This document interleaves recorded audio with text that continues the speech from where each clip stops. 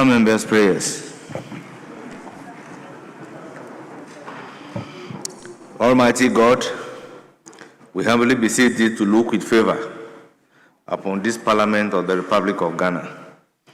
Grant that it may perform its high duty as in their sight. Give divine guidance to the President of the Republic. Endow members of Parliament and ministers of state with discernment and vision, integrity and courage, that through the labors of government, this land and people may be well and truly served, and their good purposes for the common human life be realized in our midst.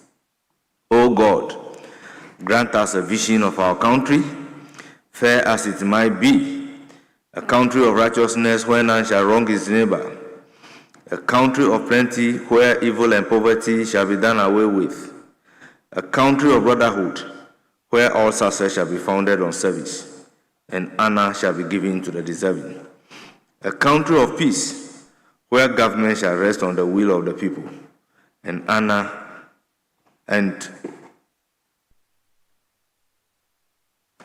the love of the common good. Bless the effort of those who struggle to make this vision a living reality.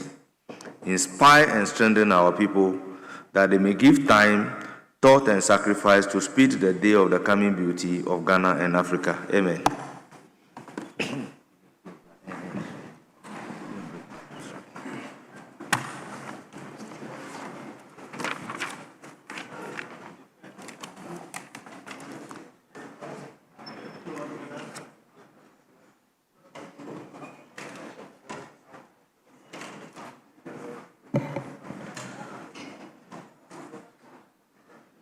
Honourable members, we have to do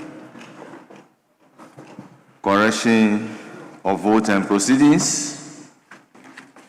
Before correcting the vote and proceedings, I think we are masters of our own rules. But yesterday, we allow a member to read statement for and on behalf of another member.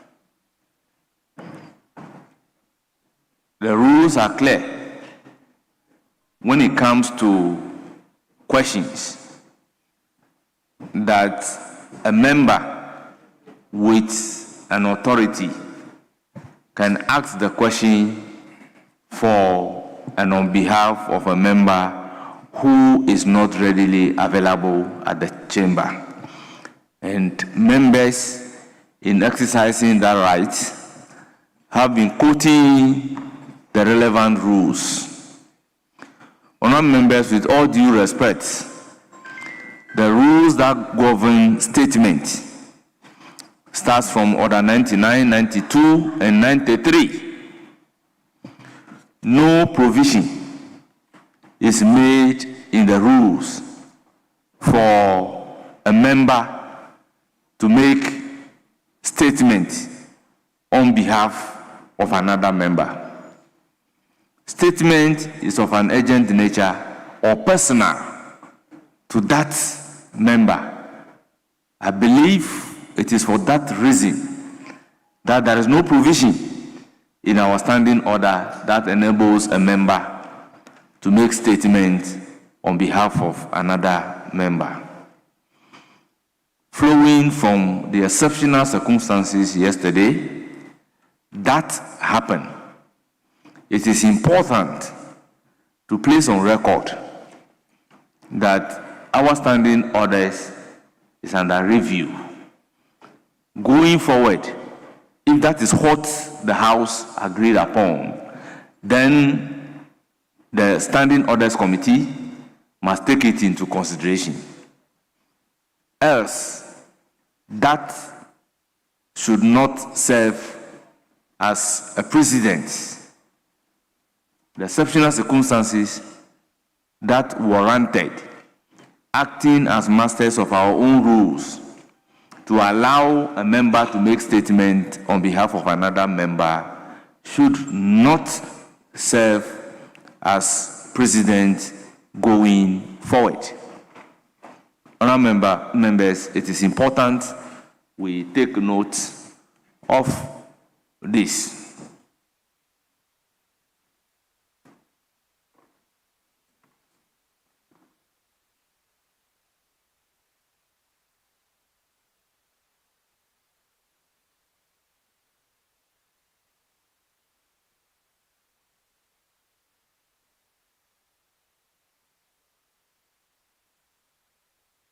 Honourable members, until the possible amendment to the standing orders come into force, this definitely will not serve as a precedent. Now, I hold in my hand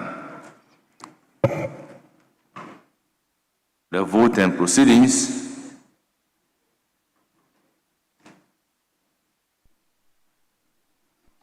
of 19 February, Thursday, 19 February 2026 for correction. Page 1.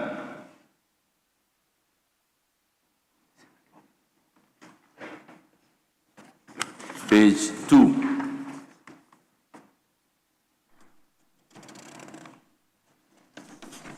Page 3. Yes, Honorable Eko Asafua.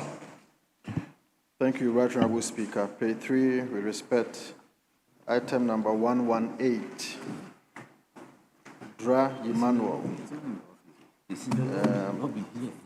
is the Member of Parliament for Upper West Akim. The Upper West has been spelled as one word. It's supposed to be separate words. Thank you. The table office kindly take note. Page 4. Page 5. Page 6. Page 7. Yes. Thank you, Speaker. Speaker, we respect page 7 item 5 under the heading Communication from the Speaker. Speaker, if you read through the information that came to the House yesterday, for me, I hold the opinion that the heading should be Communication from HE, the President. Speaker, if you may, indulge me, let me read. The Right Honourable Speaker read a communication dated Monday, 16 February 2026 from the Secretary to the President, Dr. Callistus Mahama, to the Clerk to Parliament, informing the Speaker and the House.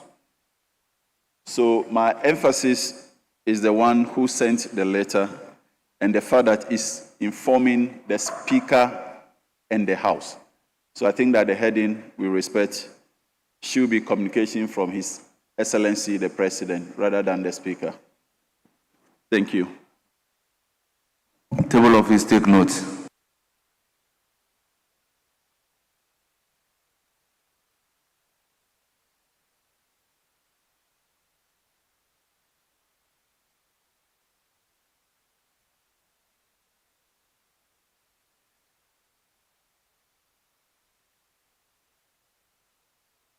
Yes, Honourable Member, the position in the vote and proceedings is correct. The communication emanating from the Speaker is not signed by the President. That's why it's not communication from His Excellency the President. So the correct position has been captured.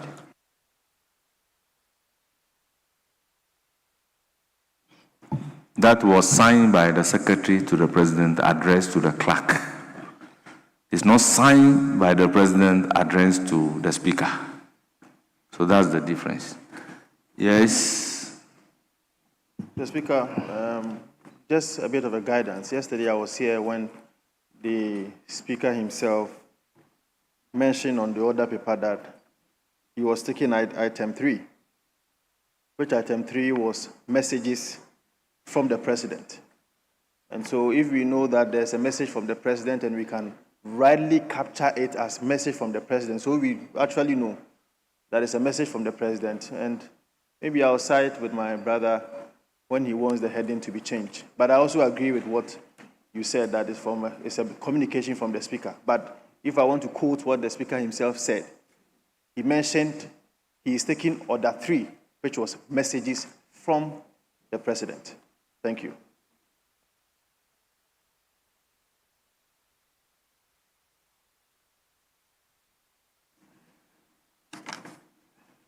Page 6. Yes. Thank you, Mr. Speaker. Page 6, item 4, number 2, Honorable Isaac Dungu, Bolga Central, was in the chamber because I came in with him, but I've seen his name as absent. Honorable Isaac Adungu. Table office, take note. Page 7. Yes. Mr. Speaker, respectfully, I seek your advice and guidance. Page 7, under number 3, Asante Loretta Koko. Mr. Speaker, yesterday she was just behind me, and then I've drawn her attention, and she confirmed she was here, but the name is under absent without permission. I don't know if there is a guidelines to go about it, since the member is not here herself during the correction of votes. So what guideline are you seeking? That if I can do that on his behalf and draw the attention of the House, table of clerk, that... But you saw your friend who did for Adongo.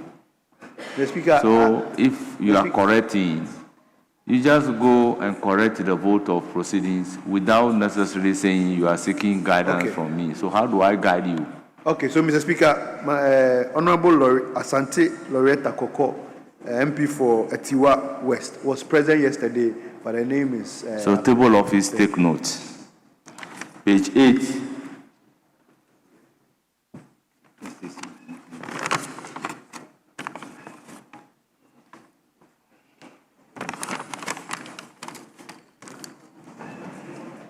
Page 9.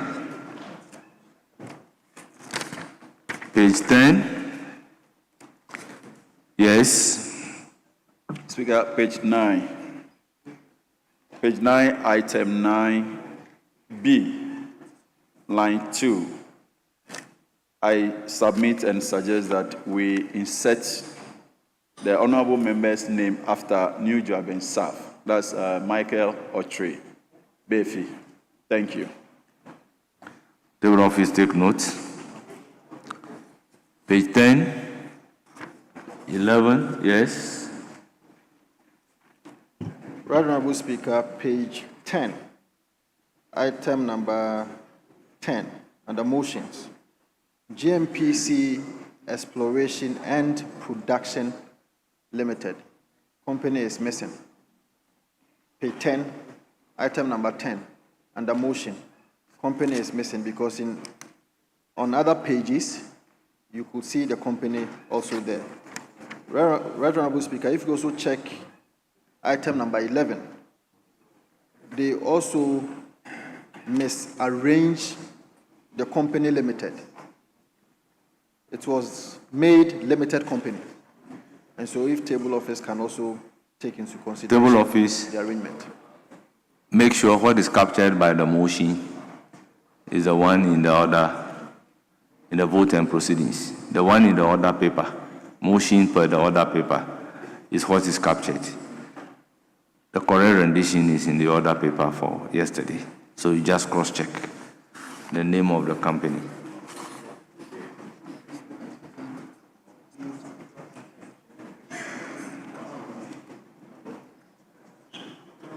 Okay, so table office, just cross-check.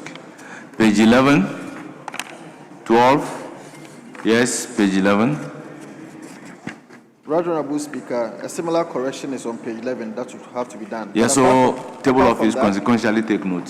Apart from that, Petro SA, on other pages, it is one word. But in this part, that is page 11, item number 13, under resolution. Number 2, Petro SA separated from each other. Thank you. Table office take note, page 12, 13, 14, 15, 16. Yes, Honorable Kingsley Nyako. Mr. Speaker, page 13, minor observation at the apex of the page, terms of the West Cape 3 points. If you come to page 10, you also see under motion, West Cape 3 points, but you look at page 13, the second paragraph. Table line office number 4. kindly reconcile the name. No, not the name, wait. So if you come to the second paragraph, it is West Cape 3 points. It should be points. So, Honorable Kingsley Nyako, what exactly do you want corrected? I'm saying that it should be West Cape 3 points. But in other pages, it is West Cape 3 points. So that is why I'm asking the table office to reconcile, and you are asking me to wait. Mr. Speaker, just allow me to, Mr. Speaker, just indulge me to make my point clear, because I have not concluded. The point I'm making is that it should be West Cape 3 points. So anywhere we see the point, we make it plural, simple. Honourable members, let's take note that it is time for correction of votes and proceedings. It's not the period for which you have to make your points. If you reduce the correction of votes and proceedings to a period of making points, then would have been deviating. So what exactly you want to be corrected, that is what you suggest. Then I will ask the table office to cross-check and do the needful. Yes. Page 14. Item number 2, the second paragraph. This House, in accordance with the said Article 2681 of the Constitution, hereby resolves. S is missing. Hereby resolves. Thank you. Please, table office, take note. Page 16, 17. Yes. Page 16, item number 3. In attendance, retired. Small letter R was used. It's supposed to be capital R. Thank you. Thank you. Table office, take note. Yes. Mr. Speaker, page 17, Roman numeral IV and VI. I see Dr. Benjamin Kumbo, resource person, University of Ghana School of Law. Resource person to whom? To the committee or to the sponsors? So I need clarity on that. Then you come to VI, Major General Emmanuel Kotia, retired, resource person, no designation. So we need that information. Thank you. Honorable members, I think this is implied.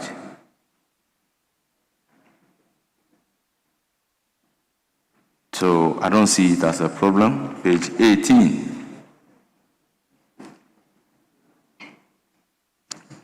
Page 19. And page 20. Honorable members. Page 20. Page 20. Yes. Mr.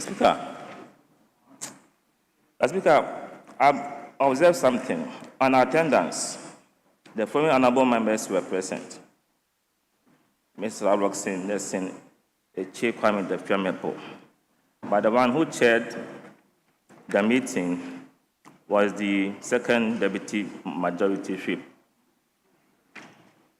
But the chief whip was there. Page 20, page 20.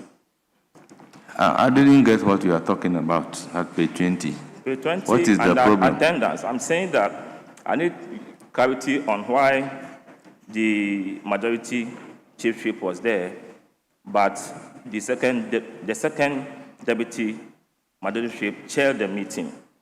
Then in attendance, I see Ms. Abigail Ya Awuku, executive officer. Ms. Abigail Ya Awuku, executive officer. From where?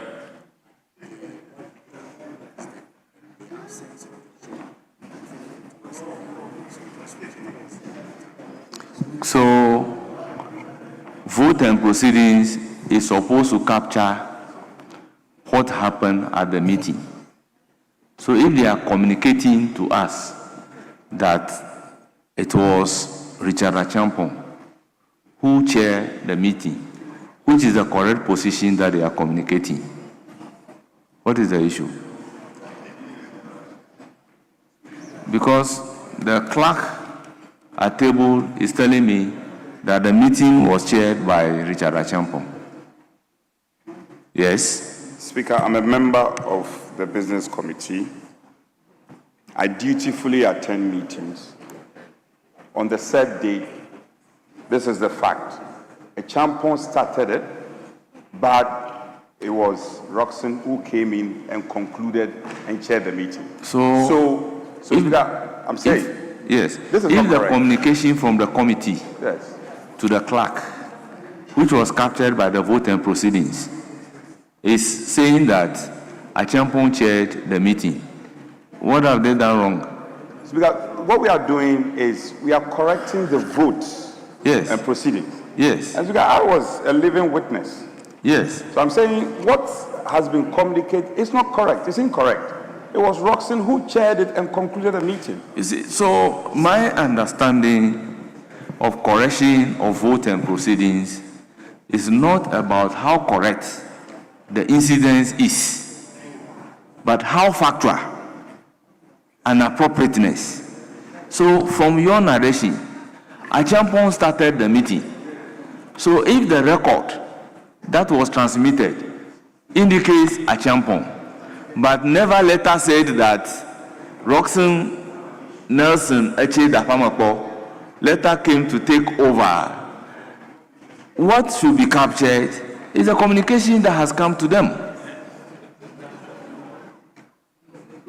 We cannot use the vote and proceedings to be correcting. For instance, the announcement that I have just made on a member taking statement on behalf of another, it is correct that a member has taken a statement on behalf of another, but same has actually been captured by the other paper. So we can do the correction by the other paper. Our members, the votes and proceedings of Thursday, 19 February 2026, as corrected, is hereby adopted as the true record of proceedings.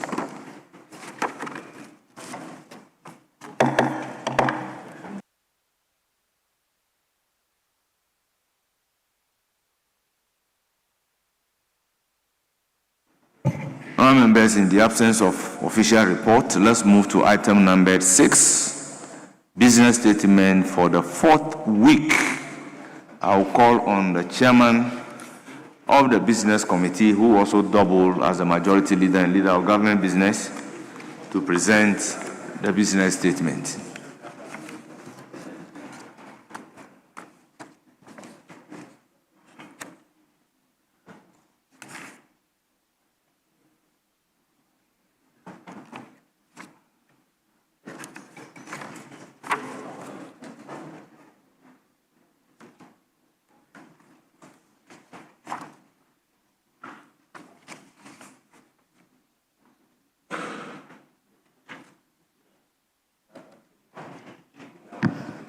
Right Honourable Speaker, the committee met yesterday, Thursday, 19 February 2026, and arranged business for the House for the 4th week ending Friday, 27th February 2026.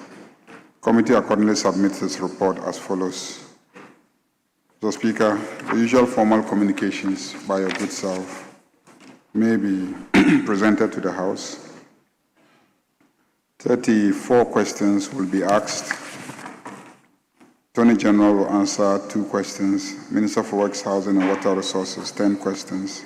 Minister for Roads and Highways, 10 questions. Minister for Youth Development and Empowerment, 3 questions. Minister for Government Communications, 2 questions. And then the Minister for Lands and Natural Resources, 7 questions. They are all oral questions, no urgent question. The Speaker, pursuant to Order 91-2, Ministers of State may be permitted to make statements on government policy, You may also admit statements by honorable members in accordance with Order 93. Mr. Speaker, the committee deliberated extensively on the guidelines for the presentation of statements because that has become a major problem in this chamber. The Business Committee once again reminds honorable members on the guidelines to making statements in the House.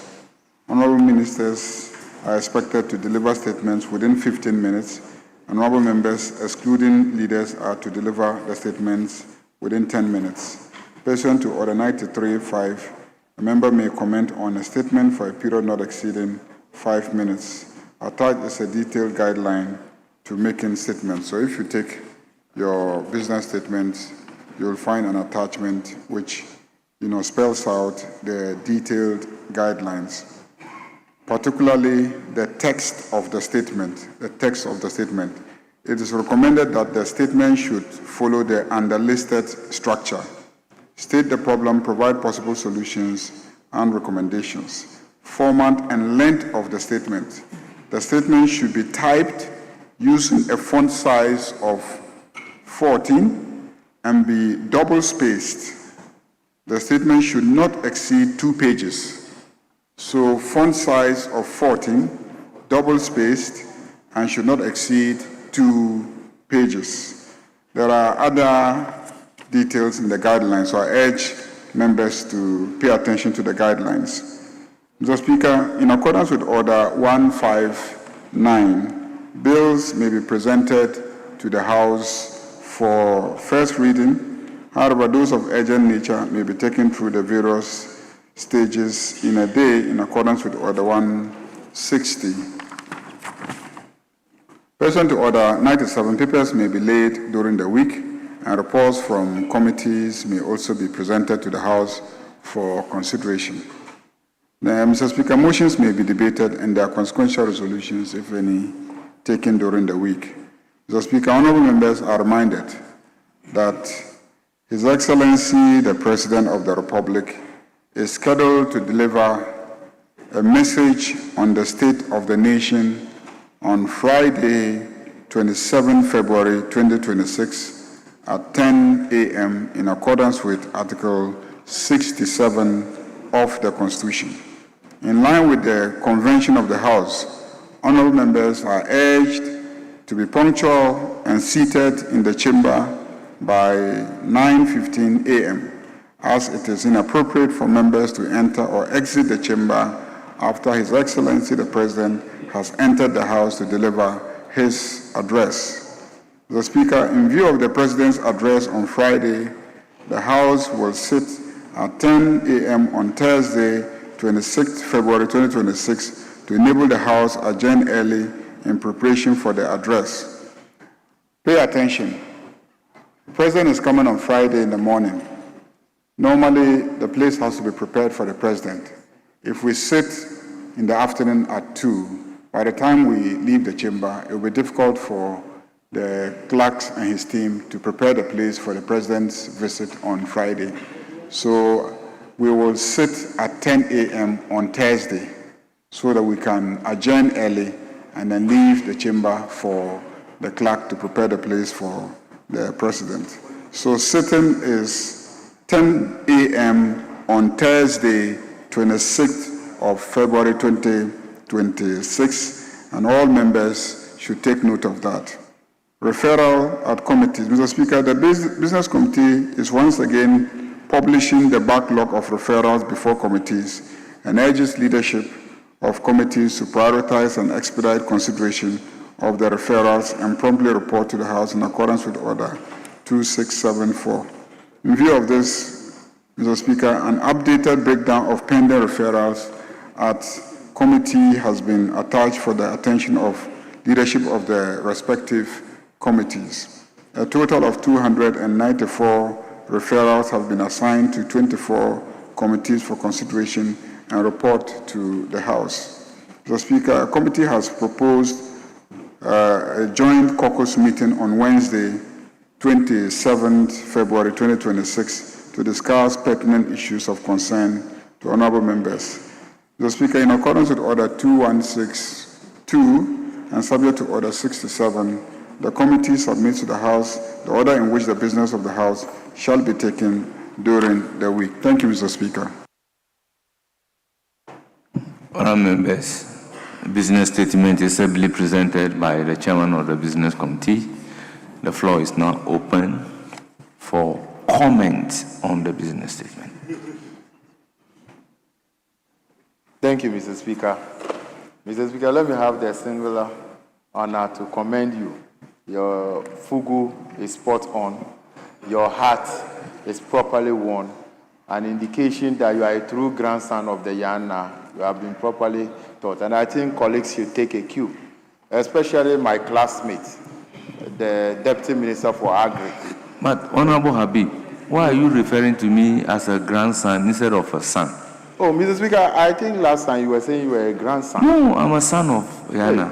Am I not older than some of his children? So, Mr. Speaker, the way you address, even if you want to say you are a cousin to the Yana, it might be accepted. You are still reducing my status. Mr. Speaker, in fact, the way you address, even though you are seated, anybody who chants you will conclude that you are a true grandson. True son. Oh, Mr. Speaker, true son. Yes. Of the Yana. Yes. And you are spot on. And yes. I know that you are spiritually fortified on so many things, the way you address. And Mr. Speaker, I was only saying that members should take a cue from the way you address, especially my classmate, the Deputy Minister for Agri, Honorable John Dumelo. So, that take you from the Honorable way the Speaker is Habib, dressed. is that your comment on the business statement? Mr. Speaker, let me comment you on the way you address. But Mr. Speaker, on the business statement, I want to draw the majority leaders' attention to the page is not mentioned, page 5. Mr. Speaker, on page 5, that's on Friday 27th, you only mention a roll call message on the state of the nation, questions and motions and comments. And I want to draw his attention to Standing Order 71.1. And Mr. Speaker, Standing Order 71.1 states that every Friday, the chairperson of the business committee shall present to the House a statement on the business arranged for the ensuing week. On Friday, we can't see anything about business statements on that day. And the Standing Order 71 mentions specifically Friday, but we can't find it on the statement. And even if it is not on Friday, Standing Order 71.2 says where the first sitting of the meeting preceded Friday, the statement on the business statement arranged for the remainder of the week, where possible, shall be presented on the day of the commencement of the meeting. So, Mr. Speaker, just so that the majority leader and the chairman of the business committee will take note take note of that. Majority leader, last Friday, I raised a matter that the issue arrangement of the minister responsible for finance, the minister responsible for agri, and the CEO of Cocoa Board, so that members will be briefed on the policy announcement by the minister. You indicated that you will make that arrangement for the minister to appear. The week is ending today. We haven't heard anything from the minister with regards to he briefing the House with regards to the cocoa prices. And yesterday there was demonstrations in the country with regards to the same thing. And also this morning I chanced a statement from the Catholic Bishops' Conference calling on the government to actually look at the price. So I don't know, Majority Leader, if why you gave your word that the minister was going to be arranged and why the minister hasn't been arranged. And Mr. Speaker, if it is the wish that you just answer the question and you don't want this matter to be addressed, Majority Leader, you should give it a lot of attention. A lot of farmers are going through a lot. Very soon, students will be dropping out from school because their fathers cannot pay their school fees because they are cocoa farmers. people are cutting down their cocoa trees. So if, because of the words you gave us, we believe that you were going to arrange the minister to appear before the House. The minister haven't appeared before the House. People are suffering. People are not happy with what actually is going on. So if you will be making arrangement for the minister to appear. Habib, you are a senior member. You know that matter statement has been made. Within same week, comments were taken on the statement by the House. So same week, this cannot be a subject matter of comment on business statements. Mr. Speaker, when I raised the matter, the majority leader and the leader of government business, my request was the minister responsible for finance, the minister responsible for agric, and the CEO of the Cocoa Board. That was my request. The majority leader gave his word that he would try and convince the minister to be present to address this matter. It hasn't been done, and nothing has actually happened. And I'm just drawing his attention why it didn't happen, and if it's still part of his plans to program him. With all due respect, you are out of order. Yes. Honorable Kinsley Nyako, you have the floor. Mr. Speaker, thanks for indulging me. Reading the business statement, I want to pat the back of the Business Committee for the statement. My issue has to do with the fact that we have a lot of questions that are behind that will not be able to ask, and also with referrals to committees. But in this statement, we are going to adjourn early on Thursday, even though we sit at 10 a.m. on Thursday. We are adjourning early also on Friday. My suggestion is that, if possible, leader of the House, and leader of the chairman of the Business Committee, if on Wednesday we can also sit early at 10 so that we can deal with a lot of the issues that are outstanding. Otherwise, if we all start at 2, it's going to affect progress of business in the House. This is my humble submission to the leader of the House. Thank you. Yes, Honorable Dr. Kabiru, I'll come to you. Thank you very much, Mr. Speaker. Mr. Speaker, I join my colleagues in commending the Business Committee for the activity schedules or programs or business schedule for the ensuing week. Mr. Speaker, the first issue I would want to talk about is the issue of our statements. Mr. Speaker, I remember last week we discussed that extensively, but new formats have been proposed, and I thought that the conclusion we had last week was the fact that members should be limited to 15 minutes. And then irrespective of what you want to talk about, your time is limited to 15 minutes to make your presentation. Mr. Speaker, I now see the new format about 14 font and then double spacing to be a bit more problematic. Mr. Speaker, a casual, if you like, demonstration will tell you that it will barely go beyond introduction of your topic if you are going to use font size of 14, double spacing or 1.5 spacing, and basically you cannot live within 2 pages with that particular prescription. So I would think that the leader of the House will have to look at that. I agree completely that 15 minutes is more than enough, considering the fact that we have loads of statements to be made, and 5 minutes within the standing orders of the House to contribute to same is also important. Mr. Speaker, the next issue has to do with questions. It appears there are backlog of questions, even from the last session and also this session, directed to the minister responsible for defense.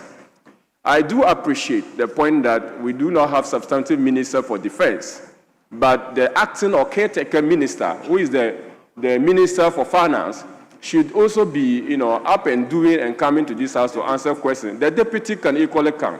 Mr. Speaker, those questions directed, I have a couple of questions I have filed, and I believe in the fullness of time they would be processed. But those matters are supposed to be issues of national security. It borders on the safety of our compatriots. So, Mr. Speaker, I would appeal to the leader of the House to consider even how to prioritize these ministers in their coming. If there are burning issues that require a certain minister to change his schedules and come, I'm sure you will be amenable to that and you will give it the needed attention. Mr. Speaker, with these few words, let me also commend the leader of the Business Committee, the chairman of the Business Committee, and members of the committee for doing a great job. Thank you very much, Mr. Speaker. But the other paper, is there a business for the defense minister to come and question for defense minister to come and answer? Mr. Speaker, my understanding of the business statement is that there are activities supposed to be done in the same week and comments on same. If I found any omission of an important matter that I thought ought to have been captured, I would draw the attention of the House to same. Okay, and I'm drawing the attention of the House to the fact that... Let me put it this way. Per the business statement, is there a program for the finance minister that the finance minister did not attend for you to use the word he should be up in doing? Mr. Speaker, I am saying that the finance minister is the minister, the caretaker minister for defense. I am using that in the context of he having oversight for the ministry for defense, not as finance minister. So when I'm saying that, even though I know he has role to play as finance minister, when it comes to the defense of the country, the role he's supposed to play, I expect that he should be up and doing. That's the comment I'm making, Mr. Speaker. Not in respect of his role as finance minister, so to speak, Mr. Speaker. Yes, Honorable Kwasafwa. Thank you very much, Mr. Speaker. Mr. Speaker, I have an issue with respect to how statements are being taken in this House. So, Mr. Speaker, this is the order paper for yesterday. The arrangement has been that I was supposed to be the third person to read a statement. This is also the order paper for today, Friday, 20th of February 2026.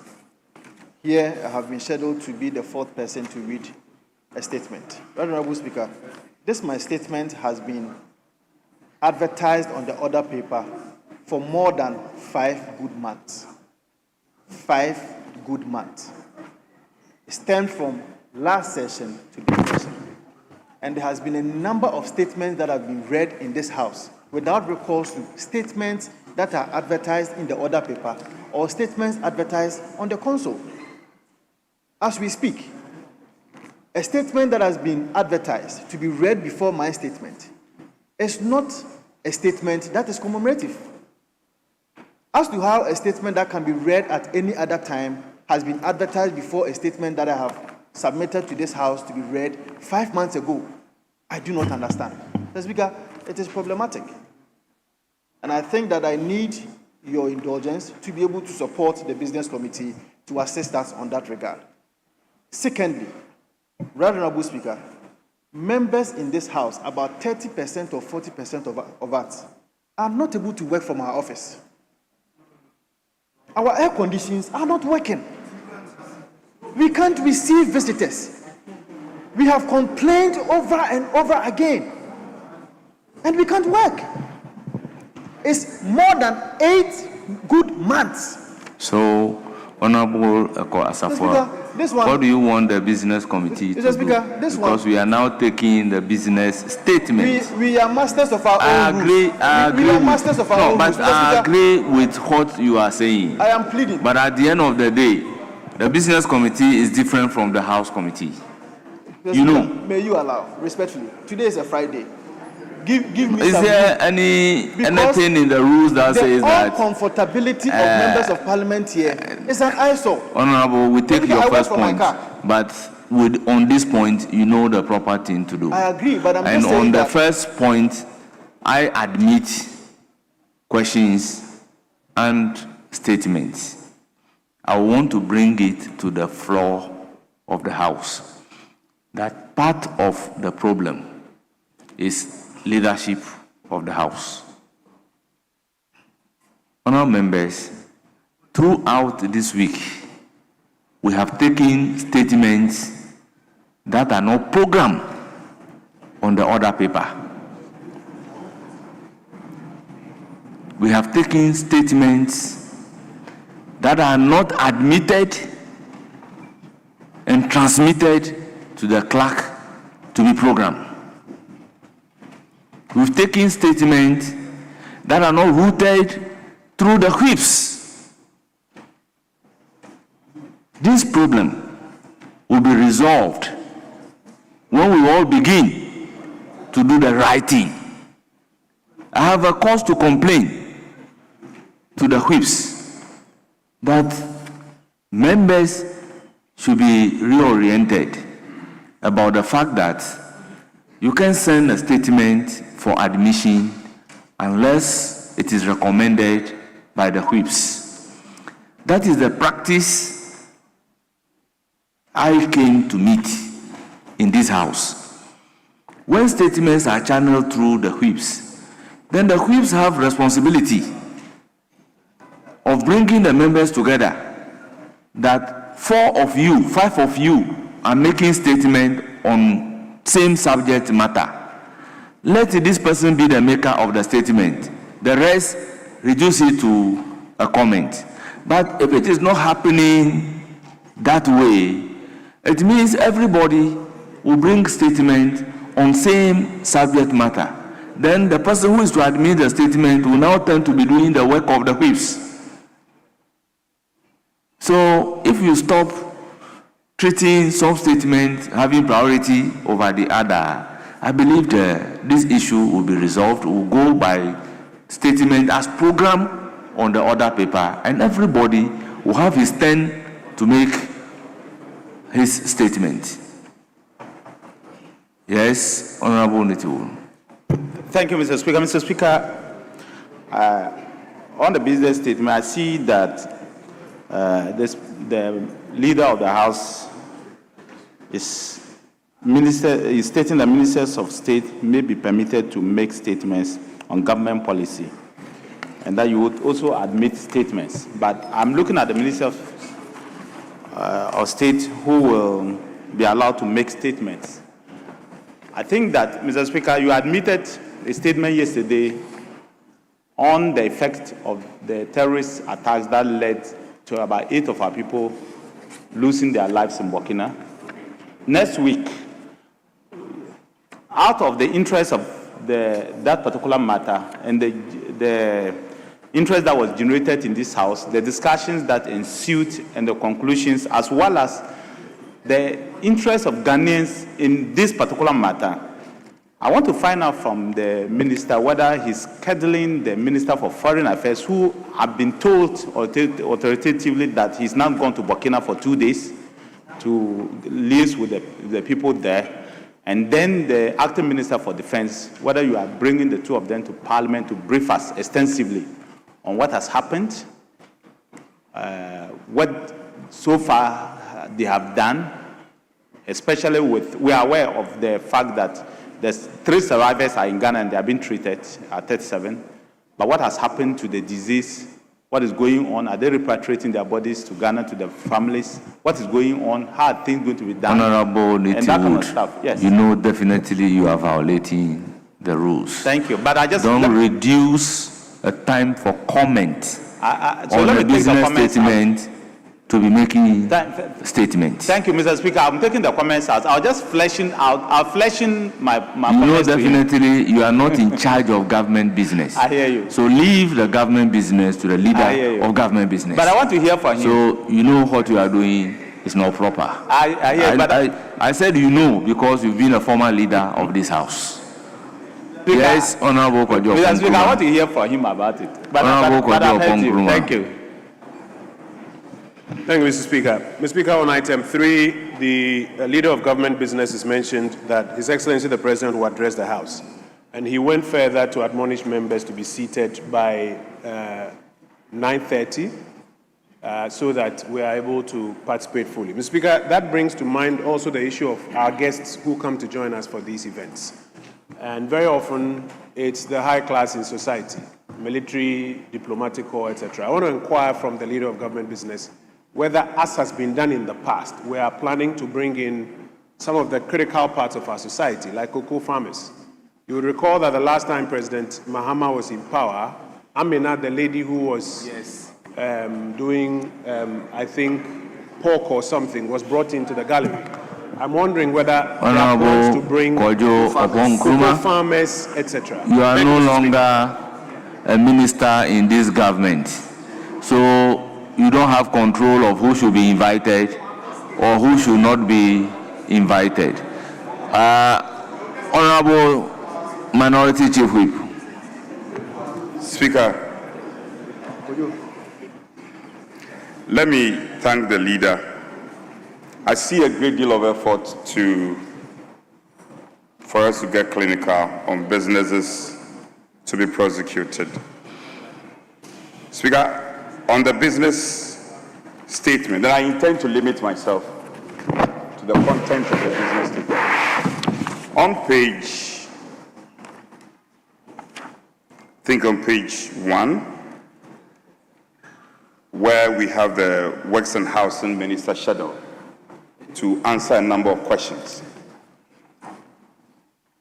So our majority leader couldn't attend the business committee meeting. We had agreed that to the extent that the Works and Housing Minister has questions to answer within the week, then he should accordingly be programmed to come and apprise us on measures being put in place to deal with flooding, because the rains are here. That call was made, and is conspicuously missing. We want to remind the business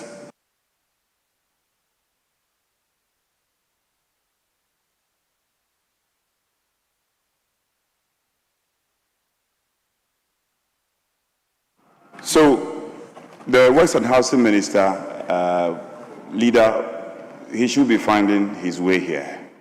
Because he has business, so I've taken a cue. He has business to prosecute on a scheduled day.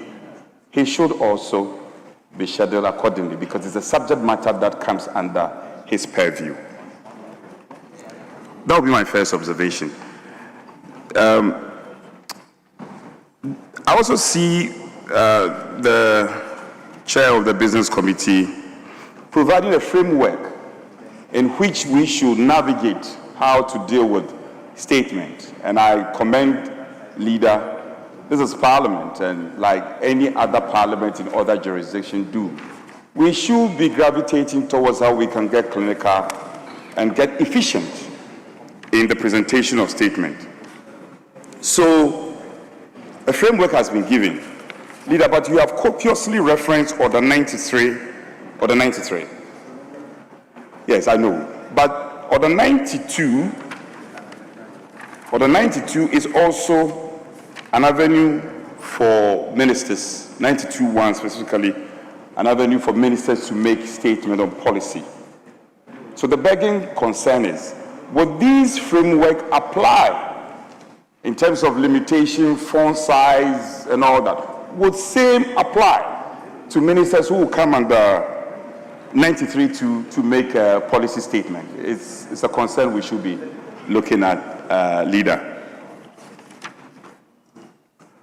Now, colleagues have already averted their minds to the preponderance of statements that are advertised on the order paper and are not taken. Yes, I admit that's the process. Statements are admitted by the speaker. It goes through the motion. They are advertised on the order paper. Where they remain for a long time on the order paper and they are not taken. Speaker, statement to be admitted is in your bosom. But once it is programmed, as of the last count, we have 19 statements advertised on the order paper. So we have to find a way to navigate. Those that are ready to be taken, maybe first 10 or first 5 are advertised. But when you advertise as many as 19, you give false hope to others. And then they will have a reasonable ground to speak to why their statement, the Honorable Edem Agbana, I saw 2 of your statements were advertised, they were not taken. You have grounds to raise the issue as a concern. So we can get clinical to that extent. Speaker, on the referrals, I know the leader is a bit frustrated on the referral, but we want you to help him. The communication, as we are, I don't want to sound repetitive. Page 2, the leader is basically appealing to committee leadership to work on referrals that have been programmed. But that is at variance with the earlier communication. If you recall, earlier communication had been that committee heads will come under some punitive measures, where we have 294 referrals pending. Historic. It has never happened. I'm not too old in this house, but I know this is historic. 294 referrals, and they've not been worked on. Under 24-hour economy. It's worrying. It's worrying. So and now the leader is saying that I'm appealing to you. Earlier on, the leader has said that you will suffer punitive measures. What has happened to the call for punitive measures to be meted out to committee leaders who are not working on their referrals? That's another question. Then on the flip side of the coin, there are committee leaders who have also worked. Their reports are ready, reports are not being taken. Reports are not being, the pension scheme, housekeeping report, they are all programmed by the other people. We are not taking them. How clinical can we get? That is worrying. It's worrying. It's worrying. And Speaker, again, the committee of the whole, I've seen there's a program for joint caucus. I'm sure we are referring to committee of the whole. We should be informing the minister who is supposed to appear at the committee of the whole. Not just the notification of committee of the whole, specific notification on the matters to be discussed. They should come prepared. I am aware the finance minister is supposed to be shadowed at the committee of the whole, our friend. It's not for nothing that is one of our own is the finance minister. He should be told. And majority that your back is weak. Your morale is weak. Yes. Your morale, the morale of your backbench, they are weak. The morale is weak. There is no morale. Very soon you'll be left alone. You will sit in the black seat alone. So the specific notification of the finance minister on the committee of the whole meeting on Wednesday on subject matter specific, he should be told. He shouldn't come and say that I'm coming back. This is the House of Parliament. Are you happy? Speaker, DACF, it is not statutory, it is constitutional. DACF, when is the administrator coming? The assemblies are morale, the assemblies is weak. Who told you? Your MC is looking for you. This DACF, morale is weak. So, you'll be there and be saying that. Your MC is waiting for you. So, DACF, next week, we should be programmed. It should be programmed. We won't take any excuse. You are operating under 24-hour economy. We have passed the bill to an act. Minority Chief Whip, some matters that you have raised for a committee of the whole, should it be a joint caucus, or you still maintain it should be a committee of the whole? Speaker, because this matter has been clarified. Speaker, I can refer you to, I can refer you to Order 261. And Speaker, with your leave, Order 261, amongst others. And Speaker, the most important part is the F. Any other matter referred by the House could be dealt with by the Committee of the Whole. But I am not referring to Committee of the Whole. I am referring to what has been stated in the business statement as joint caucus. But I know there has been an engagement, and the joint caucus is supposed to deal with a matter that we have agreed on. So that's what I'm speaking to. If you are the caucus leaders, and something has to be done by the joint caucus, related to what is happening now when we are commenting on the business statement. Speaker, I will proceed. I'm guided, but I'll proceed. So DACF, I'm only rehashing the point that DACF, next week we should be dealing with that. The delay is becoming harmful. Then Get Fund. Get Fund is also a concern. We have not dealt with that formula. We have a mandate to deal with these matters, and I want to plead with the leader of government business to ASAP program these matters to be dealt with. Finally, I see 34 questions programmed for next week. 34 questions out of the backlog of over 300 questions. And you're programming just 34. Why? Now, the cycle in this house, when SONA is presented on Friday, 27th, SONA is presented. To all intents and purposes, we have about 2 weeks to debate. We have an outstanding about barely 5 weeks to go on recess. What the begging question is, what is the plan to dispense of this over 300 questions? 200 plus, almost 300 questions. And your program, in this house, we've been doing 70, 75 questions weekly. Why are we doing 34? Why? Under 24-hour economy, 24 questions is totally unacceptable. And there's a matter I want to raise. I want to look into the eyes of our leader, our respected leader, and say it to his face. At the business committee, the convention and practice has been, when questions are admitted by Mr. Speaker, same is ferried to the table office. It goes through the motion, and then these questions are advertised on the order paper. Now we are being told, when the questions are advertised, starting from the business statement, and the business statement is adopted by this house, then the table office would have to communicate same to the sector ministers involved. Now we are told that they have to wait to get the availability of the ministers. That is unacceptable. We have to program the ministers. Where the ministers cannot appear, they should write formally to this house. And that is what is giving rise to the situation we have now, where we have close to 300 questions that are lacking behind. We can't answer them. Some of them are out of their usefulness. And members are worried. Colleagues are worried. Members are worried. They cannot make their statement. Statements have been advertised on the other papers. You cannot make the statement. You cannot ask your questions. Why? This is the Parliament of Ghana. Our oversight cannot be undermined.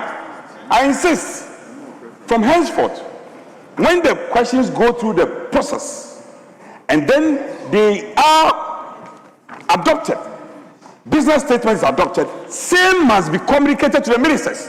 Where the ministers cannot show up, they must write formally to Parliament. We cannot be treating the minister with kid gloves. As and when they wish, when I'm available, I will come. When I'm not available, I will not come. It's worrying. So I'm very worried. And you see me very emotional today because I've been following the trend. A trend is emerging. Last sitting, we received over 20 letters of one reason or the other. I cannot come. I'm attending conference here and there. I'm doing this. What is that? This is Parliament. We will not be taken for granted. So, Mr. Majority Leader, we are going to look at you with an eagle eye. Tell your minister to be available. At least the road minister is always here. What is it that the road minister will always respect this house and come and answer questions? Other ministers to take a cue. You sit in the comfort of your office and just write letters. I cannot come. I'm attending conference. I'm doing this. I'm doing that. Enough is enough. Take Parliament serious. Speaker, thank you.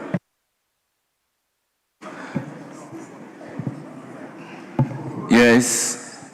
Honorable Kwame Abuja. Mr. Speaker, the passion by which my very good friend is speaking, I'm wondering if he's campaigning for a certain position. This looks like a campaign kind of, it's not very usual of you. It looks like a campaign, but it's just a suspicion, but let me leave that one there. Mr. Speaker, it cannot be that this is the highest ever referrals that are yet to be treated in the House. It is true, I agree with my colleague that when we have so many referrals to committees and they are not treated or they are not taken, it makes us not effective. So I agree with him that committee leaders should do well. But Mr. Speaker, I also noticed that the time for statement regularly is 1 hour. Though the standing order says that the Speaker can extend it. But if we go and list 10 statements, if the Business Committee lists 10 statements, obviously we are not being realistic. Because we are not going to be able to take 10 statements when everybody is speaking even 5 minutes. It will take us more than 5 hours to be able to deal with those things. So maybe the Business Committee should be firm as to whether we need to program a certain number of statements only. Mr. Speaker, it's also not very accurate that colleague ministers are asked questions and they only write and to say that they cannot be here. Mr. Speaker, on Wednesday, I was here. A colleague asked the question. I spent time with my agencies to prepare answers. When the question was called, the colleague was not here. What about that one? So it works both ways. Yes, I'm talking about my colleague, Honorable Asenso Wachi, who wanted to talk, some clarification on the Accra-Kumasi Expressway. I prepared an answer, only to find out that my colleague was not even in the chamber. What about that one? So whilst it is important to insist that ministers are here to answer questions, those who ask the question must also be here to ask the question when ministers are here. Mr. Speaker, the finance minister is very diligent, will always be here. The whole of this week, he was working hard to pay an interest of 10 billion Ghana cedi on the mess created before President Mahama took office. The interest alone, over 10 billion Ghana cedi. He paid it this week. Ask me whether it would be more important for him to be in this house. If Ghanaians were to be asked, should the finance minister remain in this house answering questions or to go and find money and pay the 10 billion, I know Ghanaians will say he should go and find the money and pay the 10 billion. So he was actually working for Ghana. He was not sitting in the office doing nothing. He did what was important. So, Mr. Speaker, I think we should put these things in context. But my good friend, because you said this is one of the highest, 75 questions have been answered in a week. Maybe if you can help the House, which day? That is 75 questions when I was there.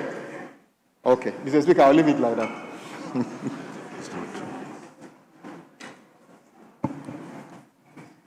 Yes, let me find out for Honorable Patricia Piaget whether you want to make comment. Yes, Majority Leader.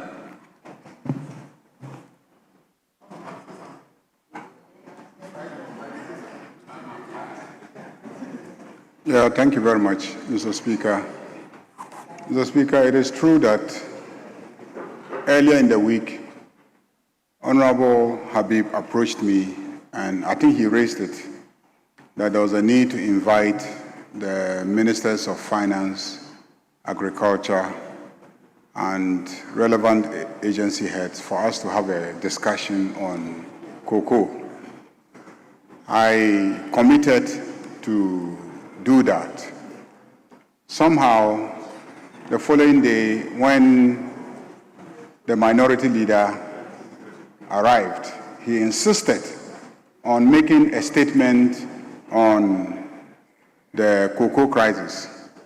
And again, I urged them to wait. Let me invite the two critical sector ministers to be in the chamber so that we can have a comprehensive debate on the issue and take their reports. They insisted on making the statement on that day. And I indicated that if you insist on making a statement today and we discuss it, I will see no need for the finance minister or the minister for agri to come back here again because we have discussed it already. And so we allowed them, they made the statement, and I then insisted that the finance minister had a press conference at which he read a statement to the rest of the nation. And so I was using the opportunity to repeat entirely what the finance minister had said at that press conference because it addresses all the issues that you had raised in your statement. So, Mr. Speaker, I remain convinced that in the circumstances unless there are any new developments and the finance minister feels he should come and brief this House, every other issue has been exhaustively discussed in this House. And even though we have committed ourselves to running a 24-hour economy, we've also committed ourselves to managing our time efficiently so that we don't discuss the same thing 10 times just because you think that cocoa politics is what can help your party. I can assure you that the demonstrators, we know who they are. We know who they are. We know who the demonstrators are. We know who the demonstrators are. And we know their real motivation. We know their real motivation for demonstrating. And we know that genuine cocoa farmers know that there is a world crisis. And that world crisis is definitely going to affect their bottom line, which is the income that they will earn from the cocoa sector. And so you cannot give what you don't have, even if you promised it. Even if you promised it, you cannot give what you don't have, because what you are proposing is what you did and you collapsed the economy of Ghana. You put Cocoa Board in debt over 36 billion Ghana cedis. Over 36 billion Ghana cedis in terms of the debt that you push Cocoa Board into. All of that is the cocoa farmers' money. So we are not going to pander to those sentiments. The practical problem is there. The farmer appreciates it, and I can assure you that the farmer appreciates the solution proposed by government. On the issue of statements, yes, I think that we should copy what pertains in other jurisdictions, where we make very brief statements. And even at Conclave, we're discussing this. The other day, yesterday, we spent over an hour in this House debating whether to take a statement or not. The first statement which the Speaker rejected was 6 pages long. 6 pages long. When you come and then you make 6 pages long statements, and some of them in very fine print, you spend all our time on one statement. And so there will be a backlog of statements. So unless we accept even what the standing orders provide for 50 minutes, I think it's excessive. I've seen other jurisdictions where MPs come and in a day you can take 20, 30 statements because an event occurs in your constituency, an incident, you want to have it placed on record, and so all you come and say is that in my constituency there was an accident, 5 fatalities, 3 injured. The accident was as a result of XYZ. The police are investigating it. I want to urge the road traffic authorities and others to take agents. You have finished. You have made a statement. You've recorded what has happened in your constituency. 1 or 2 people can make some very brief comments. Then the next person can also make a statement. But we see people come with theses instead of statements. And then they go on a presentation of, some background and etc. Who says we don't know the background? Just come and make a pointed statement about what affects your constituency so that it is on record that as a member of parliament, you have made a statement about the incident. And then the media will cover it, your constituents will see it. Now, on the issue of jumping, the queue, you are the main architects of jumping the queue. In the last 1 week, every single day that you have come to this chamber, you have lobbied for us to jump the queue so that you will make some statement that you think is politically convenient. And then you turn around and then you blame the rest of us that, we are allowing people to jump the queue. Even yesterday,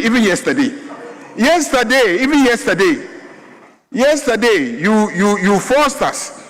When we had started the day with a commitment that we're taking the 2 advertised statements.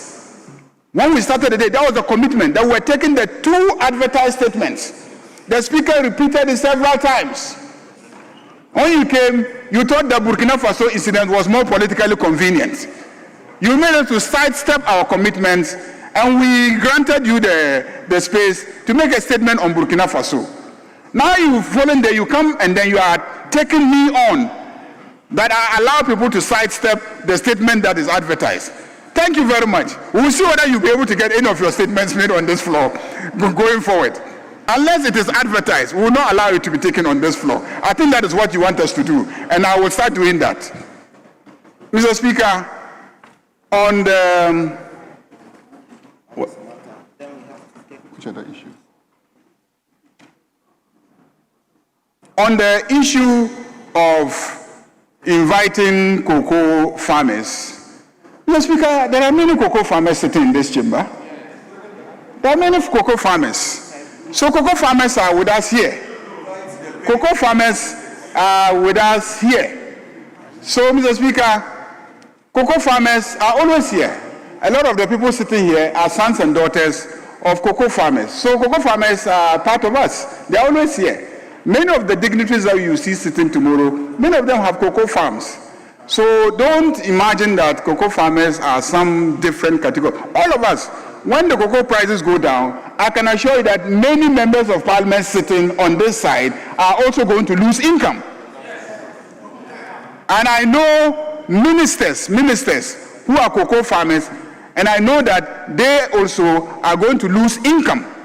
It shouldn't be created, the impression should not be created that, it is only the ordinary person sitting out there in the village who is going to lose income. Everybody loses income as a result of this global crisis that has confronted us. Mr. Speaker, I think the issue of air conditioners and etc., they've been discussed extensively at the board, and processes are in place to procure the replacement of the air conditioning system. Indeed, we toyed with a temporary arrangement because we've seen that some members of parliament have also procured fans that have air conditioning facilities installed in them. And at the board level, a decision was taken that the clerk's office should consider identifying the offices that have problems and then buying the funds for them to use in the interim whilst we wait for recess, by which time we would have finished the procurement process. And whilst we're on recess, they can, install the new air conditioning facility in the building. But the process is underway to deal with the issue of the air conditioners. Mr. Speaker, the backlog of questions, yes. If we deal with, even questions, how questions are asked, what questions to ask, which questions must be oral. I mean, Mr. Speaker, I think that it is important for us to revise the practice of automatically admitting questions as oral because the MP has indicated that he wanted to be oral. Some of the time we are just seeking information. That information can just be communicated to you by a written answer which can be advertised and then, published in the order paper so that you can have access to the information. But if we insist that every question, the minister must come and stand here and answer the questions, we're going to create a problem for all of us. And I can assure you that no matter what you do, President John Dramani Mahama will not increase the number of ministers. We will not increase the number of ministers. If you think by inundating ministers with questions, they will be forced to increase the number of ministers so that we will fail on our political promise. We will not do that. We will not increase the number of ministers. And at the same time, those ministers must also perform their job, just as he has indicated. You have left us huge debts. The Minister of Finance had to pay as a deadline the day before yesterday, 10 billion Ghana cedis. 10 billion Ghana cedis. How is he going to pay if all the time you come here and ask him questions that he thinks that do not help him to raise 10 billion Ghana cedis? So, Mr. Speaker, the ministers have to carry out their core responsibility of administering this country. And at the same time, they will come to this parliament and answer questions. And the ministers have been coming. Don't create the impression that they don't come. As we speak, the questions that we have scheduled for today, the minister was here. I mean, he sent his deputy to come and answer the questions. Sometimes the ministers come to answer questions, and then we spend the whole time engaging in politics and consuming their time. Yes, when you were speaking, you spoke and spoke and spoke and spoke. Now that I'm speaking, you are sitting there and then you are gesturing and then you are making all sort of mannerisms. I'm not speaking to the business statement. Were you speaking to the business statement? I'm asking you, were you speaking to the business statement? Mr. Speaker, I'm saying that we will not increase the number of ministers, and the available ministers will come and answer the questions as and when time permits. Mr. Speaker, I also...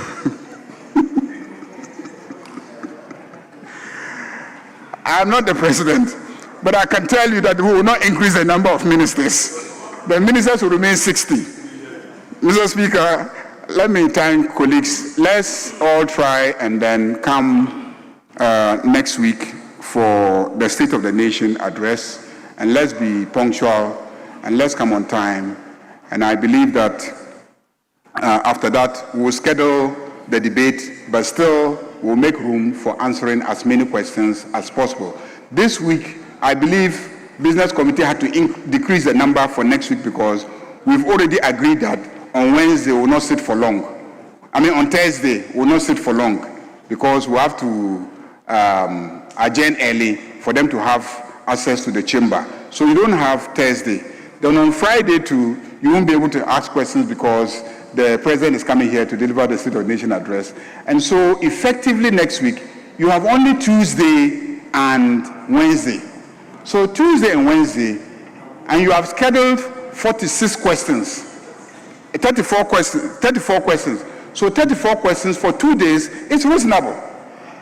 If you use 2 days to answer 34, if you had 4 days, how many would you answer? You will answer close to the 70 that you say should be our target.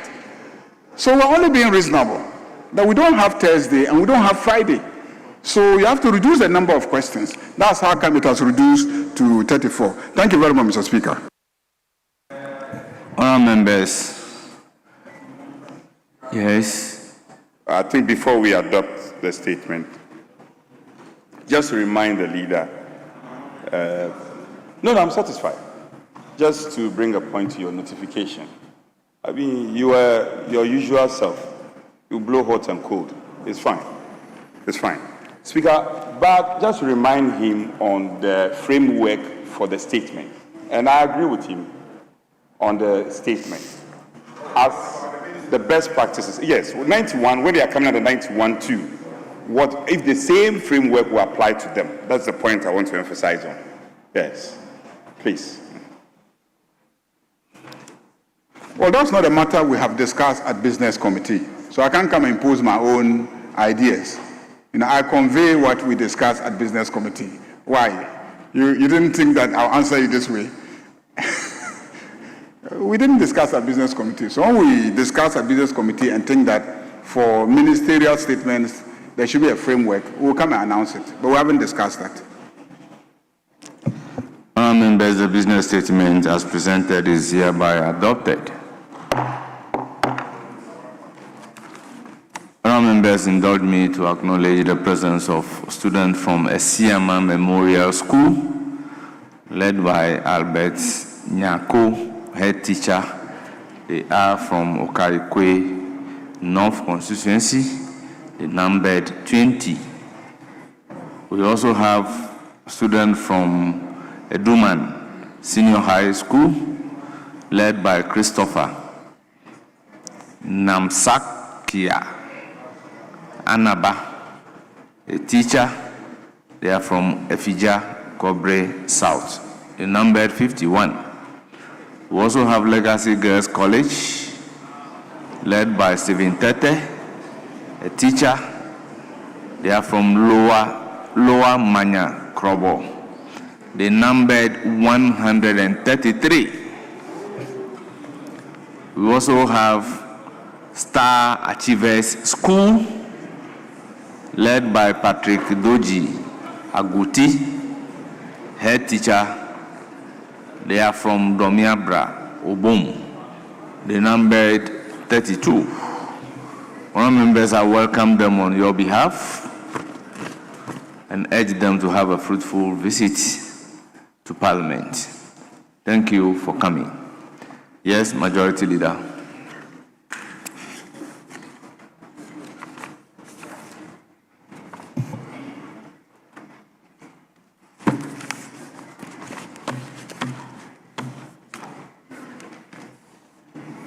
Mr. Speaker, we will take the questions.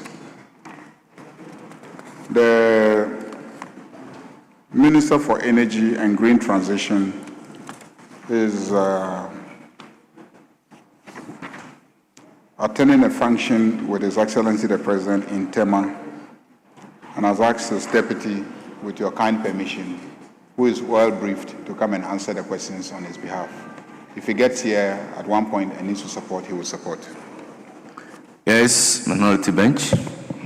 Speaker, this is what we have always been expecting. When the sector minister cannot make it, the deputy should be here. So we are not opposed. The minister is a good friend. He's one of our own. We are not Deputy Minister, you may take the designated seats. Whilst I call on Honorable William Ntebe Tatale Sanguli, Member of Parliament, to pose the question numbered 307.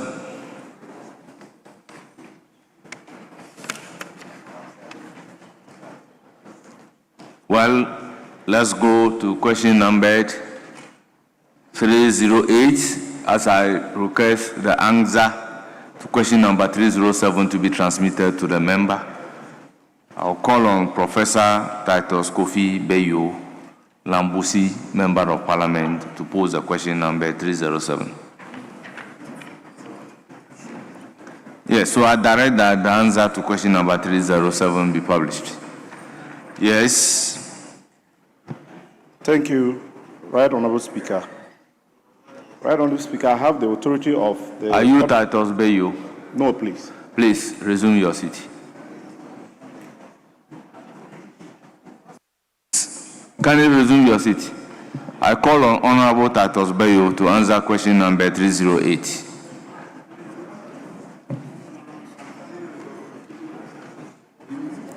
Titus Beyo is sitting down there. Is Titus Beyo in the house?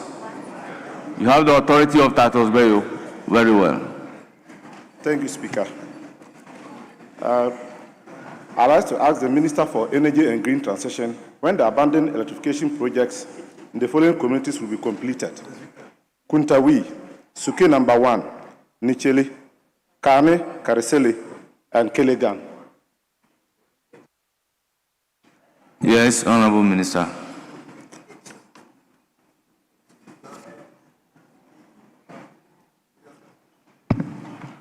Thank you, Mr. Speaker. The communities, namely Kuntawi, Suke number 1, Nichile, and Kani Kasile, form part of the Ministry of Energy and Green Transition's ongoing SHEP 4 and SHEP 5 rural electrification projects in Lambusie, Kana district of the Upper West region. Installation works including high voltage, low voltage, and transformer substation has been completed at Kuntawi and Sunko number 1. However, 2 kilometers out of the 4 kilometers completed, HV line 7 Nichile has been vandalized. The 33 and 43 kV and 200 kVA three-phase transformer 7 Nichile has been mounted and yet to be dressed. 53 number and LV poles out of the 150 LV poles have been supplied, planted, and strung. At Kenny Sauli, 10 out of the 20 HV poles has been planted and strung. The 33 and 100 kVA three-phase transformer 7 Kani and Kansere has been mounted and yet to be dressed. LV poles are yet to be supplied. The ministry is implementing a local turnkey project earmarked at completing all ongoing electrification projects in the northern Savannah and Upper West region this year, for which all the above-mentioned communities form part. This initiative is to eliminate delays associated with traditional SHEP projects. The Kilagan community does not form part of any of the Ministry of Energy's green transition ongoing projects. This community will be considered for electrification when there is sufficient balance on funding under the above mentioned projects.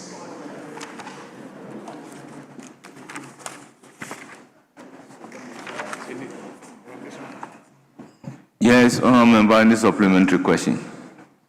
Thank you, Mr. Speaker. The Honourable Member on whose behalf I asked the question is satisfied with the response. Thank you. Thank you. Honourable Member, apology. Tatos has been sitting at the middle here, so I saw the Honourable Member thinking that Tatos is seated.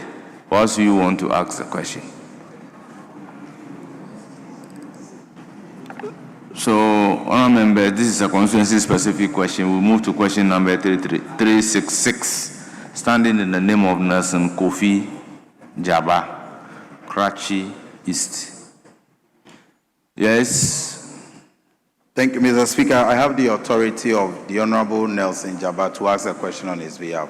You see, when I sit down and I watch certain things, I wonder if members really have the authority, because he couldn't be instructing or giving authority to more than one person.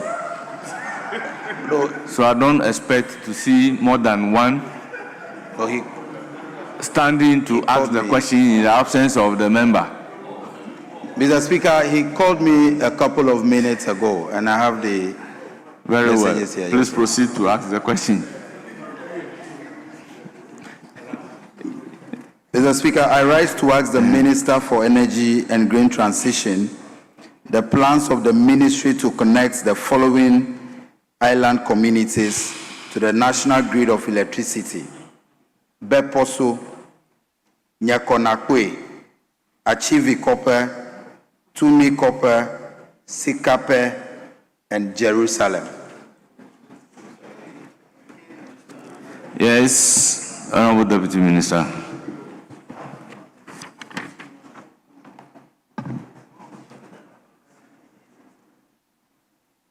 The ministry wishes to state that Sikape, Jerusalem, and Bugede community has already been considered under the implementation of the ongoing mini-grid electrification contracts, which grants funding from the African Development Bank is expected to be completed by the end of 2026. Achivi Kopi, Beposo, Nyakuma Kopi have been earmarked for mini-grid electrification under the next phase of the implementation of the mini-grid program, in accordance with the National Electrification Scheme. The specific timing for electrifying this community is subject to ongoing efforts to unlock additional funds for electrification, and the House will be duly updated on the outcome of these efforts. Thank you. Yes, any supplementary question? Mr. Speaker, no supplementary question. Thank you very much. This is also constituency specific. We'll move to question number 652, standing in the name of Ebenezer Alumire Ndebila, Member of Parliament for Zebila. Thank you very much, Mr. Speaker. I rise to ask the Minister for Energy and Green Transition when stalled rural electrification projects in the Zebila constituency will be completed. Thank you. Yes, Honourable Deputy Minister.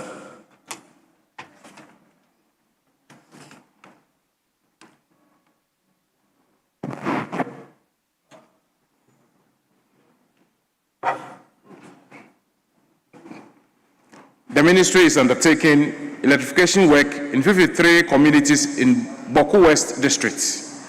A total of 703 out of 768 HV poles have been supplied, planted, and partly strung in these communities.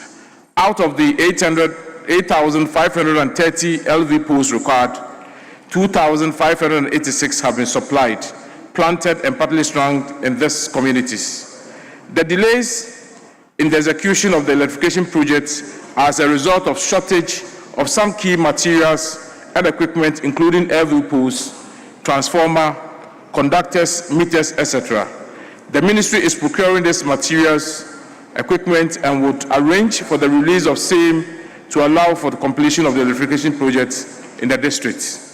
The Ministry of Energy and Green Transition expects to complete the installation works of Guzongo, Salipega, Wiga, Kunga, Ziga, Asobila, Dangunga, Zibuku, Dangunga Basic School, Dangunga Bangu, Kasongo, Sakpara, Timbelingo, Yepiliga, Bunkuro, Gozizi, and Sinda communities by the end of 2026, December 2026.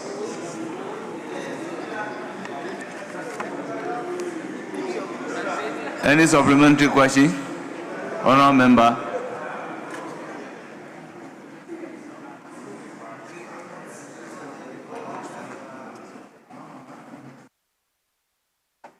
Thank you very much, Mr. Speaker. I think the minister has given an elaborate explanation. I'm okay with it. I'm satisfied. Thank you. Question number 390, standing in the name of Honorable Michael Kwesi Edu, Member of Parliament for Ofori Krom. You have the floor.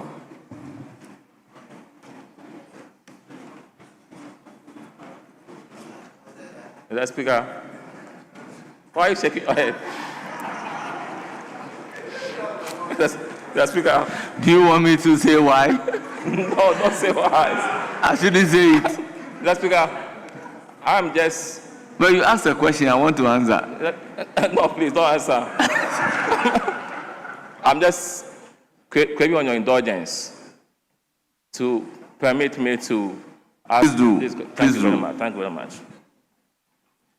Mr. Speaker, I would like to ask the Minister for Energy and Green Transition how the attempted berthing of MT Marlene Armetrin outside the revised Lacan schedule occurred, and what measures are being taken to prevent such regulatory lapses and future disruptions. Thank you. Yes, Honorable Deputy Minister. The Ministry of Energy and Green Transition has set up a Lacan Advisory Committee with industry representation that plays a supervisory role in the management of the Lacan program to avert disruptions to the program.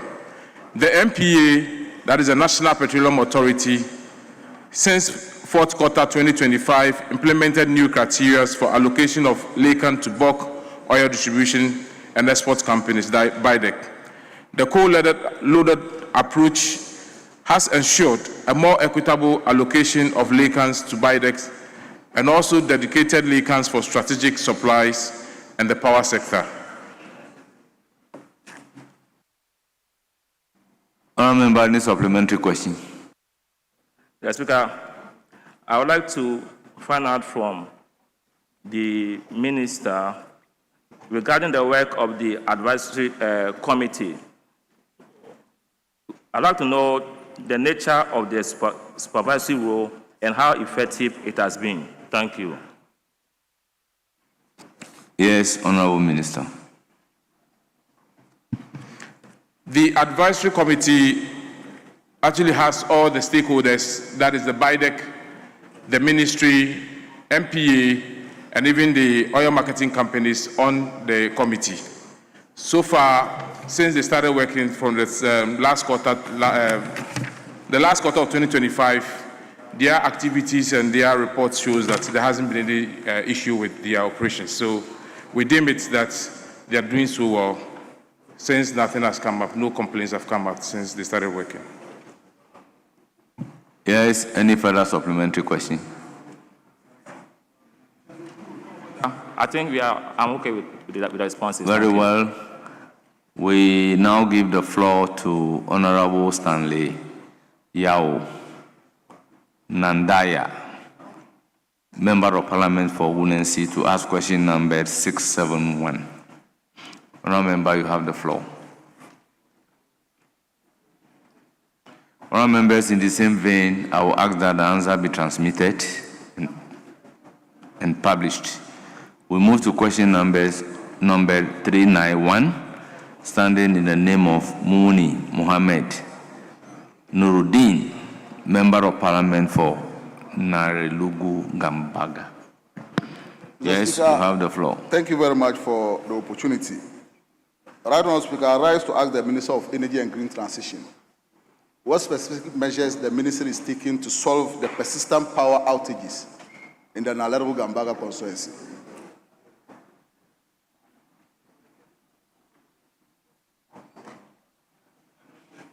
Yes, Honorable Minister.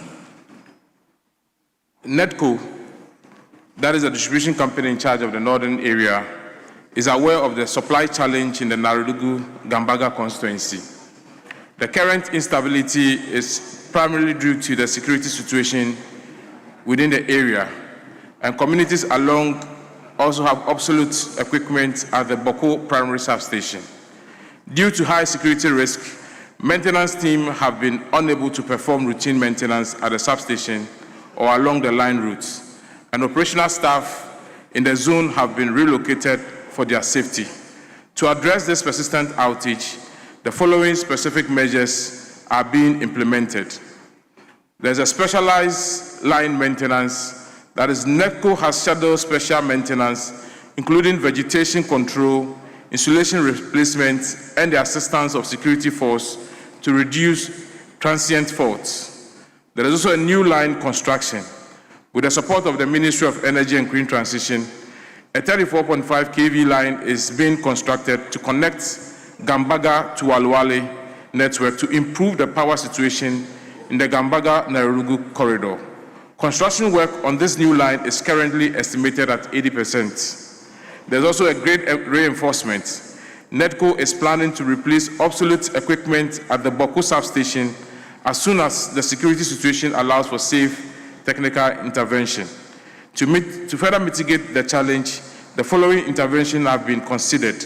Short-term measures, NEDCO would enhance downstream protection within the network, taking into account the extensive feeder length. This will involve the installation of auto reclosers to enable fault insulation and minimize widespread outage across the entire feeder. Implementation of this initiative is pending commitment authorization from the Ministry of Finance before work commences. The NEDCO has submitted its authorization request, and the Ministry of Finance is working on it. In the medium term, NEDCO also wishes to establish a switching station at Narelugu to provide dedicated feeder to the Bumpurugu, Gambaga, and Garu station. The switching station will be supplied from the Zebula box supply points. And the long-term measures, NEDCO, in conjunction with GRICO, also wish to construct a box supply point at Nakmanduri to serve Narelugu, Gambaga, Bumpurugu, and surrounding communities. Honourable Member, any supplementary question? Mr. Speaker, thank you very much. I'm satisfied with the answer. Thank you. Move to question number 540, standing in the name of Honourable Issa Salifu Taylor, Member of Parliament for Takwa, Nswayim. Thank you very much, the Right Honourable Speaker. I rise to ask the Minister for Energy and Green Transition when the following communities in the Takwa Nswayim constituency will be connected to the national grid. Yes, Honourable Deputy Minister. The Right Honourable Speaker, I think I would like to mention the various communities. Very well. Ebusem, Esiesu, Nyamiase, Aglika, Krobofo, Ekrasi, Kwesikrom, Patahon Brenya, and Bipochu. Thank you. Yes.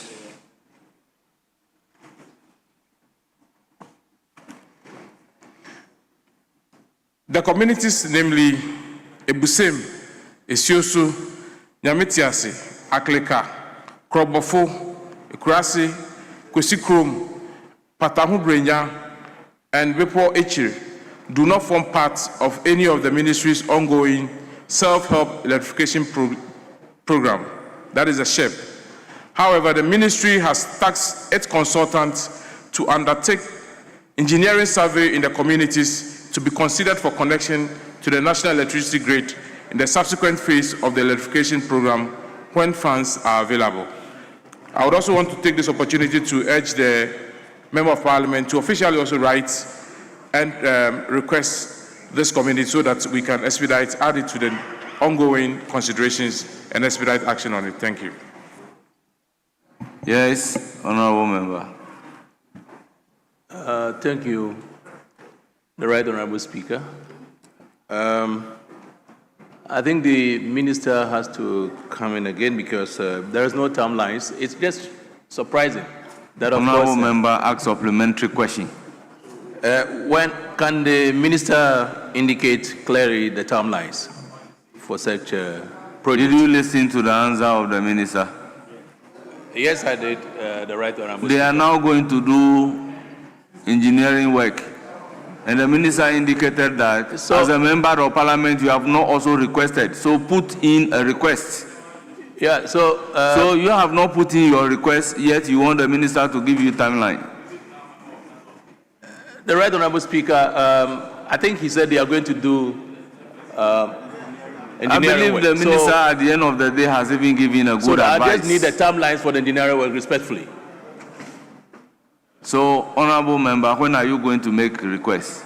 I'll make a request next week, but he needs to tell me when the engineering works are going to be started. We move to question number 670, standing in the name of Honorable Emmanuel K. Ntekuni, Member of Parliament for Pru West. Thank you, Mr. Speaker.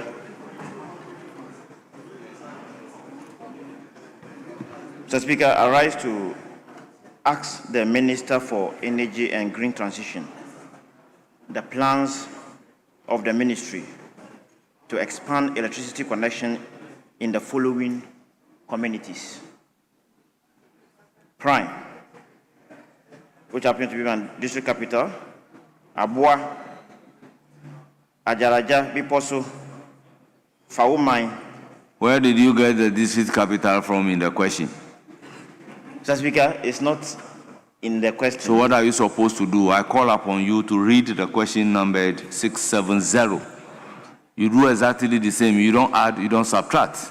Speaker, I'm guided. Thank you. The next community, Faumai, Daman Kwanta, Abase, Konfukrum, Zabrama, Yapare, Benim, and Cherambo, Kamampa. Thank you, Speaker. Yes, Honorable Minister.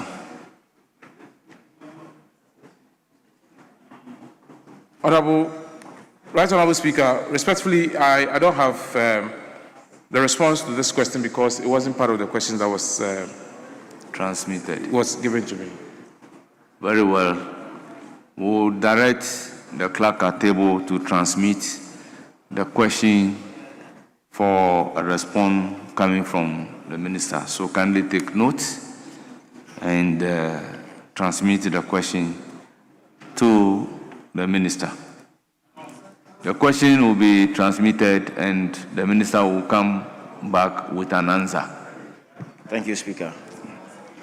We move to question number 576, standing in the name of Ohini Kwame Frimpong, Member of Parliament for Asante Achim North. You have the floor. All members who ask that the answer be transmitted and published. We move to question number 591, standing in the name of Mohammed Issa Bataglia, Sisala East. Yeah, thank you, Right Honorable Speaker. Mr. Speaker, I rise to ask the Minister for Energy and Green Transition the plans of the government to expand electricity to the following communities in the Sisala East constituency: Santijang, Benewisi, Kalakse, Nahadakwi, Kapunjan, Talla, Netalo, Kwapun, Wuru, Dindwarejang, Katinia, and 7 other communities. Thank you, Mr. Speaker. Yes, Honorable Minister. The communities, namely Sadijan, Banabisi, Galazi, Nahadinku, Takmunjan, Tanla, Nitalu, Kwampong, Wuru, Dindurajin, Katijenia do not form part of any of the Ministry of Energy and Green Transition's current rural electrification program in the Sisala East constituency of the Upper West region. However, these communities will be considered in subsequent electrification program when we get the funds available. Yes, any supplementary question? Thank you, Mr. Speaker. Mr. Speaker, not directly, but only to inform Minister that applications have been put in that regard, and bill of quantities to have been submitted to your office. We hope that when the funds are available, you consider Sala East. Thank you. Thank you. We'll move to question number 593.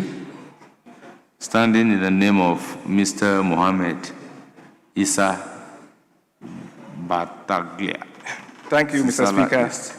Mr. Speaker, I rise to ask the Minister for Energy and Green Transition the status of work on the Baby Esbale and Common Rural Electrification Project. Thank you, Mr. Speaker. Yes, Honorable Deputy Minister.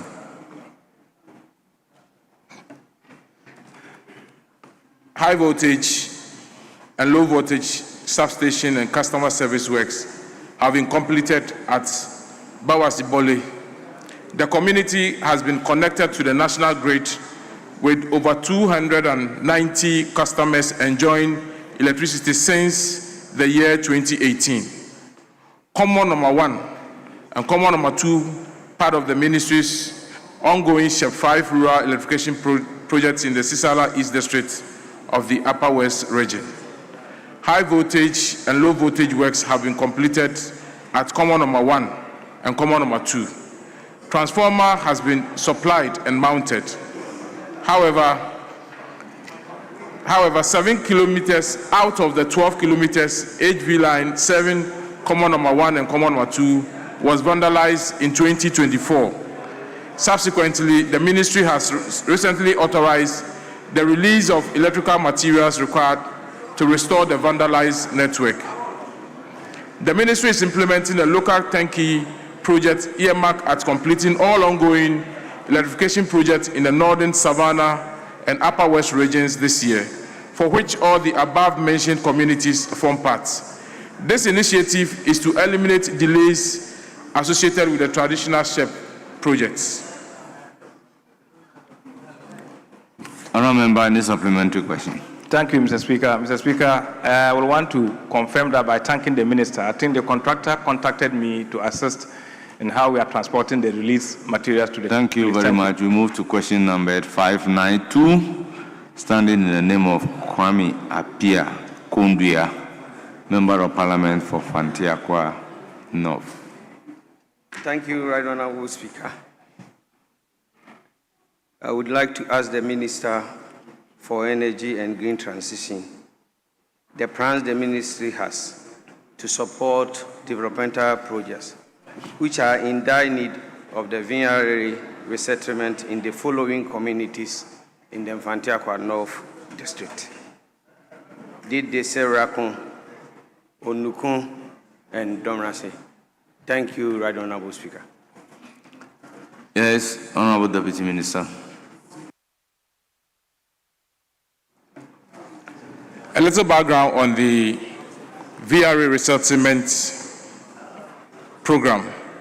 The creation of the Akosomo Dam led to the acquisition of various sites to resettle persons who are affected. Consequently, 52 resettlement sites were created as a result of the Akosomo Dam project, which include the Dedesu, Reku, Onuku, and Dominase. On 22nd July 1996, a trust fund was executed between Volta River Authority, the government of Ghana, acting through the SWA Minister for Mines and Energy, and first trustee. The trust deeds established the Volta River Resettlement Trust Fund, and it was established to carry out social and welfare projects and other needs for the benefit of the Volta resettlement communities. Annual contribution of CD equivalent of 500,000 $100,000 United States dollars is made to the fund by the Volta River Authority. Since 1997, the fund has supported the Dedesu, Reku, Onuku, and Dominase resettlement township with various development projects in the area of education, health, sanitation, water, electricity, and security, among others. Upon reconstitution of the Board of Trustees of the fund, it is envisaged that the fund could consider supporting Dedesu, Reku, Onuku, and Dominasi communities with the following proposed projects, subject to the availability of funds and equitable allocation of funds among the 52 VRA resettlement township approved by the managing trustees of the fund based on need assessments. The town Dedesu, Reku, there's a proposed project that is assistance in the construction of housing units for the Ghana Police Service.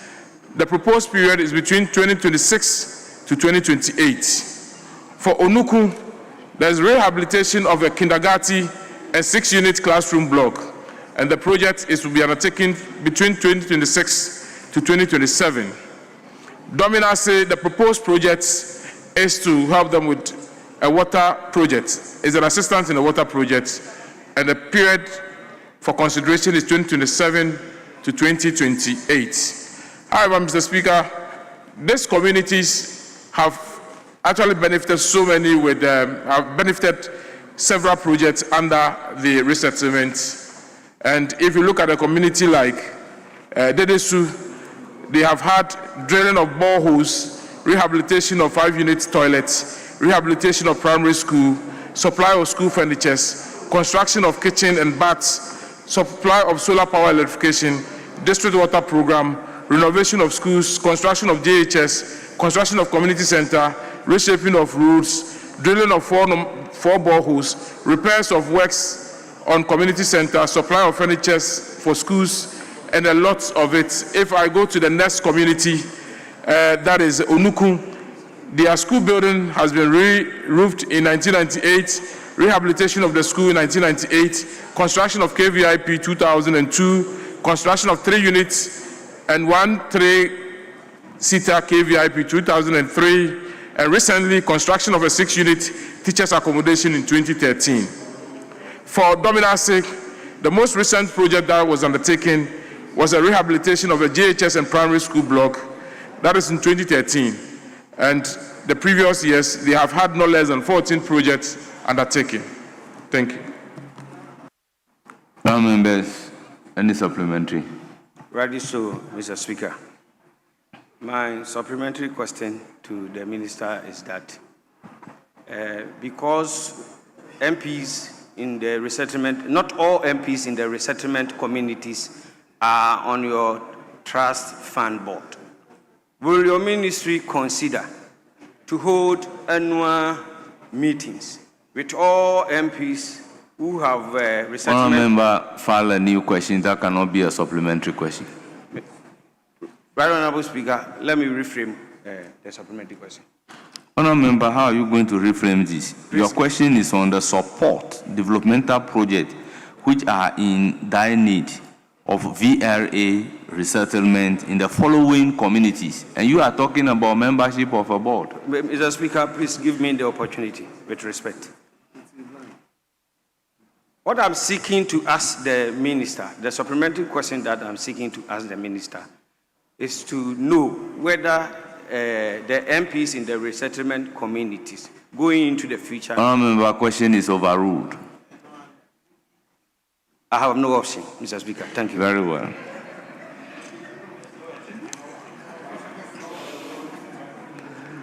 Honourable members, I maintain that we take this. The reason is that you don't take the minister by surprise. He must be aware. That's why the supplementary question is limited to the scope of the question that you have asked. You are asking for development project support in certain communities, and then you are coming to ask a supplementary question on the membership of members of parliament in resettlement areas on a board. It's clearly different thing. clearly different thing, and it really offends Standing Order 89.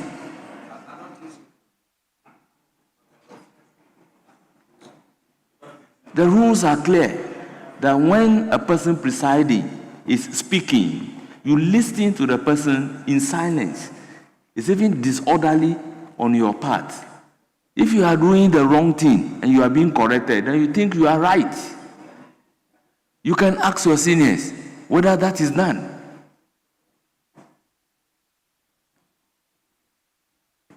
Honourable members, let's move to question number 605. Standing in the name of Alhaji Alhassan Mumuni, Salaga North. Yes. Thank you very much, Right Honorable Speaker. I rise to ask the Minister for Energy and Green Transition the effort the ministry is making to connect the following communities in the Salaga North constituency to the national grid. Zankum, Nomna Yili, Jahandan Yili, Nyeshila Kpalgane, Chegu, Chani, Chegu Fulani settlement, Panshagu Kpalgane, and Sumshe Fulani. Thank you. Yes, Honorable Deputy Minister.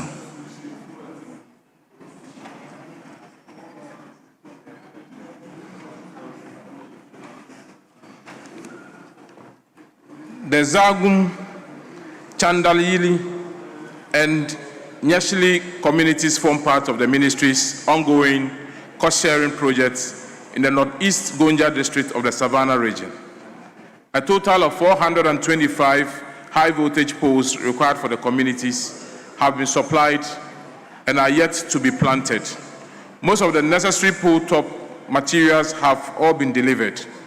Additionally, 185 low-voltage poles required for the project have been supplied and installed in the communities. Most of the pole top accessories have been provided, and the conductor stringing has been completed in the above-mentioned communities.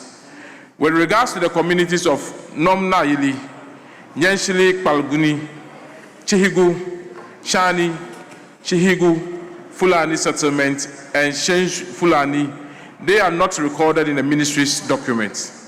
However, it was observed that some level of work has been undertaken in these areas by the sponsor, that is the MP, using part of the materials originally released for the above-mentioned communities. For example, installation works for both the LV and HV network, together with transformer, has been completed at Nomnayili and Shani. LV work has been completed at Shishigu Fulani settlement and Sunji Fulani communities. The ministry is implementing a local turnkey project earmarked at completing all ongoing electrification projects in northern Savannah and Upper West regions this year, for which all the above-mentioned communities form part. This initiative is to eliminate delay associated with the traditional share project. So under this initiative, the communities will be attended to. Any supplementary question? Yes, Right Honorable Speaker. The Numna Yili, Chani, and Banshagu Kpalgane communities have indeed been completed by my support, awaiting meters. Can the minister assure us when we will get meters to be able to connect these communities as soon as practicable? Honorable Minister. The ministry has just received some meters. So as part of the ongoing turnkey projects, we would expedite work within the communities. We'll give it the needed attention and will not wait for the contractor to take his own time. So, Honorable Member, be assured we'll attend to it. Any further supplementary? Thank you, Right Honorable Speaker. We then move to question number 606, also standing in the name of Alhaji Alhassan Mumuni. Thank you, Right Honorable Speaker. I rise to ask the Minister for Energy and green transition, the plans the ministry has to connect the following communities to the national grid. Banvim, Komlanyili, Ka, Changuni, Defisa, Kijipulari, Dungoni, Batieni, Chana Yili, Epuna Yerma, Palang, and Ruandogo Botwo. Thank you. Honorable Minister. The above-mentioned communities do not form part of the ministry's ongoing electrification projects. However, as I earlier indicated, the ministry is currently undertaking an ongoing turnkey projects for local turnkey projects. Besides, as part of the ministry's commitment to electrifying 4 regions, which the Savannah region is part of it, these communities will be considered when that project starts. Yes, any supplementary question? No supplementary. Thank you. Thank you very much. Honourable members, statement time is ended. On your behalf, I thank the Honourable Deputy Minister for Energy and Green Transition for attending upon the House to respond to the scheduled questions. Accordingly, you are hereby discharged. Once again, thank you for coming. Yes. Right, Honorable Speaker. In fact, you mentioned a statement time. I think it's question time. I mentioned question time. No, Statement time. Yes. Please. Thank you for correcting me. Thank you. Thank you very much. Honourable members, question time is ended. And Minister, we are grateful to you for attending upon the House to respond to your questions. Yes, Majority Leadership. Mr. Speaker, we are to do legal education reform bill, page 916.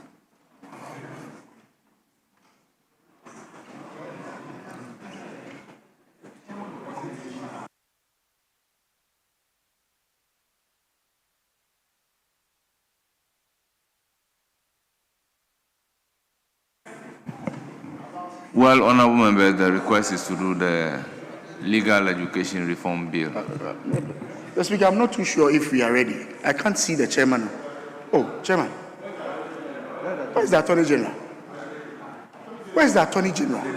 The Deputy Attorney General is not here. The Attorney General himself is not here. Honourable members, honourable members, if we are not even going to do the business, let's not set a bad precedent.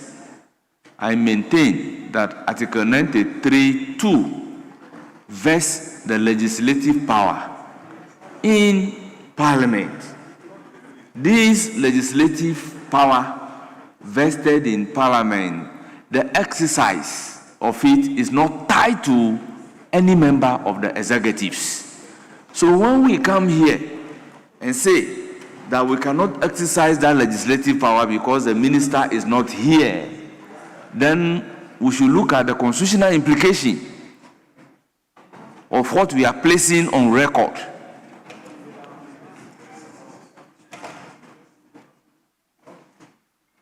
So, does it mean if a minister is not in this house, we cannot make law? So that will be controlled by the legislature as and when they want the minister comes?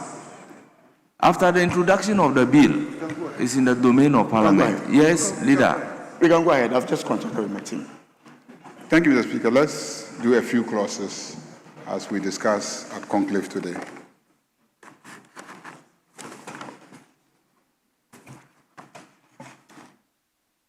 Honourable members, the legal education reform bill is at consideration stage.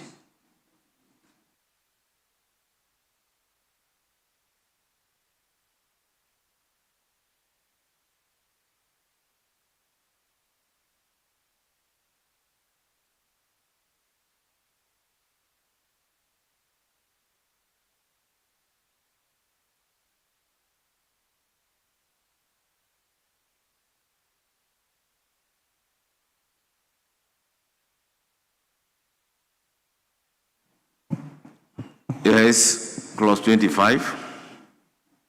Chairman of the committee. Application for full accreditation license. Mr. Speaker, clause 25. Amendment proposed is to delete. Honorable member, before you propose the amendment, do it as agreed upon so that you can carry the members along. Clause 25 in the old bill is now, was that not what we agreed upon? Yes.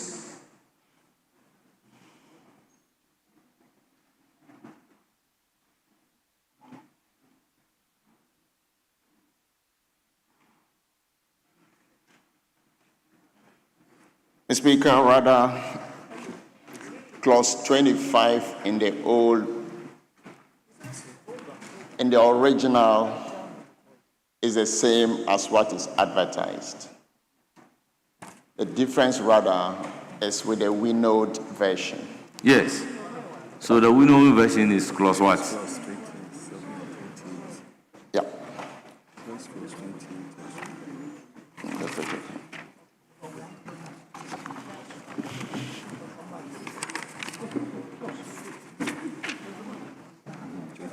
Yep. So the winnowed version, Mr. Speaker, is actually 27. Mr. Speaker, what we did was to collapse 25 and merge it with 24.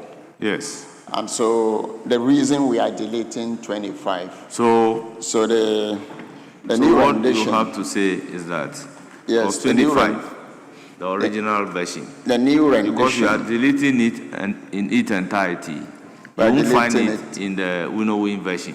Very well. So the new rendition will be application for full accreditation license. A university that is issued with a provisional accreditation license shall, within 2 years after the issue of the provisional accreditation license, apply for a full accreditation license from the council. Honourable member, are you reading from page 9? I'm reading from page... Clause 25, amendment proposed, delete. We deleted, merged the 25 and 24 together, and that's what I'm reading from the... So you move the amendment... The winnowed version, 27. Yes, so you move the amendment here, so that we put a question on it, which will indicate that clause 25 has been deleted. Yeah. Then when you move to the next clause, then you move amendment on clause 27. Very well. So Very well. propose the amendment as per number 1. 25 deleted, 27. Now, members, the proposal before us is that clause 25 be deleted. It is for the consideration of the House. Chairman, is that not the amendment? Yes, Mr. Speaker. Yes, it's for the consideration of the House. Mr. Speaker, I'm getting a bit confused because the revised bill that we've been using ever since has 25, but I don't know when this merger of 25 and 24 came about. So I'm holding the one we've been using all along. That has clause 25 and clause 24.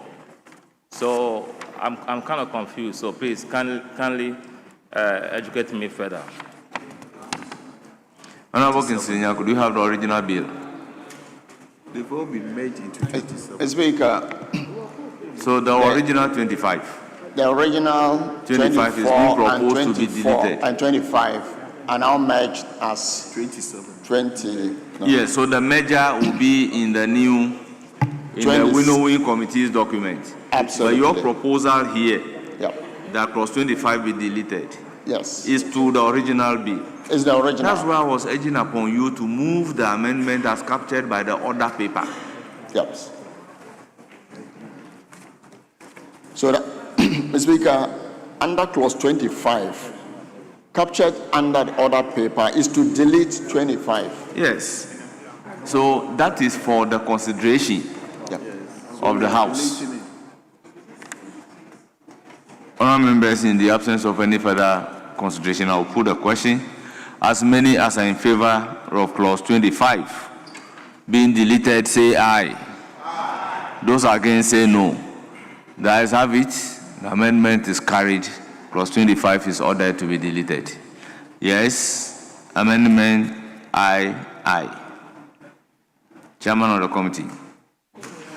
Mr. Speaker, clause 27 add the following new clause. Indeed, Mr. Speaker, clause 27 has been taken already a few days ago, and the minutes will bear that out, and a question taken on that. And so we could... I don't know why it should still appear on the other paper.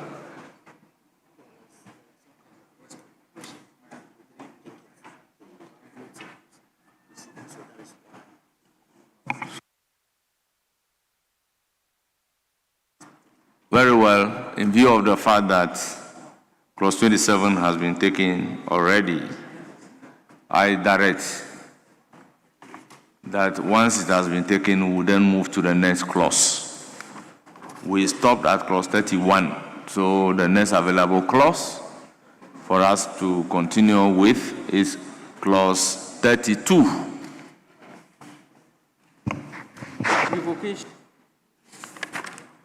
Revocation of accreditation license.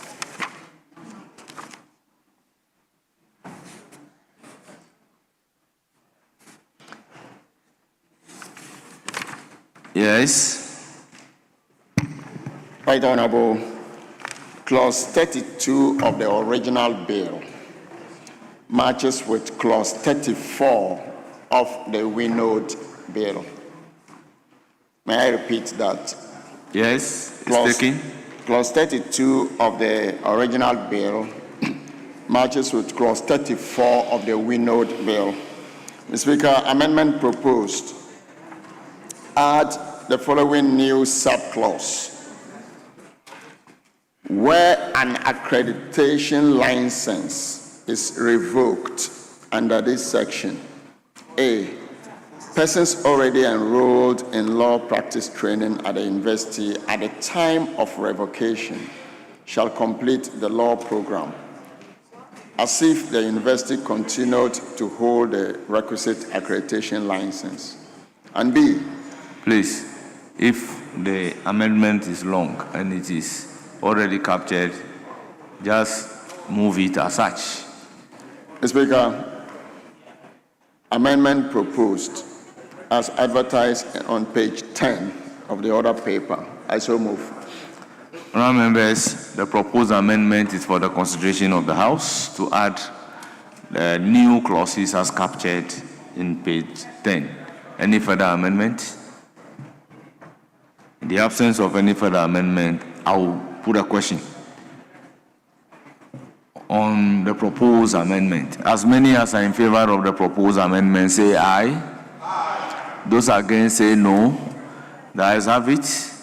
Proposed amendment to clause 32, now clause 34, is ordered to stand part of the bill. Now, I'll put a question on the entire clause. As many as are in favor of clause 32, now 34, standing part of the bill, say aye. Those against, say no. The ayes have it. Clause 32 is accordingly ordered to stand part of the bill. Clause 33. Inspection of accredited universities. Clause yes, Chairman of the committee. Clause 33, the Speaker, on the original document and 35 of the winnowed document. The Speaker, amendment proposed. Subclause 1, delete and insert the following clause as advertised on page 10. I so move, Mr. Speaker. Yes, honorable members, it is for your consideration. Any further amendment? In the absence of any further amendment, I'll put a question. As many as are in favor of the proposed amendment to clause 33, say aye. Those against, say no. The ayes have it. The proposed amendment is ordered to stand part of the bill. Yes, Chairman of the committee, amendment numbered VI. Mr. Speaker, VI. Very well. This is an amendment in favor of the minority leader, Honorable Alexander Kwamina Afanyo-Markins.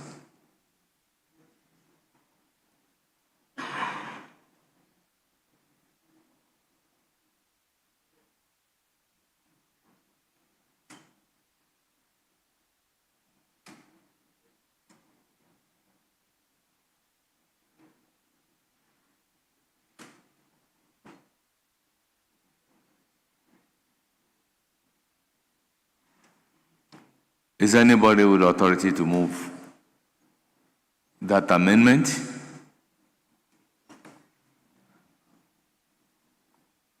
What's the decision of the Winning Committee?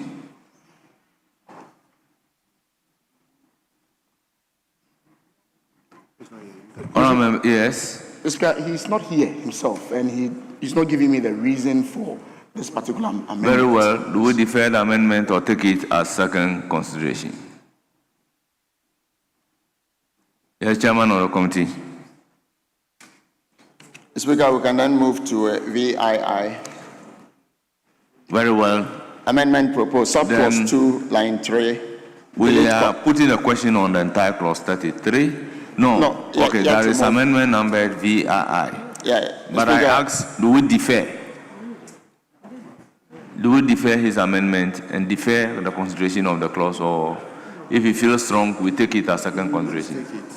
Let's take it and put it, because we all are... Very well. So let's move to VII.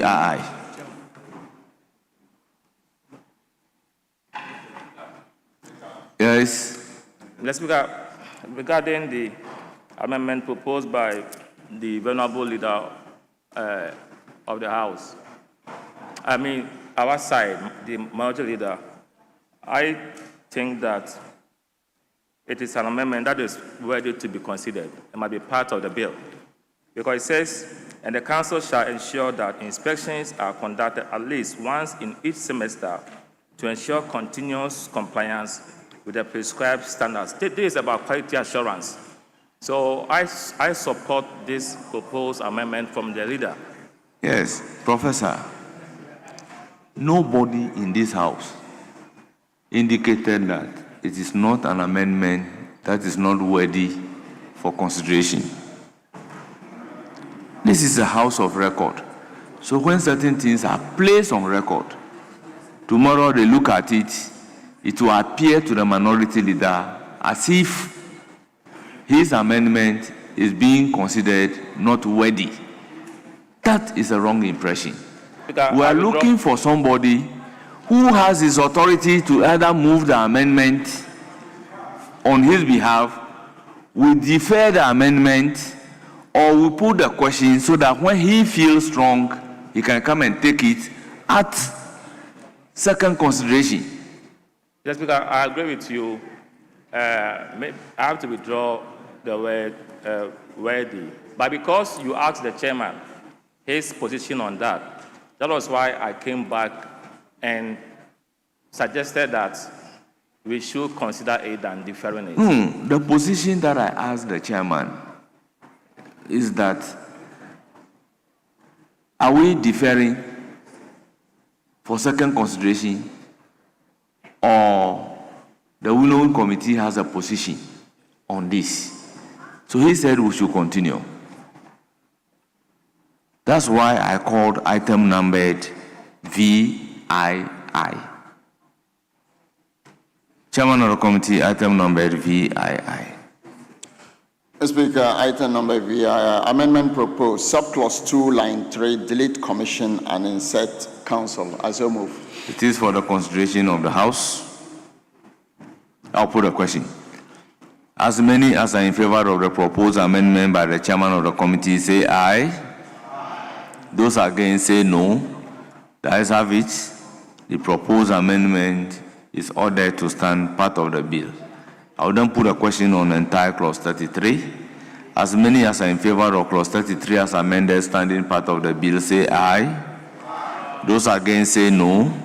The ayes have it. Clause 33 is ordered to stand part of the bill. Clause 34. Appeal. Chairman, VIII. Clause 34, amendment proposed, Mr. Speaker.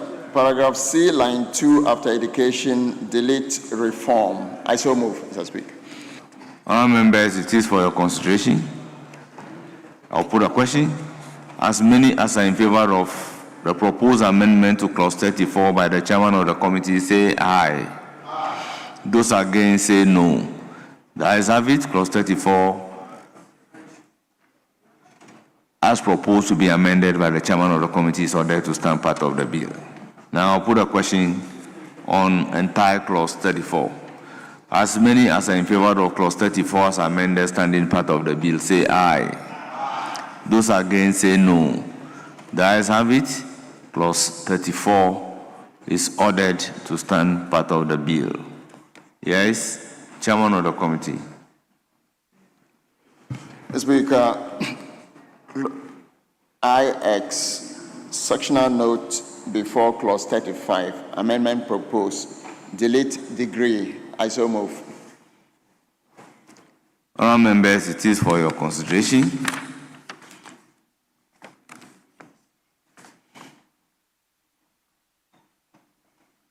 Honourable members, I'll put a question. As many as are in favor of the proposed amendment to the sectional notes to delete degree, say aye. Those against, say no. The ayes have it. The sectional note as amended is ordered to stand part of the bill. Clause 36.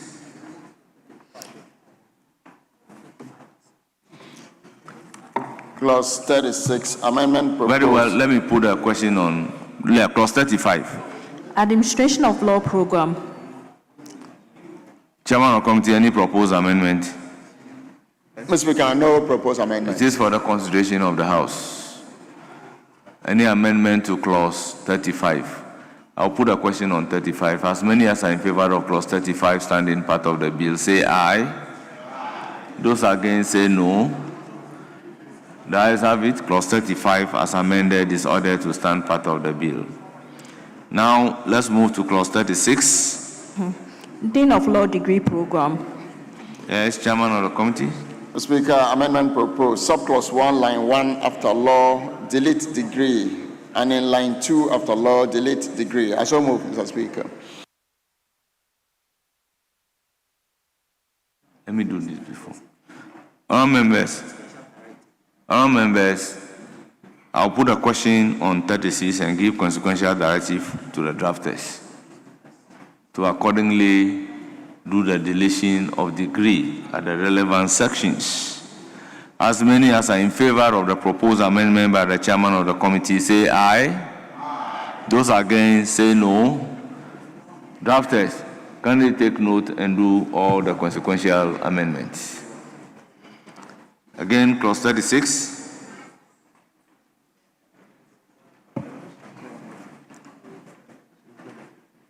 Clause 36. It's also consequential. Honourable members, this is a consequential amendment. I've already directed the drafters, but I'll put a question. As many as are in favor, say aye. Those against, say no. The ayes have it. The proposed amendment is ordered to stand part of the bill. Same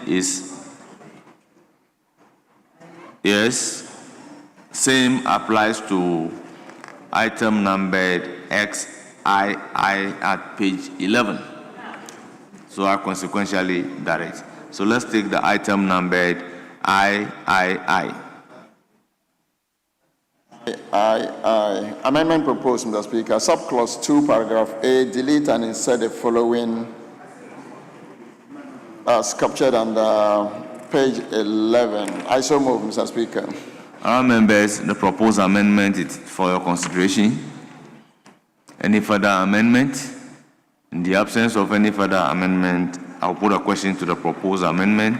As many as are in favor, say aye. Those against, say no. Our members, the proposed amendment by the chairman of the committee in XIII is ordered to stand part of the bill. Now, XIV.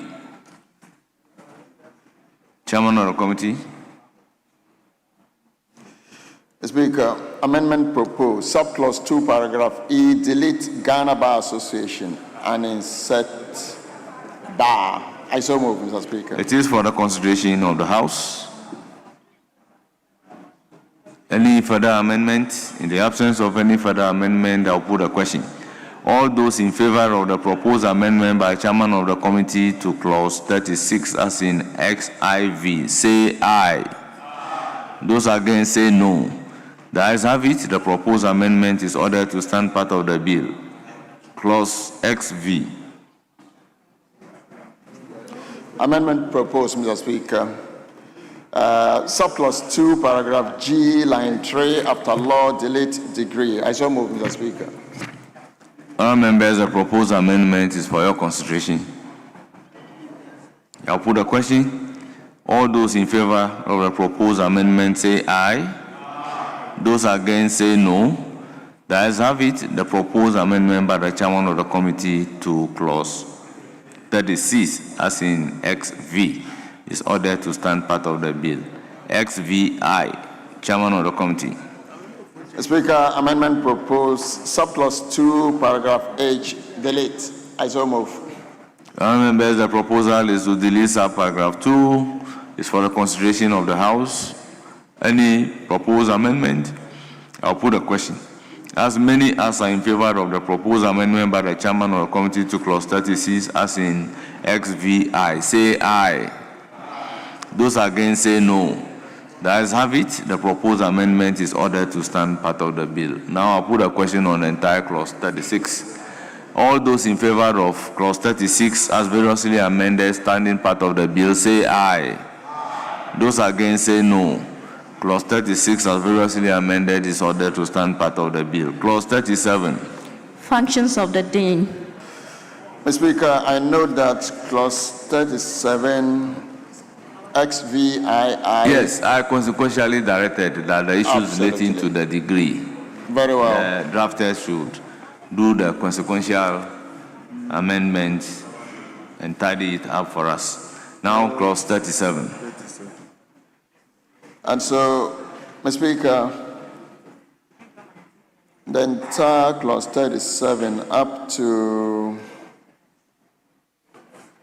XXIX members should consequentially be. Members, the amendment proposed to clause 37 are all consequential to delete degree. So, honourable members, I will put a question on all the amendments together. So, all those in favor of the proposed. So, I'll put a question on the entire clause 37 pursuant to the directives. All those in favor say aye. Those against say no. The ayes have it.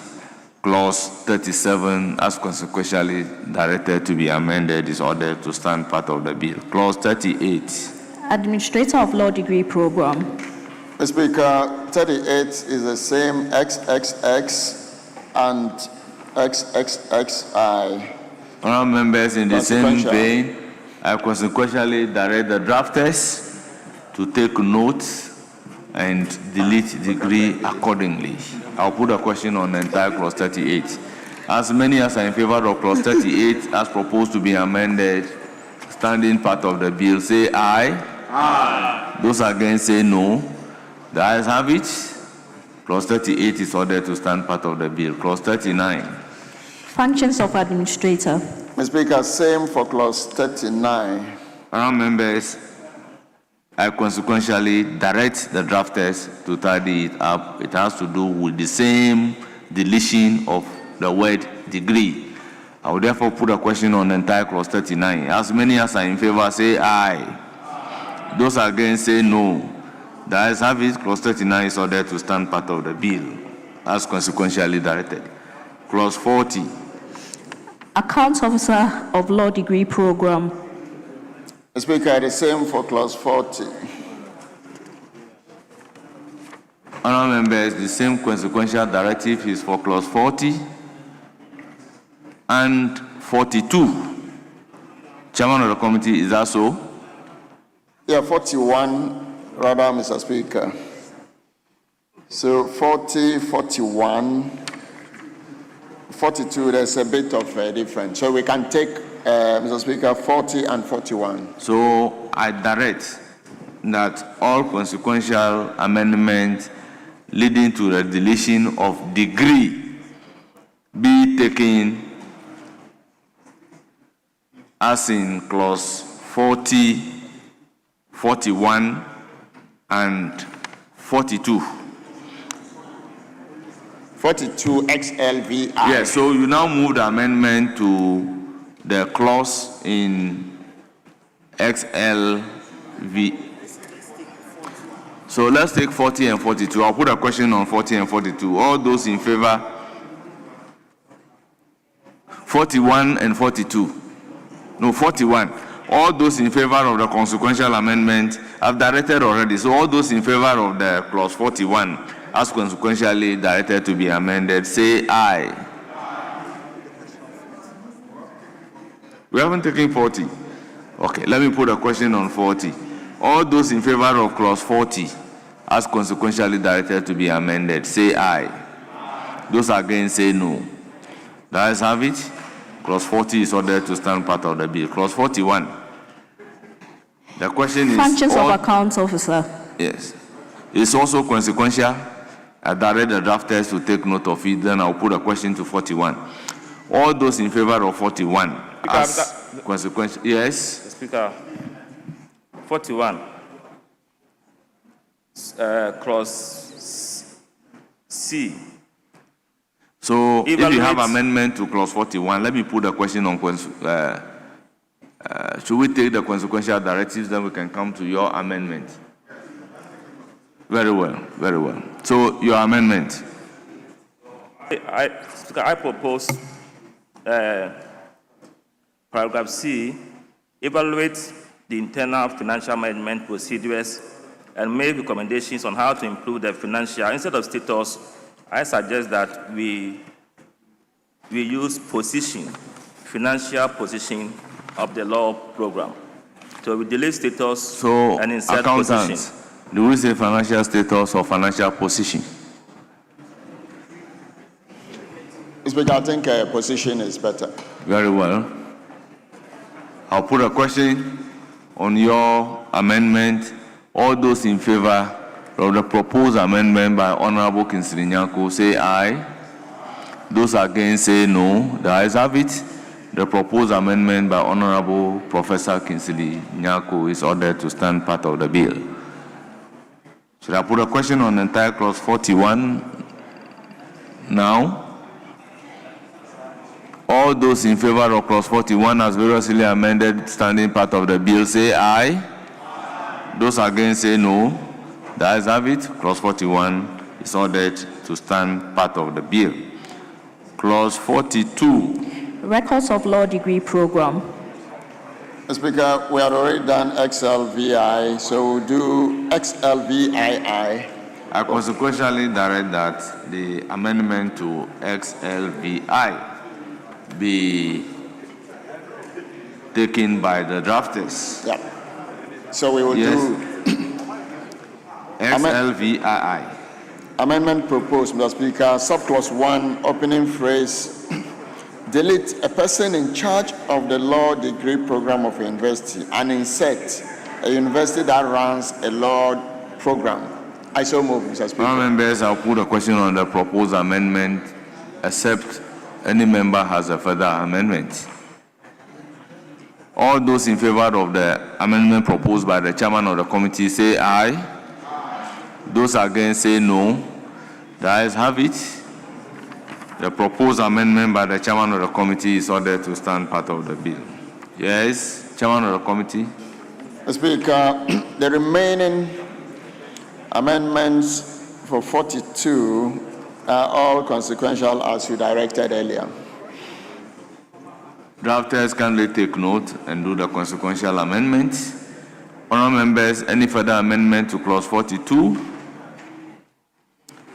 I'll put a question. As many as are in favor of clause 42 standing part of the bill, say aye. As many as are in favor of clause 42 standing part of the bill, say aye. Those against, say no. The ayes have it. Clause 42 is ordered to stand part of the bill. Yes, LI, sectional note. Speaker, sectional note, same consequential directive from you. I'll put a question on the sectional note. As many as are in favor of the sectional note before clause 43, say aye. Those against say no. The ayes have it. The sectional note before clause 43 is amended. It's ordered to stand part, as amended, is ordered to stand part of the bill. Yes, LII. 43. Speaker, Clause 43. Admission, examination, and entrance standards. Speaker, amendment proposed. Subclause 1, delete a person in charge of the law degree program of a university and insert a university that runs a law program. I so move, Mr. Speaker. The proposed amendment is for the consideration of the House. Honourable members, any counter proposer? I'll put a question to the chairman's amendment. All those in favor of the proposed amendment by the chairman of the committee to clause 43, say aye. Those against say no. The ayes have it. The amendment proposed by the chairman of the committee is ordered to stand part of the bill. Clause LII, 43. Speaker, subclause 2, paragraph B, delete and insert the following. Has a first degree. I shall move, Mr. Speaker. It is for the consideration of the House. Honourable members, any further amendment? In the absence of any further amendment, I'll put a question to the proposed amendment by the chairman of the committee to clause 43 as in LII. Those in favor say aye. Those in favor say aye. Those against say no. The ayes have it. The proposed amendment is ordered to stand part of the bill. Yes, LIV. Speaker, amendment proposed. Add the following new subclause as advertised on page 16. I Yes, this is in the name again of the minority leader. So, as usual, yes, if you have the authority. No, Mr. Speaker, just like we did the other one, we don't have authority, so we very well, defer to the very second. well. Can be taken as second question. So I'll put a question on the entire 43. As many as are in favor of clause 43 as variously amended, standing part of the bill, say aye. Those against say no. The ayes have it. Clause 43 as variously amended is ordered to stand part of the bill. Clause 45. 44. Non-discriminatory admission measures. Speaker, no advertised amendment. It is for the consideration of the House. Honourable members, any proposed amendment to clause 45? I'll put a question. Oh, it's to 44 rather. 44. Honourable members, any proposed amendment to clause 44? In the absence of any proposed amendment, I'll put a question to clause 44. As many as are in favor of clause 44 standing part of the bill, say aye. Those against say no. The ayes have it. Clause 44 is ordered to stand part of the bill. Clause 45. Admission measures for persons with disability. Speaker, no advertised amendment. It is for the consideration of the House. Honourable members, any proposed amendment? In the absence of any proposed amendment, I'll put a question. As many as are in favor of clause 45 standing part of the bill, say aye. Those against say no. The ayes have it. Clause 45 is ordered to stand part of the bill. Clause 46, Chairman of the Committee. Curriculum for Bachelor of Laws degree program. Speaker, it's also by Honorable Alexander Kwame Apenya-Markin. Very well, by the same implication. Then LVI. Very well. Let me put a question on 46. As many as are in favor of clause 46 standing part of the bill. Yes? Thank you, Mr. Speaker. In addition to the amendment from the minority leader, I'd like to propose the further amendment. Since GTEC is in charge of, since GTEC 46, the curriculum for bachelor, no, in addition to the minority leader. Has the leader. amendment of the majority leader been carried? But we are Why are you proposing amendment to majority leader's amendment that has not been carried? No, not to his. Not to his. This one is to a separate one to the 46. So why is it addition to the minority leader's amendment? Okay, so it's no addition to that of that, but it's rather I'm proposing an amendment to 46. Yes. 1. Yes. Okay, since GTEC is in charge of the National Qualification Framework, I propose that we insert where you say the council shall, in consultation with accredited universities, develop a comprehensive curriculum for Bachelor of Law degree program. I propose that we insert the council shall, in consultation with GTEC and accredited universities, develop a comprehensive curriculum for a Bachelor of Law degree program. I shall propose. Honourable members, did we agree that instead of universities, we use institutions?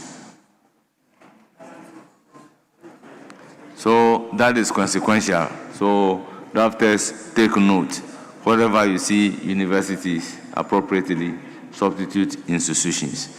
Yes, the amendment is for your consideration.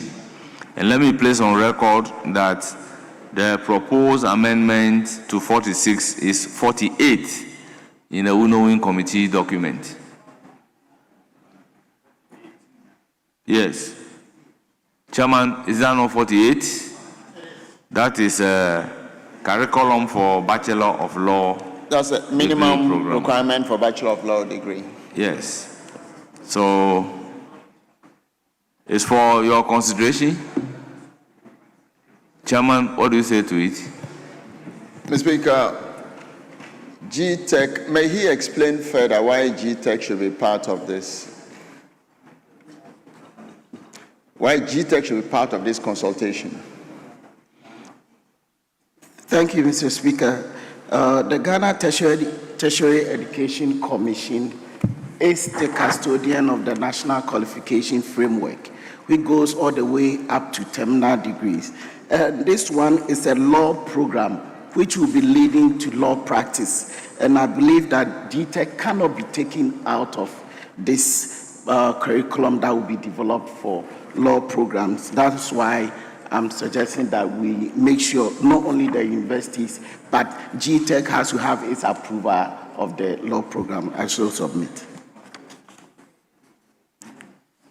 Yes, Chairman of the committee.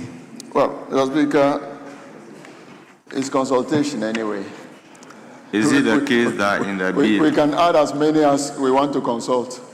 Is it the case that in the bill you stated somewhere that the council shall, in collaboration with GTEC,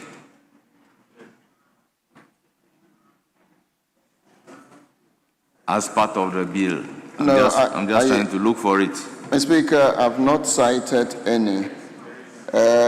My comfort is just because it's consultation.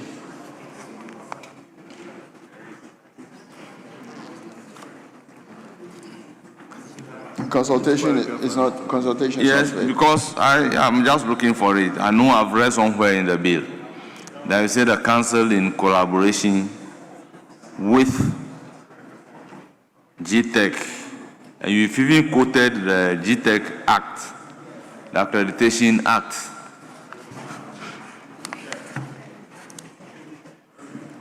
So for consistency's sake, in which case it's not fatal to add GTEC, isn't it?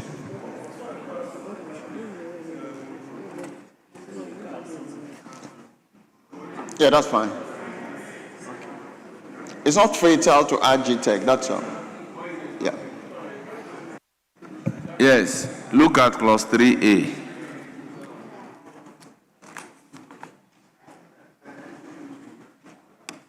Yes, accredited institution to provide professional legal education and training in the country in accordance with paragraph B of subsection 3 of section 8 of the Education Regulatory Bodies Act. No, this is the Education Regulatory Bodies Act No, in collaboration with the Ghana Tertiary Education Commission, set the standard for the accreditation of law program in institutions.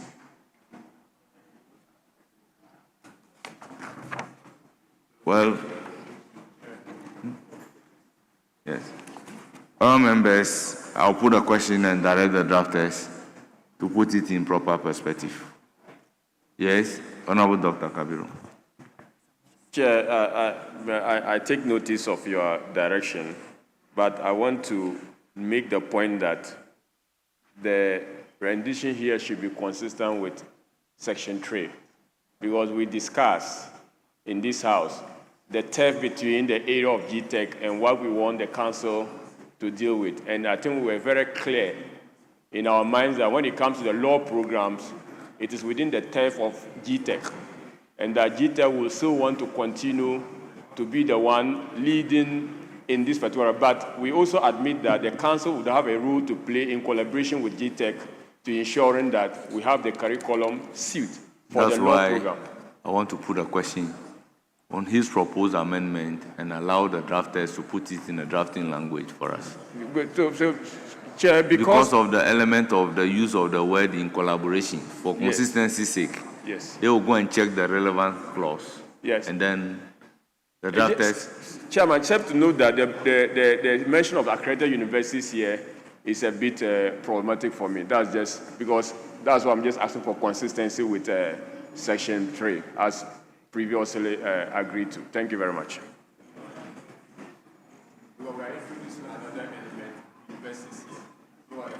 Yes, so we said this is a consequential.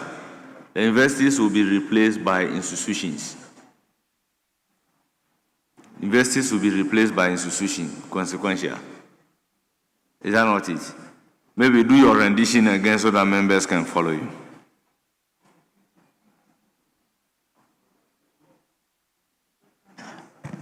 Thank you very much. Mr. Speaker, the reason why in developing curriculum, we have to be mindful of the order. That one we agree on the principle. We agreed, okay. Just come out with your rendition, okay. Yes.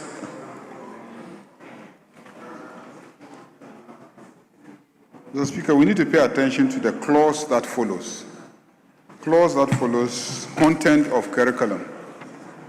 So you see that the law itself actually details the curriculum.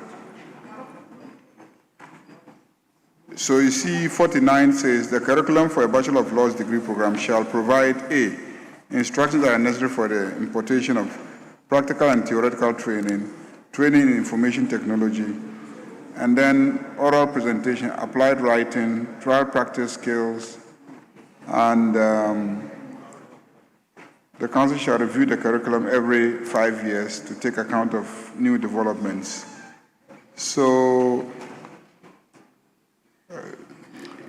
do you think it is still necessary for the commission to be consulted in this matter? Thank you very much. Exactly so. The commission, like I said, is in charge of the national qualification framework. So every qualification, it doesn't matter which profession that is attained in the country, they are the regulators of it.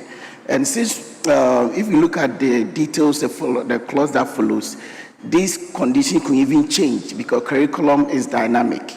And the national qualification ensures that this dynamic nature of curriculum is adhered to. So it's still very important and necessary that we keep the commission GTEC in place for clause 46. Honourable members, let's look at the clause carefully. It says the council shall, in consultation with accredited institutions, develop a comprehensive curriculum for a Bachelor of Law degree. Is GTEC responsible for accreditation, or they are also responsible for development of the curriculum? Because they give accreditation based on the curriculum. So why would you involve GTEC in the development of the curriculum? That is why the rendition is saying that the council must develop the curriculum for or the curriculum with the accredited university. Before they will be doing that, yes, leader. Ordinarily, I think the curriculum is approved by the commission. Normally, in accrediting a university, they approve the curriculum as part of what they look at to determine if you should offer a degree in that program. Yes. But So I is think it proper? the objective of this legislation is to place that responsibility in the hands of the council. But he is saying that given the traditional role of the commission in developing and approving curricula for universities in the process of accreditation, it will be good that we provide for some consultative role for the commission. Chairman is not opposed to it. Chairman, are you opposed to that? Chairman says he doesn't think it has we need to look at the defined role of the commission. You see, that's why they say in collaboration, they will set the standard. So what has been said in 3 is that they set the standard in collaboration. You understand? Mr. Speaker, yes. In practice, yes. Even though you set the standard, which is based on the National Qualification Framework, it gives you the identifiers. But when it comes to the process, it's critical that you involve GTEC in the process, so that but who is the regulator and set the standards. And remember, the standards are also being set in collaboration. So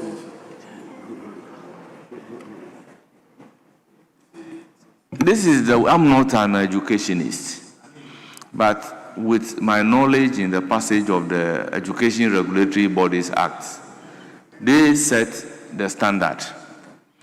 You go and develop your curriculum in line with the standard, and they would give an approval. Now, if the GTEC is now going to develop the curriculum with them, so how can you develop the curriculum with them and again be an inspector? Speaker. Yes, let me hear Honorable Kingsley Nyako, and I'll come to Honorable Nochukoti. So, Speaker, normally what happens is that I just step out briefly. The standards and the frameworks are determined by the regulators. So we give opportunity to the institutions to develop the curriculum based on those standards. Yes. That's how it is done. Yes. Because as a regulator, you can't come up with the curriculum. You only give the guidelines and the indicators, and you expect the faculties to follow the standard to prepare the curriculum so that you can judge them based on that. That's how it is done in the that process. is why I'm of the view that if you carry his amendment, GTEC is going to be a judge in their own course. I didn't hear his amendment, but He said that the development of the curriculum should be in collaboration with GTEC, or it should be in consultation with GTEC, whilst GTEC has set the standard. GTEC must use the standard to judge, to judge the curriculum, whether there's but a now deviation. GTEC is now going to be involved in the development. No. Is that how it's done? Mr. Speaker, how would GTEC know that the standard that has been set in 3B is consistent with the standard? Then in that case, we will have for approval. Please, we will have to. Yes, so let me hear from Honorable Koti. So then we have to go further to. Okay. Let me hear from Honorable Koti. Thank you very much, Mr. Speaker. Mr. Speaker, as said earlier, GTEC is involved in setting the standards. And when the standards are set, the various institutions draw their own curriculum. And before accreditation is given, GTEC has a team that will review the curriculum that is presented by the various institutions. So you cannot set the standards, prepare the curriculum, and then approve for the institutions. So it doesn't go that way. We will leave GTEC out at this level. Mr. Speaker, that is how it is being done. Yes, so Honorable Chair Samoa, if you are not convinced, propose your amendment. Let me put a question. Leader. I get the sense of the direction from the Speaker. If you still insist that the Commission should play a role, then we can only reinforce the role of the Commission in accreditation, in certain standards. Is that okay? Pardon? No. Leader. So listen carefully. Leader, Yes. by this act, Yeah. the Commission is by law mandated to set the standard and approve the curriculum. But this clause is saying that the council shall, in consultation with the institution, develop the comprehensive curriculum, which comprehensive curriculum must meet the standard set by GTEC. Then they approve. Now your amendment will bring GTEC into the development of this comprehensive curriculum, which is not proper. Yeah, so that was why I thought that if he has a proposal, it can only be in accord with the role of the Commission in setting standards. So you could say so you could come to 48(2)(b). That's the new bill, the new rendition. 48(2)(b) and say the curriculum developed under subclause 1 shall, A says, accord with contemporary demands for legal services. B says, provide for the recruitment of competent and committed teaching staff for the university. And then a C, which say, meet the standards set by the Commission. Yes, that I don't have a problem. I also don't, because that makes sure that the approval process is also taken care of. But People were automatically, raising- they have to approve. If they don't approve, they won't give you accreditation. Yes, but if they give you approval to develop curriculum, they have to make sure that the standard that they have given you is adhered to.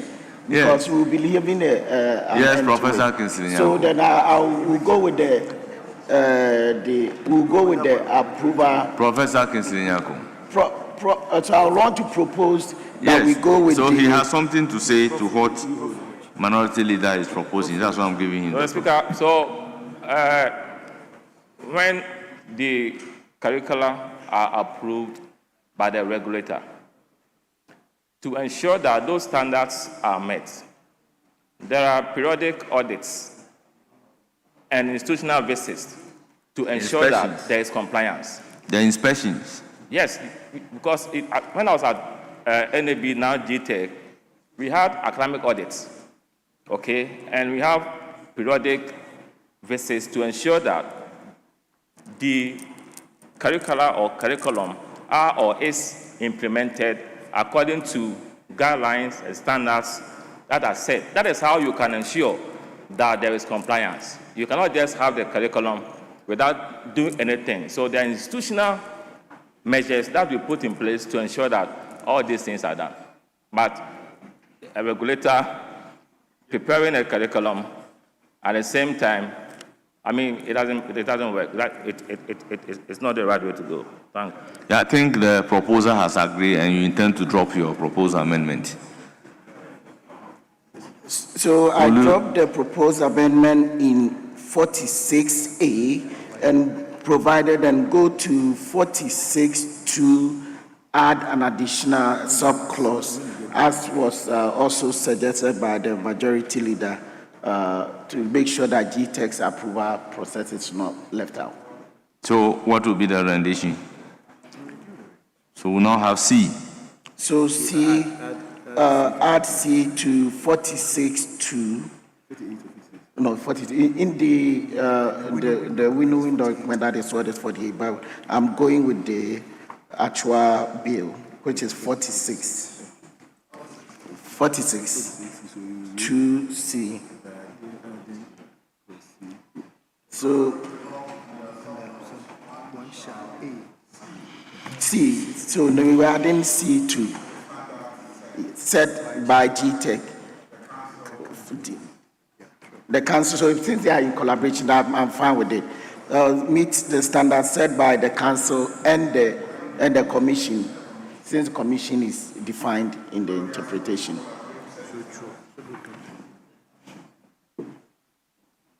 Yes. I'm saying that even there we need to repeat the rendition in clause 3A and B. Because clause 3A says standards set by council in collaboration with the commission. Yes. So if you now come to 46C, you must repeat that rendition and meet the standards set by the council and the commission. That's C. Just add C. Just add meet the standards set by the council in collaboration with the commission. So, drafters, is it possible we cross-reference it to clause 3 and meet the standard set in clause 3B also or A? Very well. So, and meet the standard set by the council and the GTEC. I will then put a question. Yes? I have a proposed amendment. Yes? Not on how it is being. So let me. So when you are done, yeah. All those in favor of the proposed amendment say aye. All those against say no. The ayes have it. The proposed amendment is accordingly ordered to stand part of the bill. Yes, Professor Kingsley. Mr. Speaker, with respect, 2B, provide for the recruitment of competent and committed teaching staff for the university. I propose we delete committed so that we have provide for the recruitment of competent teaching staff for the university.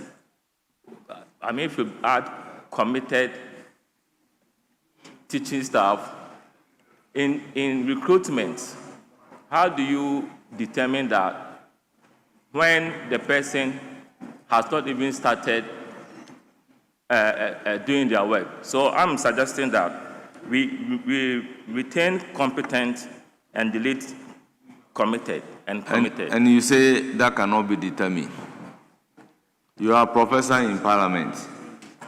When you apply to be a teaching staff, from the background that you are a professor, you are competent.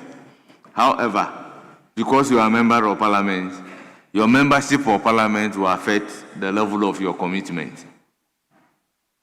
Mr. Speaker, the point I'm making is that the 46.1 says the council shall, in consultation with accredited universities, develop a comprehensive curriculum for a Bachelor of Laws degree program. The curriculum developed under subsection 1 shall accord with contemporary demands for legal services and provide for the recruitment of competent and committed teaching staff for the university. You want us to go away with the word committed. In determining who is competent, that one can be easily done. It can because of your qualification and your credentials. But as to your commitment on the job, it is difficult to ascertain.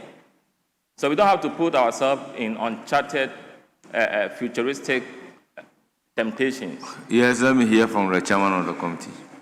Speaker, let me admonish my very good friend to abandon competence and commitment. Speaker, you are recruiting people. The CV and all the things you look about them is about their commitment to wherever they are coming, their work, wherever they are coming from. So it is not when you recruit them, it is where you are taking them from. You are assessing the commitment of what they were doing before you recruit them. So remember, it says the council provide for the recruitment of competent. So you are going to recruit from somewhere. The competence of that person is determined at where he was, where you were picking the person, and not when you bring him in. So that is why the two words will go, competence and commitment. So the commitment of that person, before you recruit, you should have done your due diligence. You should have done your recce. So if you are poaching a professor from UPSA to University of Ghana, you should have done your recce to know the commitment of that person and the competence at where he is currently working before you bring him in. That is the essence of this. In addition to that, the chairman of the committee is qualified to be a judge. Honorable John Dako is qualified to be a judge. But he has a certificate from Parliament to hold office of profit. So he applied to be a judge. But looking at his commitment in Parliament, if you are looking for a committed people to be a judge, will you take him as one of those people to be a judge? Mr. Speaker. His competency is not in dispute, but his commitment level may be in dispute. Sir, if you listen carefully to my very good friend, Honorable Sheb, he was not specific even regarding the commitments of the person we are recruiting. He kept saying if. But you see, in recruitment, there's a criteria. Unless you tell me that there is a measure, an indicator that determines how committed the individual is. But in terms of competence, you can verify from what they do, their outputs, their input, their qualifications, you can ascertain. Unless there is a measurable indicator to ascertain the commitment level of the individual, it is difficult to know. You can assume that this person is committed based on a question you've asked them. But in reality, it might not be the case. So for me, this is my observation. I'm not bound by it. It is subject to the House to determine whether you can easily know. Honorable Professor, would the commitment affect you in the event you want to teach in the institution? I know. Because you are already a member of Parliament. The point is that. Will you be committed? No, commitment is a virtue. It's a variable that we need to achieve results. But they don't have to be assumed. They need to be verified and all. But some, you can see it clearly that with what the person is involved in. Yeah, but you can easily know that I'm committed, can't you? No. If I am asked to employ you to teach, particularly the law degree, and you are sitting as a member of Parliament, unless it's on the basis of a part-time, I will not take you as a staff. You may not be available when you are needed because of parliamentary duties. Commitment shouldn't be seen in that perspective alone. On the job, it might be seen. It's not when I'm a member of Parliament and I want to also teach somewhere. On the job, it might be manifested. And all these... Don't you agree that conditioning precedence can lead you to determine the person's commitment? Mr. Speaker, today is Friday. I wouldn't want to belabor this point. So let's put a question or... I put a question already. Or you want me to put a question on your deletion? Yes, please. No, as someone's one, together with the leaders one, I put a question on it.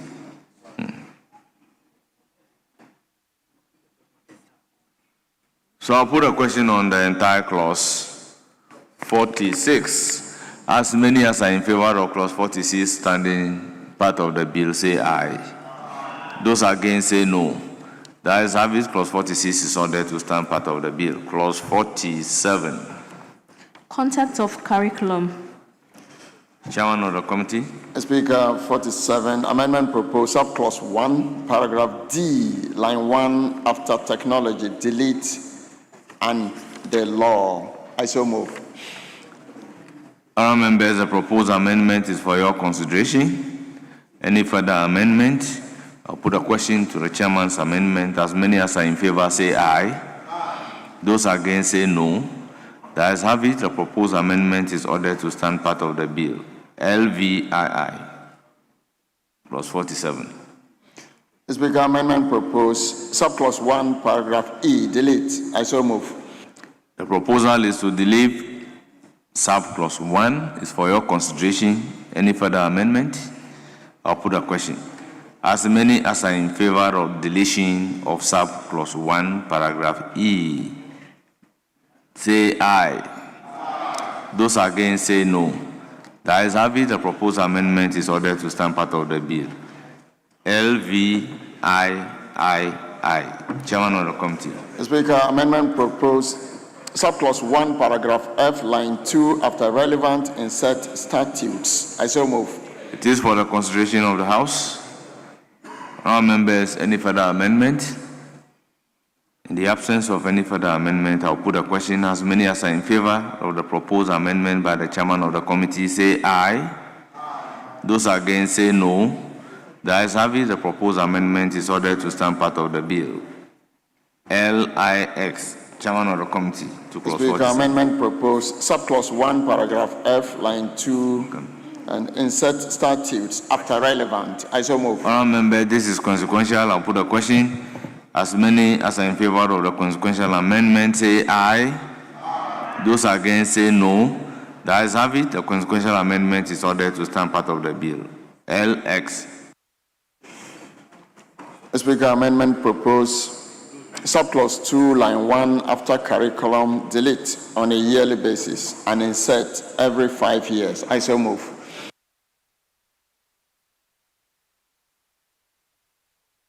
Honourable members, any further amendment?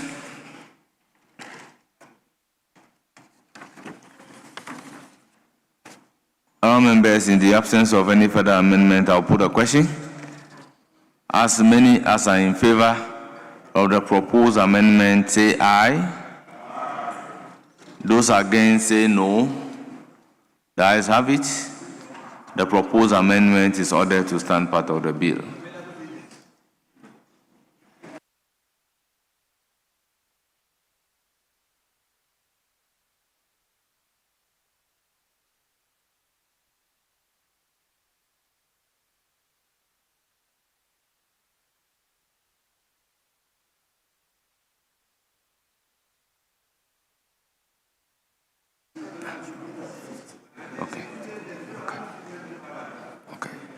So, Chairman, I think we moved the amendment in LX, or you are not going to move it? Speaker, it's moved already. Very well, it's for the consideration of the House. It's been considered, Mr. Speaker. Very well. So I'll put a question on entire clause 47. As many as are in favor of clause 47 standing part of the bill say aye. Those against say no. The ayes have it. The proposed amendment by the chairman of the committee is ordered to stand part of the bill. I will therefore put a question on entire clause 47. As many as are in favor of clause 47 standing part of the bill say aye. Those against say no. The ayes have it. Clause 47, as variously amended, is ordered to stand part of the bill. Clause 48. Minimum requirement for Bachelor of Laws degree. Yes, Chairman of the committee. Mr. Speaker, amendment proposed, subclause 1, line 5, before degree, delete law and insert Bachelor of Laws. I so move, Mr. Speaker. The proposed amendment is for the consideration of the House. Any further amendment? I'll put a question in the absence of any further amendment. Yes. Speaker, I don't know whether when we go to interpretation, we are likely to give meaning to Bachelor of Laws. The reason I say this is because lately, in the United Kingdom, we know that people pursue diploma in law or postgraduate diploma in law with the same weight as the LLB. So I'm looking at a situation where somebody has a first degree in, say, political science or economics and pursues the post-first degree law, where in the UK, once you do post-first degree law, it is not LLB, but it qualifies you for the bar exam or the LPC.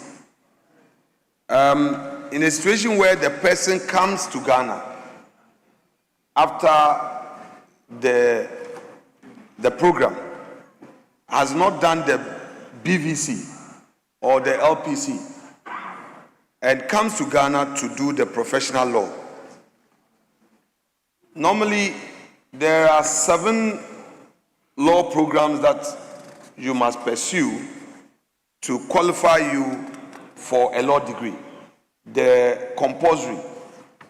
Now, if we restrict this to Bachelor of Laws, what this means is that we are shutting the door on any person who may have the law degree but does not have it as LLB. So I was going to propose if we could say the LLB or a Bachelor of Laws or its equivalent, so that those who may pursue this in other Commonwealth jurisdictions. You want to come in? Mr. Speaker, I see the majority leader up. I don't know his intervention, so I would want to sit and see. Again, we are going to run into difficulty. So if your proposal is that definition should be given to Bachelor of Laws, then make that particular proposal, and if it is agreeable to the House, then we'll do it. Because all that you have said, I don't know what is the proposal. Because you started by saying, are we going to provide a definition for it? So is it the proposal that we should provide a definition for it? Yes. Yeah, that's why I was on my feet. I was trying to understand what had happened, because I thought you were putting a question on which clause? I think we are now on clause 48. Clause 48, LXI 48. Yes, LXI, yes. Yeah. Because the amendment is to delete law, yes, and insert Bachelor of Laws. Because throughout the bill, the word used is Bachelor of Laws, yes, not laws. Yes, so LXI, delete law and insert Bachelor of Laws. So the point I'm making is, you want us to have a definition for Bachelor of Laws. When we get to, yes, so let us move fast and get there.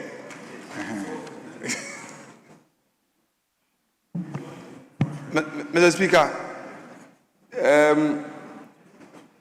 I am putting this across to further assist the chair of the committee, so that at the interpretation section, we will factor that in when we are defining the Bachelor of Laws qualification. Having in mind the fact that many people are pursuing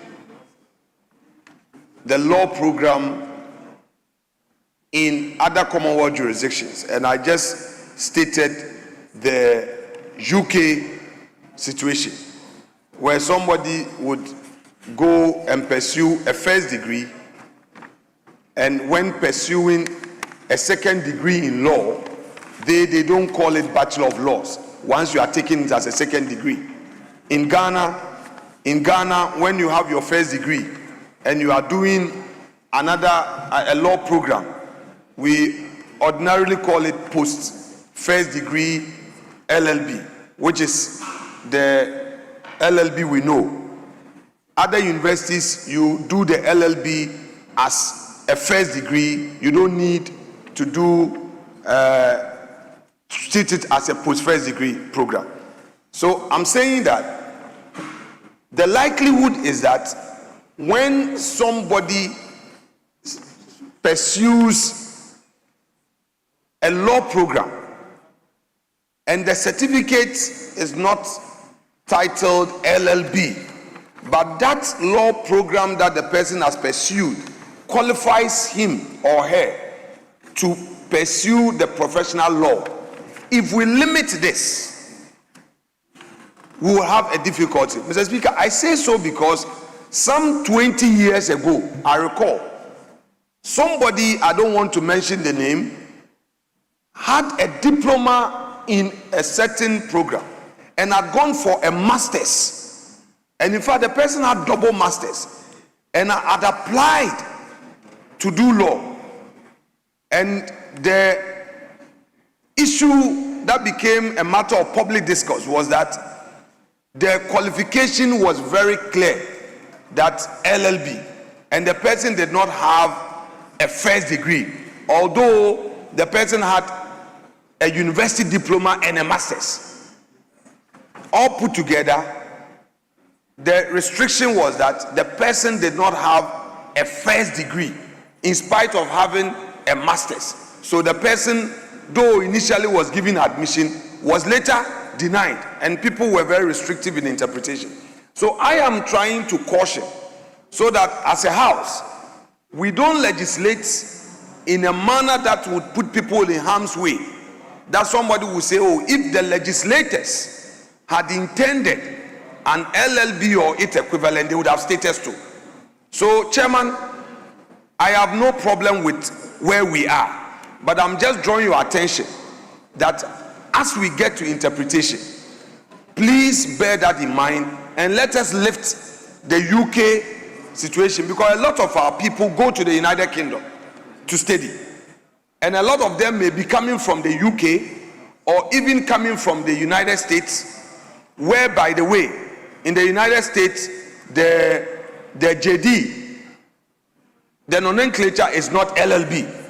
You do your first degree and you do the Juris Doctor, which is a JD. It is not, the certificate is not LLB. So if you say LLB, Bachelor of Laws, somebody coming from the US with a law degree will not have access, and they will be there giving interpretation to it. So let us have a broader interpretation that recognizes a law degree at the interpretation. That is all my prayer. Mr. Speaker, thank you. You see, Honorable Majority Leader, this is not where, if that is your intendment, this is not the stage for you moving that particular amendment. The bachelor, or raising your intention, the Bachelor of Laws would be interpreted in our context. The Bachelor of Laws qualifies you to enter the professional practice training.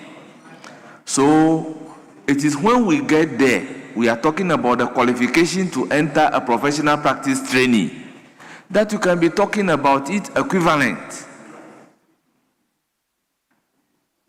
So at this particular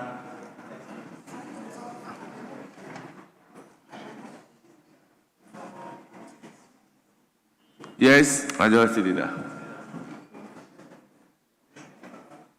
Yeah, Mr. Speaker, if you go to the functions of the council,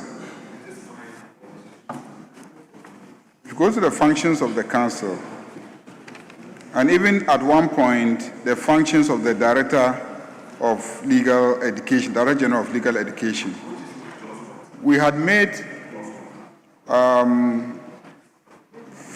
object of council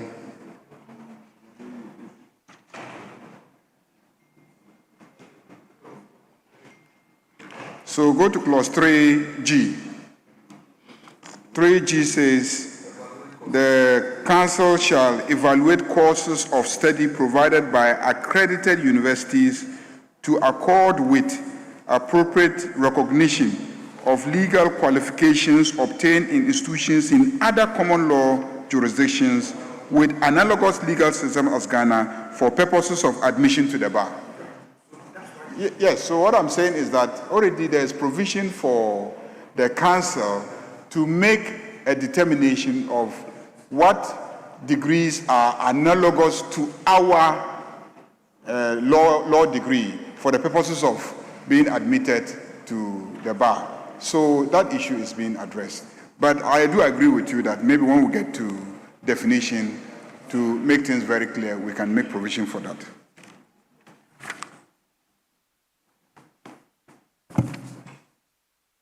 Yes.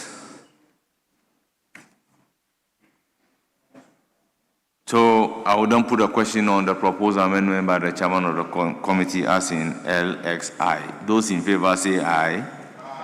Those against say no. The ayes have it, the proposed amendment is carried.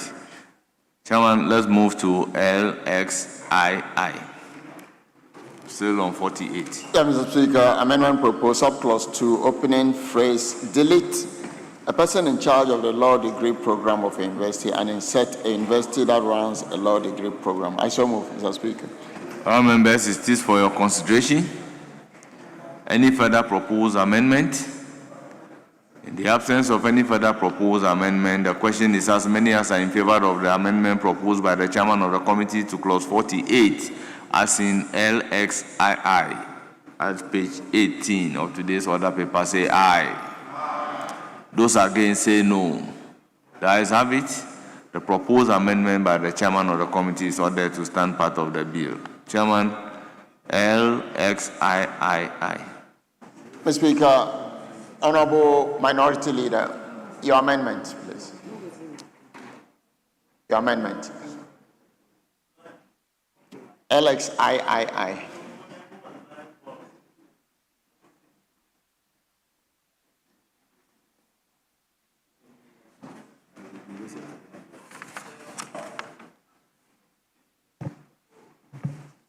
The one you've owned.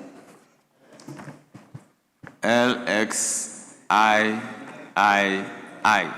Standing in your name. No, wait.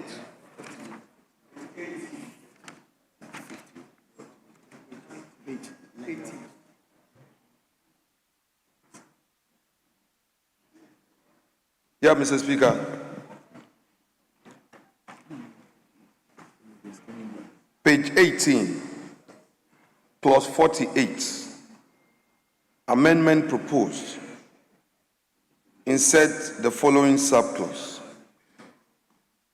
A person shall be eligible to apply for admission to the professional law practice training course only if that person has obtained an honors degree in the Bachelor of Laws program with a minimum classification of second class lower division. Mr. Speaker, I am abandoning this minimum qualification of second class lower to simply say that has been awarded a Bachelor of Laws degree, so that I don't come in with the second class lower division. Mr. Speaker, upon reflection, I realized that as for life, some of the best practitioners were third class students. Mr. Speaker, sometimes you may struggle at the faculty, but situations may change at the professional level. So I would abandon the second class lower division and maintain the rest of the amendment.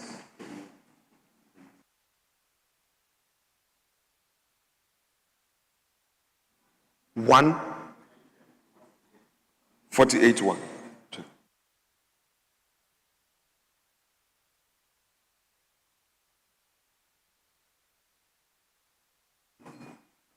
you abandon, are you improving on your amendment or you abandon it in its entirety? Oh, Mr. Speaker, give me a minute.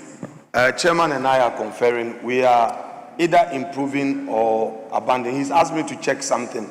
Just give a second. We'll check and then 48-1 you mean?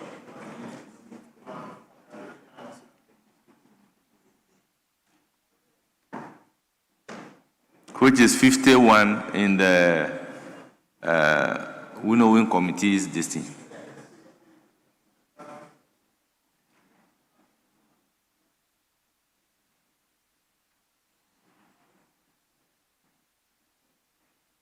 Mr. Speaker, I think it answers the question. Mr. Speaker, it answers the question because the winnowed document says the minimum requirement for the award of a Bachelor of Laws degree is the satisfactory completion of a number of courses of study that amount to a number of credit hours that the council determines, taking into consideration the general policy of the university in which the Bachelor of Laws degree program operates regarding the number of credit hours required for completion. Mr. Speaker, I think this is very fair. So it considers the fact that you may be awarded a Bachelor of Laws degree without honors, but it still qualifies you for the professional. But Mr. Speaker, I think this is open enough. So I will abandon. That is even the current practice. Mr. Speaker, I abandon the amendment, proposed amendment in LXIII is accordingly abandoned. Then we put a question on entire clause 48. As many as are in favor of clause 48 as variously amended, standing part of the bill, say aye. Those against say no. The ayes have it, clause 48 as variously amended is ordered to stand part of the bill. LXIV. That's clause 49. Form of and standards for examination. Mr. Speaker, amendment proposed, delete and insert the following as advertised on page 18. I so move. Members, the proposed amendment is for your consideration. Any further proposal? In the absence of any further proposal, I'll put a question as many as are in favor of the proposed amendment to clause 49. Yes. Speaker, with respect, I don't want to rush to demand a further amendment on the condition that Chairman can explain to us what exactly he means by clause 1. A university that runs a law program shall set a uniform standard and format for the conduct of assessment. What exactly do you mean? Because the presumption is that a university would definitely, through approval from the academic board, have its program and standard of assessment. Now, what we know is that when this is done, it becomes part of the curriculum. And in Ghana today, we know that the grading system differ. What will be an A at Cape Coast University will not be the same as an A in Lagos. So I just want clarity on exactly what you mean by uniform standard and format for the conduct of assessments. Mr. Speaker, exactly what leader just said. Safe to add that apart from the clarity, there's also certainty. This clause seeks to give clarity and certainty. So any student knows that this is a form that I will be examined on. And these are the standards. So it has not only set clarity, it also sets certainty. And so these two go together as far as this clause is concerned. Yes, honourable members, we only have to consider the use of examination in the head note and assessment at the end of the clause. Should it be consistent? Examination and assessment may not be one and the same. Mr. Speaker, you have a point there. Mr. Speaker, yes. I'm saying you have a point there. Yes, so you can pick it Mr. up. Speaker, I think Chairman should take it up. But, Mr. Speaker, again, to the extent that he argues that this provision is to ensure clarity and certainty, then why not include in it which shall be known to the student? Because if you're saying that there shall be a uniform and standard format for the conduct of assessment, you would agree with me that some of our universities, they don't have a transparent system where these things are already known to the student. So a student does not even know how the grading is done, and you can't even challenge it. So if you want to legislate on it, then I suggest to you, Mr. Chairman, that include in it and enrich the language after you've considered Mr. Speaker's directive, and indicate that which shall be communicated to the student, because the student must know if that is what you seek to achieve. Mr. Speaker, I think the head note must change from examination to assessment. Yes, I wanted to. So move that amendment. Mr. Speaker, may I move the amendment to change the head note to delete examination and insert assessment? The new So I'll put rendition a question, form. all those in favor of that proposed amendment to the head note, delete examination and replace it with assessment. Say aye. Aye. Those against say no. All members, the ayes have it. The amendment is accordingly ordered to stand part of the bill. Okay, so yes, just so to, I would then put a question on the proposed amendment by the chairman of the committee in the absence of any further proposed amendment. As many as are in favor of the... You have something to say? No, he had a... So... Majority Leader had asked a question on certainty and clarity. And then he also requested that we add that this be communicated to students. But, Mr. Speaker, I want to say that once it is a form and standard, it's expected that this will become in manual form. And so the standards and the forms are normally will be in student manual. They are already communicated in the form of manuals. And so that should take care of the concern that you have raised. So the question is, if you add communication to a student, yes, if you add communication to a student, can a student have a right to say that the standard has not been communicated to me, therefore A, B, C, D? What is the usual practice? Mr. Speaker, I think instead of that way, I think if I heard the chairman right, he's saying that there is always a manual. So I think that we can have it this way. A university that runs a law program shall set a uniform standard and format for the conduct of assessment, which shall be contained in its academic manual. Because he made mention of the manual.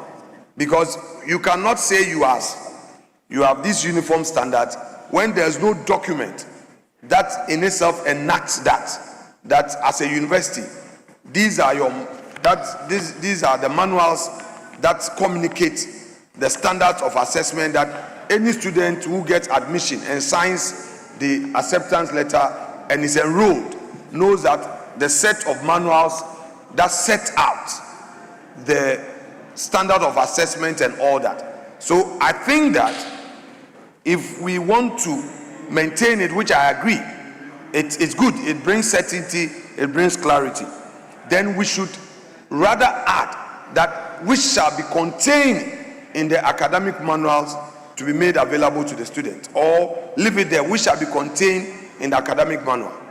Because having that written is very important. Yes, Chairman of the committee. Yeah, let me hear from the leader before I come to the chairman. Well, I think the way that it is usually captured is to say, for the conduct of assessments which shall be known by the students. Which shall be known by the students. Yes. Okay.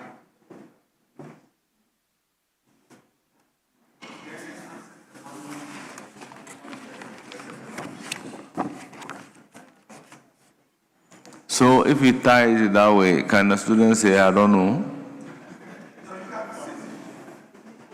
So it will now be the duty of the university to show that it was communicated to you, that you don't remember or you didn't pay attention at the time that it was being communicated.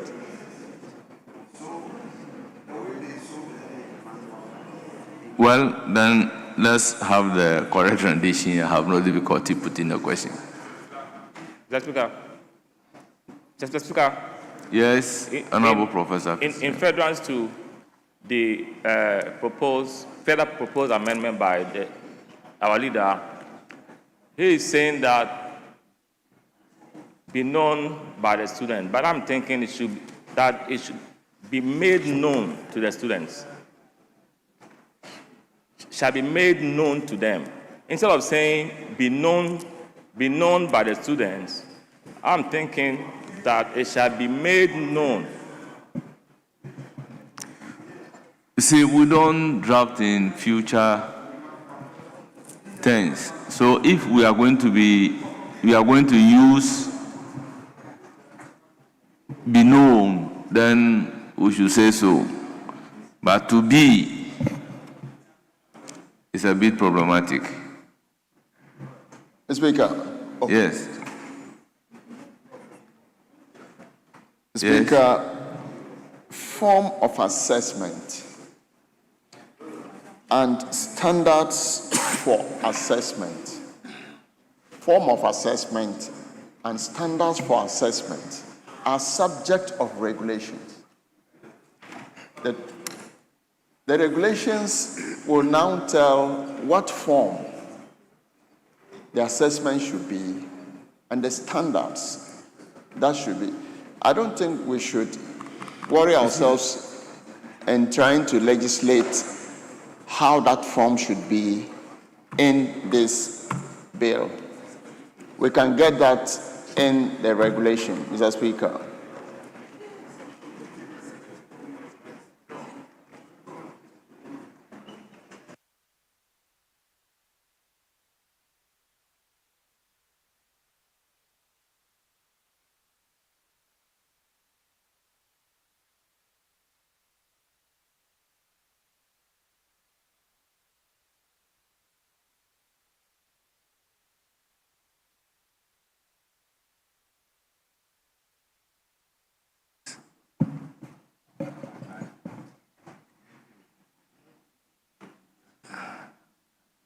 Speaker, with respect, I humbly hold this view that this must be communicated to the students in one way or the other.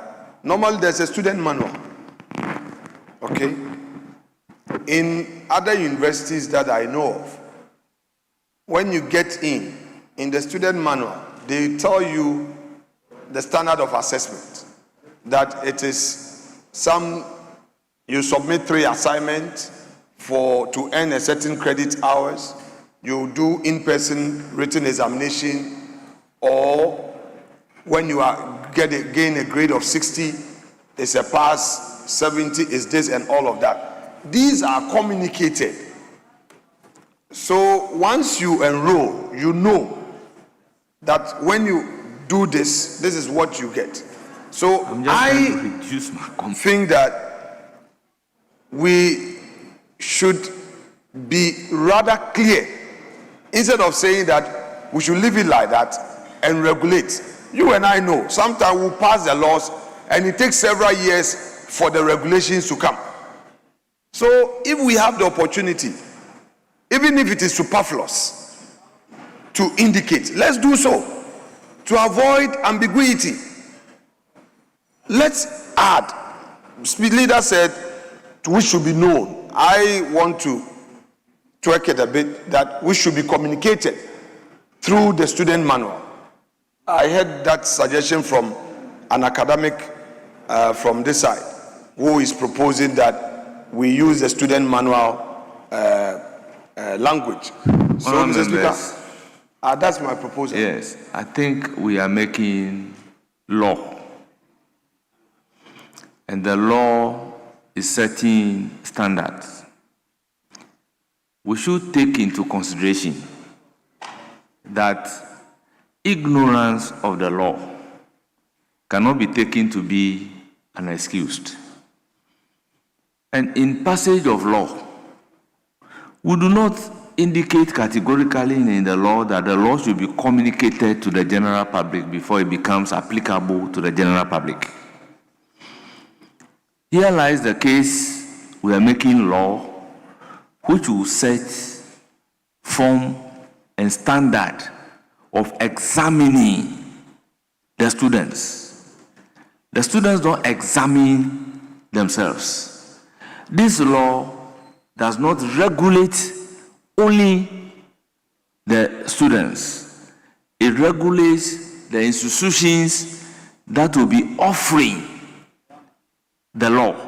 So they are being enjoined by this particular provision to set a uniform standard for assessment, so that University of Ghana will not assess the bachelor students high, and University of Science and Technology would assess them low.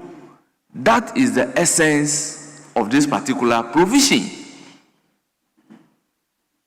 so that there will be a standard. That's why the provision is even indicating that a university that runs a law program shall set a uniform standard and format for conduct of assessment. So the way examinations are going to be conducted for these students in University of Science and Technology should not be different from Legon, because they are all going to have a degree that enables them to do the practice training. And we are talking about communication to students.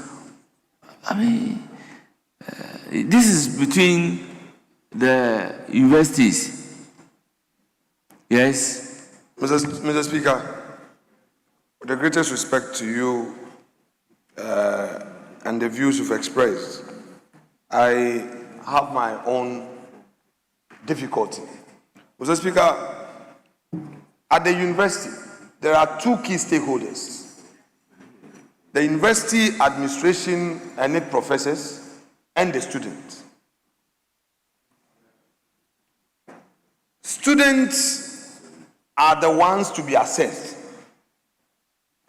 Mr. Speaker, where I studied, when your results are out, you have every right without petitioning to call your tutor, and your script will be pulled out,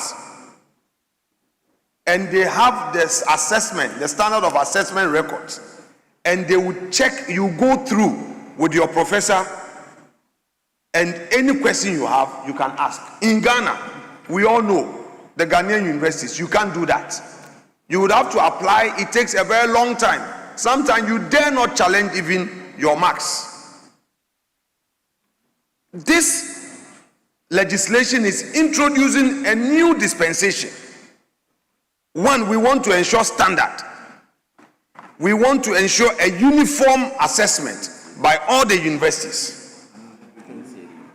It would be prudent, it would be fair, it would be right for this uniform assessment to be contained in a manual for a student to know.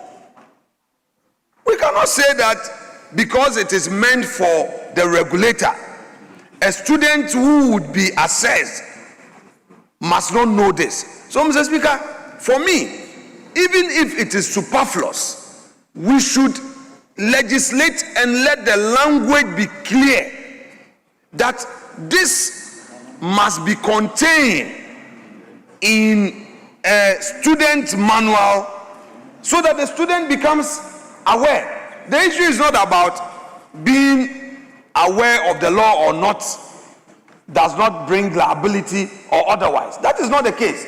How can you be a student of a university? You don't even know the standard of assessment. You don't know how you can pursue your grievance. So I would ask a rhetorical question. Well, Mr. Speaker, meaning we cannot answer. If it's Yes, rhetorical, yes. it means we are not to answer you. Yes, you are not okay. to answer. You see, they are talking about standard among the universities that will run the course. For me, what I take this to be seeking to cure is that for the purposes of examining the student, a marking scheme should not even differ from one university to the other. So no university will say that if you don't get 90, you don't get A. And another university will say, if you get 70, that 70 amount to A. And you see, marking schemes are developed after the examination. How are you going to communicate this to students? How are you going to communicate this to students? Meanwhile, these are standards that must be uniform. So, what is the new rendition? Yes, Honorable Rashid Pep. Thank you, Mr. Speaker. Mr. Speaker, it's not going to be, my presentation is not going to be about the new rendition, but to support what the minority leader is talking about, that it is important to put it in plain message in the brochure or whatever message it is, the student book. The grading criteria of the university is a normal thing to say that A means this, B means that. So you know it and go into it. It doesn't matter whether in future, as a result of some kind of arrangement, you decide to change the marking scheme, but that will be a local affair. But the standard should be there. I assume that we should have a standard criteria within which gradings of students can be done. So when you are entering, you know that, look, I have to hit 70 to get a B. I have to hit 75, or in my University of Cape Coast, you have to get 80 to get a B, to get an A. If we get anything below that, and it was known for us. Yes, you see, that is what this particular rendition is trying to avoid. Because we are all going to enter the professional practice training school. So they don't want a situation where it says that university that runs a law program. So long as you are running the law program, your standard should not be different from another university's standard. That's why it says that a university that runs a law program shall set uniform standard and format for the conduct of assessment. But if the sense of the House is to add to it, I do not have a problem. Because I see this to be avoiding the same problem that you raised, that I attended University of Cape Coast, you must get 80 to get A. While somebody attending University of Ghana, when he gets 70, the same person have A. Meanwhile, you are all entering into the professional law practice and training. So why should there be a differences in the standard among the universities that runs the law program? So it's just communicating that if you are a university and you want to run the law program, then your standard of assessment and format must be uniform. That is the meaning that I am getting from it. Whether you are a student in Cape Coast, in Winneba, in Akachi South, uniform standard must be used in assessing you. And the format of the assessment must also be the same. If it is examination, then every student must write examination. You can assess based on IA.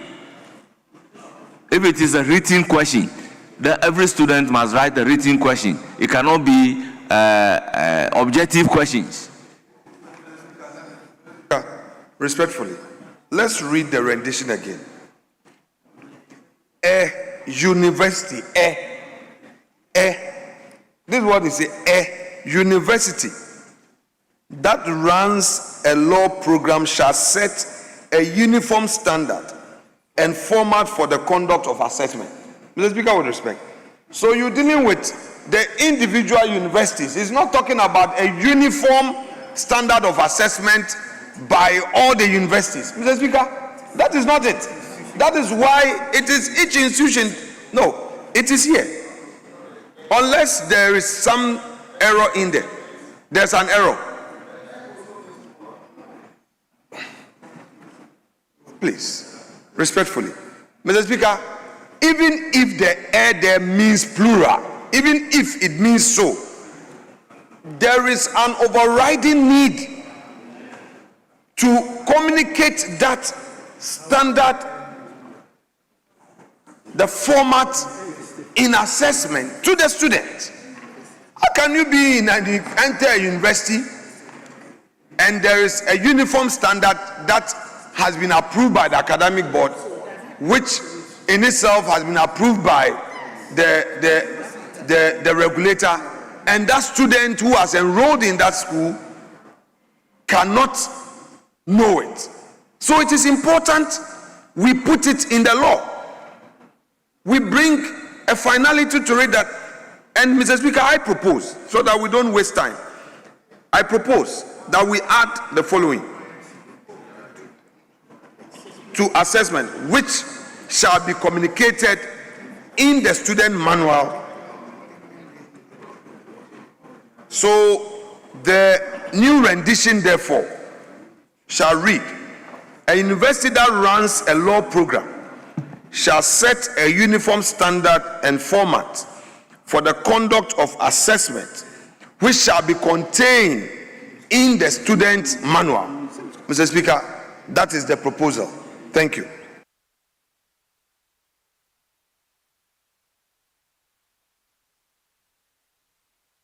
Members, I'll put a question. As many as are in favor of the proposed amendment by the minority leader, Alexander Osahin Afenyomakin, say aye.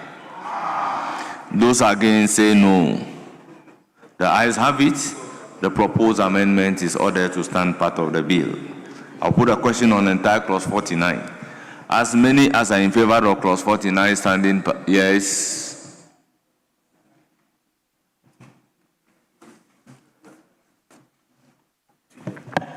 Mr. Speaker, with respect, further amendment to the clause. Mr. Speaker, if you look at 51(2), it says the assessment of the law program shall be designed so as to give effect to the So you are talking about clause 51. Yeah, 51 of the new one. We are now on 49, which is 50 in the new one. It's not even 51. It's 51.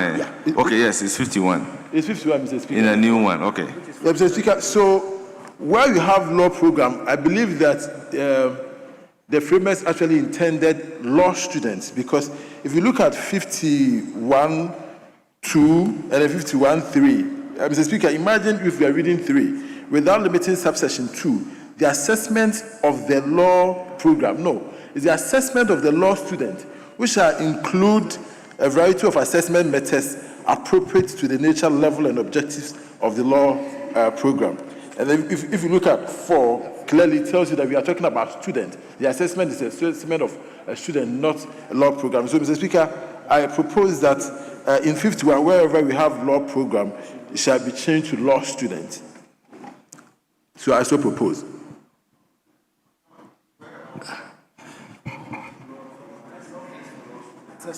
law program should read law student because that's what you actually intended. Because you are assessing law student, you are not assessing law program. The program will be assessed by the council. No. If you look at even the original one, you are talking about the form of assessment, long essay, short form questions, objective testing, and then case analysis. So it is the law student you are assessing here. You are not assessing the law program. And it follows. That is why in the next one we are talking about grading of the students and review of grades and all of that. So this one is assessment of law students, not law program. Assessing law program is the job of the commission and the council, not this. So read it well and you see that you're correct.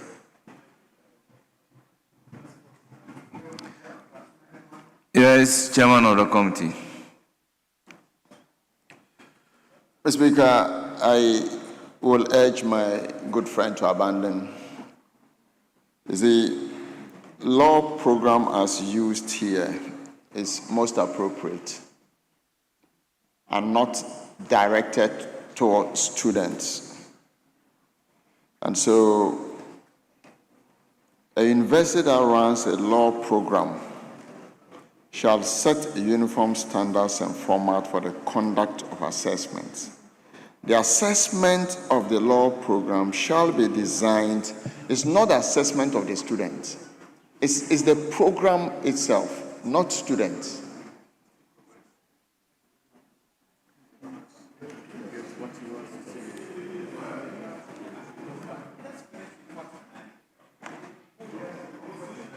My brother, I'm saying that in terms of the first one, the 51-1, the law program it should be allowed to stay.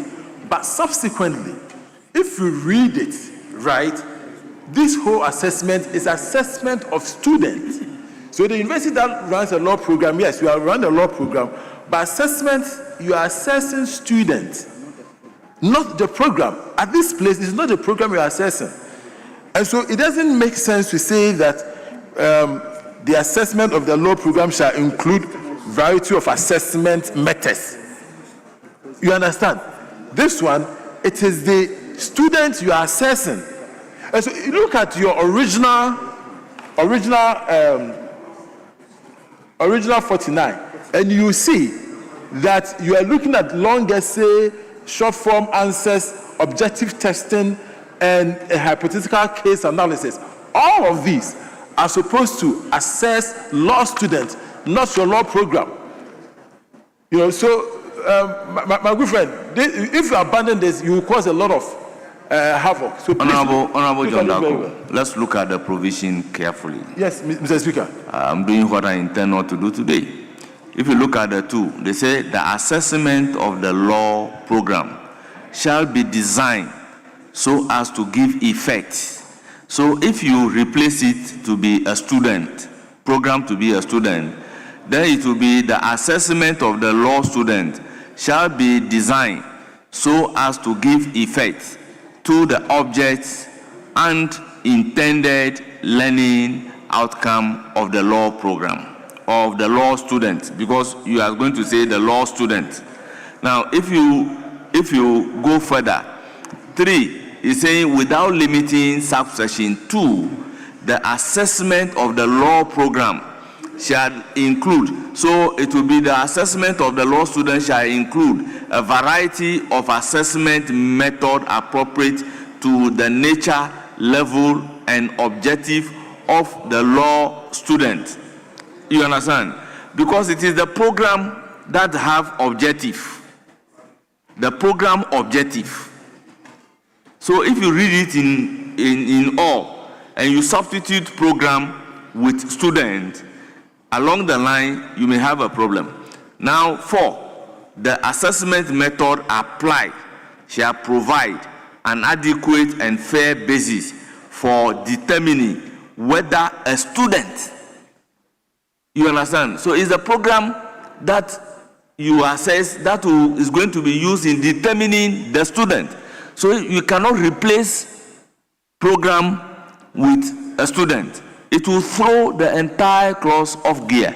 So let me hear Professor Kingsley Nyako. Speaker, thanks.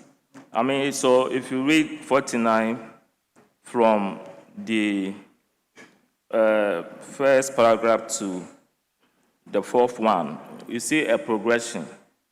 So you first look at the program, the assessment protocols that we use to assess the program and its objectives. That is why if you come to 4, it is now judging the assessment of the students to the program's objectives. So I don't see anything that deviates from what is captured here, because the 4 now talks about provide an adequate and fair basis for determining whether a student has achieved the objectives and intended learning outcomes of the law program, which has already been captured above with their appropriate tools. So I think that it should stand. Thank you.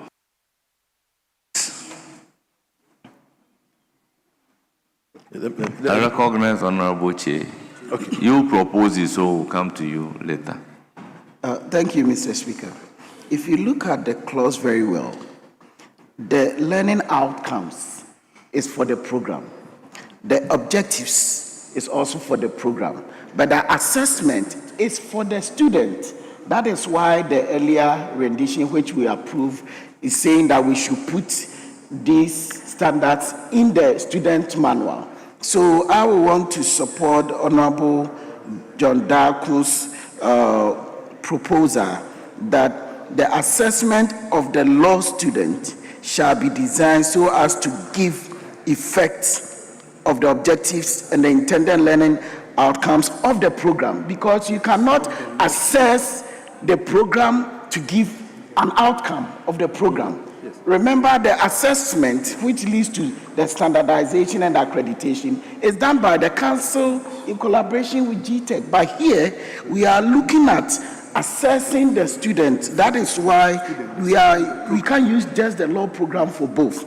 So here, for 51.1, we can keep the law program. 51.2, we can change it to the law student. Then 51.3, we can change the first assessment of the law program to student, then keep the learning level and objectives of the law program. Because you are assessing the student, but the program leads to objectives which you want to achieve. I say so.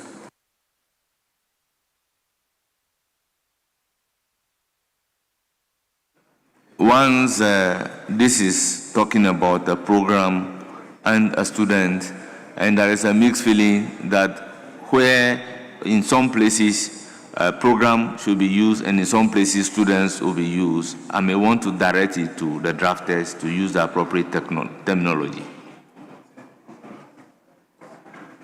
So drafters, you are accordingly directed. I'll put a question on the entire clause 49. As many as are in favor of clause 49 as amended standing part of the bill, say aye. Those against, say no. The ayes have it. Clause 49 as amended is ordered to stand part of the bill. Clause 50. Grading standards. Mr. Speaker, amendment proposed, subclause 1, delete and insert the following as advertised on page 19. I so move.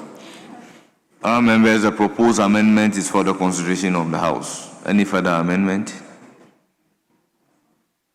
All those in favor of the amendment proposed by the chairman of the committee to clause 50 as in LXV, say aye. Aye. Those against, say no. The ayes have it. The proposed amendment is ordered to stand part of the bill. LXVI, chairman of the committee. Speaker, amendment proposed, subclause 3, delete and insert the following as advertised on page 19. I so move. Yes, Speaker, I suggest to the chairman that it's not enough to go the way he's going, because we are dealing with different documents. So if you are referring to the proposed amendment, link it to the document and then read the new rendition in full so that we know the new rendition, because I'm sure that would offer members the opportunity. I don't know to, why chairman persistently refused to yes, there's a link winner. the two documents. So read exactly. I mean, that is you want to do a fast track? No, read, because the new renditions are contained in the winnowing committee document. So it's easy to link it up and read the new rendition. Speaker, you earlier admonished that we move on. Very well. So, Speaker, I'm just following your directive. Now I'll come back to basics.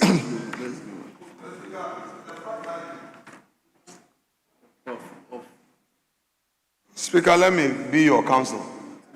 The fact that you gave directive did not mean that he should do the wrong thing. This will be very novel. The speaker will have a council whilst presiding. Whilst presiding, you have a council. Mr. Speaker, I want to come to your aid. Mr. Speaker, you said we should move on, but you didn't tell him that he should do the wrong thing. That's the point I want him to know. So, Chairman, do the right thing. Respected Minority Leader, I will. Mr. Speaker, I think that for 50, we are all on the same page. On page 19 of the order paper, as the 50, and then the original bill is the same 50. Then the winnowed bill has it as 53. 53 on the winnowed bill. Why? John.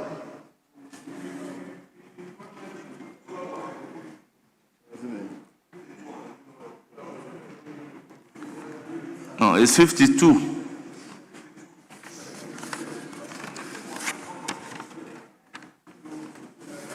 You are talking about 52.1. A university shall run a law program. So you are done with your amendments, right? No, he's not done. He's done. We are done with the amendments for 52. Honorable members, the indication is that chairman is fasting and it's after 5. So we should suspend. So the vice chairman, you have to be very proactive. 50. We are finishing at 50. Okay, but just become But we've done more than 50 already. Honorable, yes. Honorable members, what is happening here is that if you look at the new document by the winnowing committee, they are proposing a deletion, the beginning of the clause up to before shall, and they are inserting a university that runs a law program. Then at the end of the clause, they are adding assessments.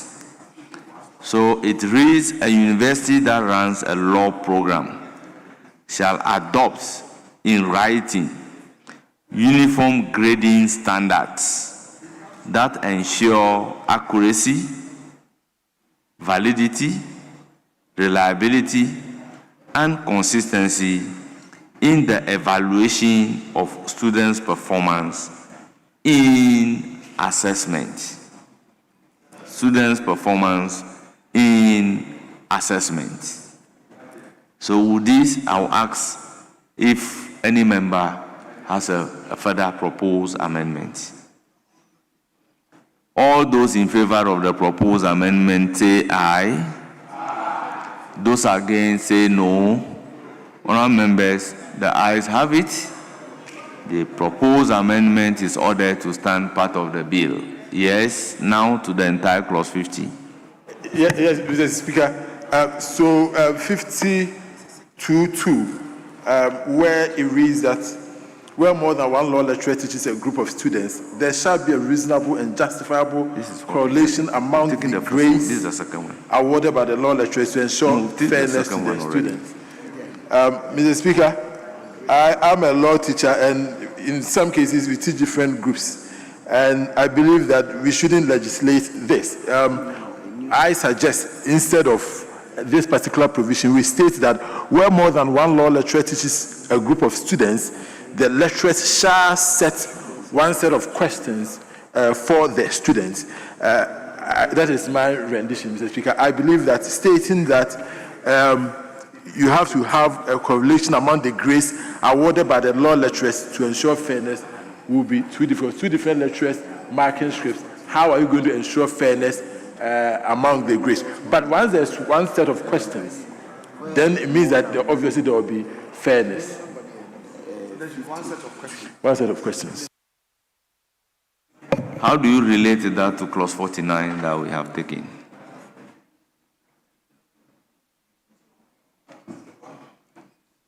Setting a uniform standard and format for conduct of assessment. Because the assessment involves examination.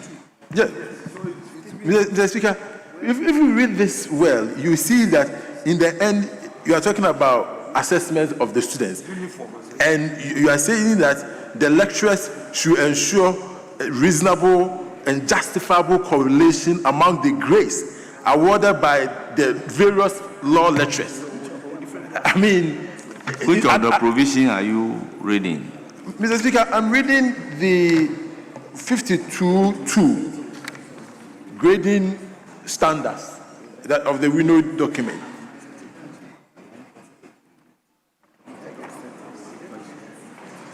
So at best, we can delete that because you have different lecturers teaching and you legislate. You legislate that the grades should be similar.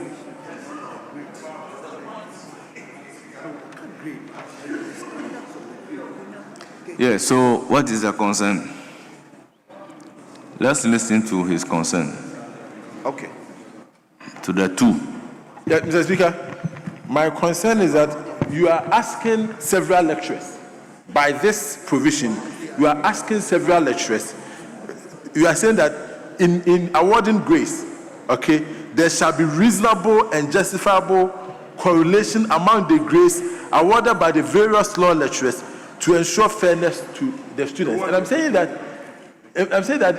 would be very difficult.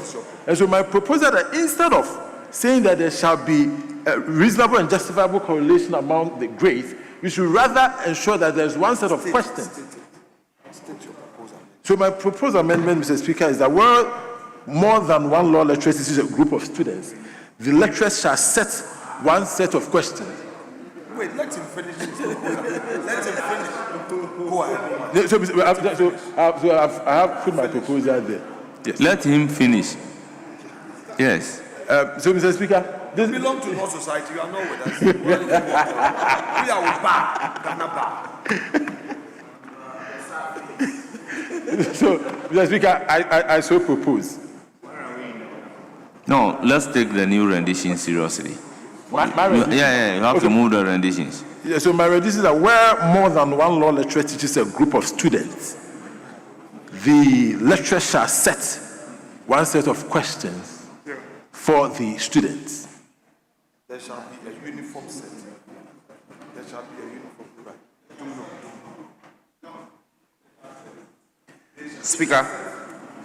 Speaker, the meaning this provision is conveying, I see what is missing. This provision is saying that where several lecturers teach one course, it's one course, like conveyancing. Then you have Apenyo teaching. Hold on. Or let's say interpretation. The Honorable Apenyo Markin teaches interpretation of statutes. The Honorable John Laku teaches interpretation of deeds. Hold on, please allow me. Now, where you have to set exams, the provision is saying that you must work together, okay, so that when you are marking the scripts, you coordinate in such a way that there will be a relationship in the marks that you award. Hold on. Now, because the group of students could be subdivided into subgroups, like Group A, Group B, Group C, the same course, but because perhaps of numbers. So when you are setting the exams, you must synchronize it in such a way that in awarding the marks, one lecturer may not appear to be favorable to the group of students who came under his tutelage. That's what this provision is saying.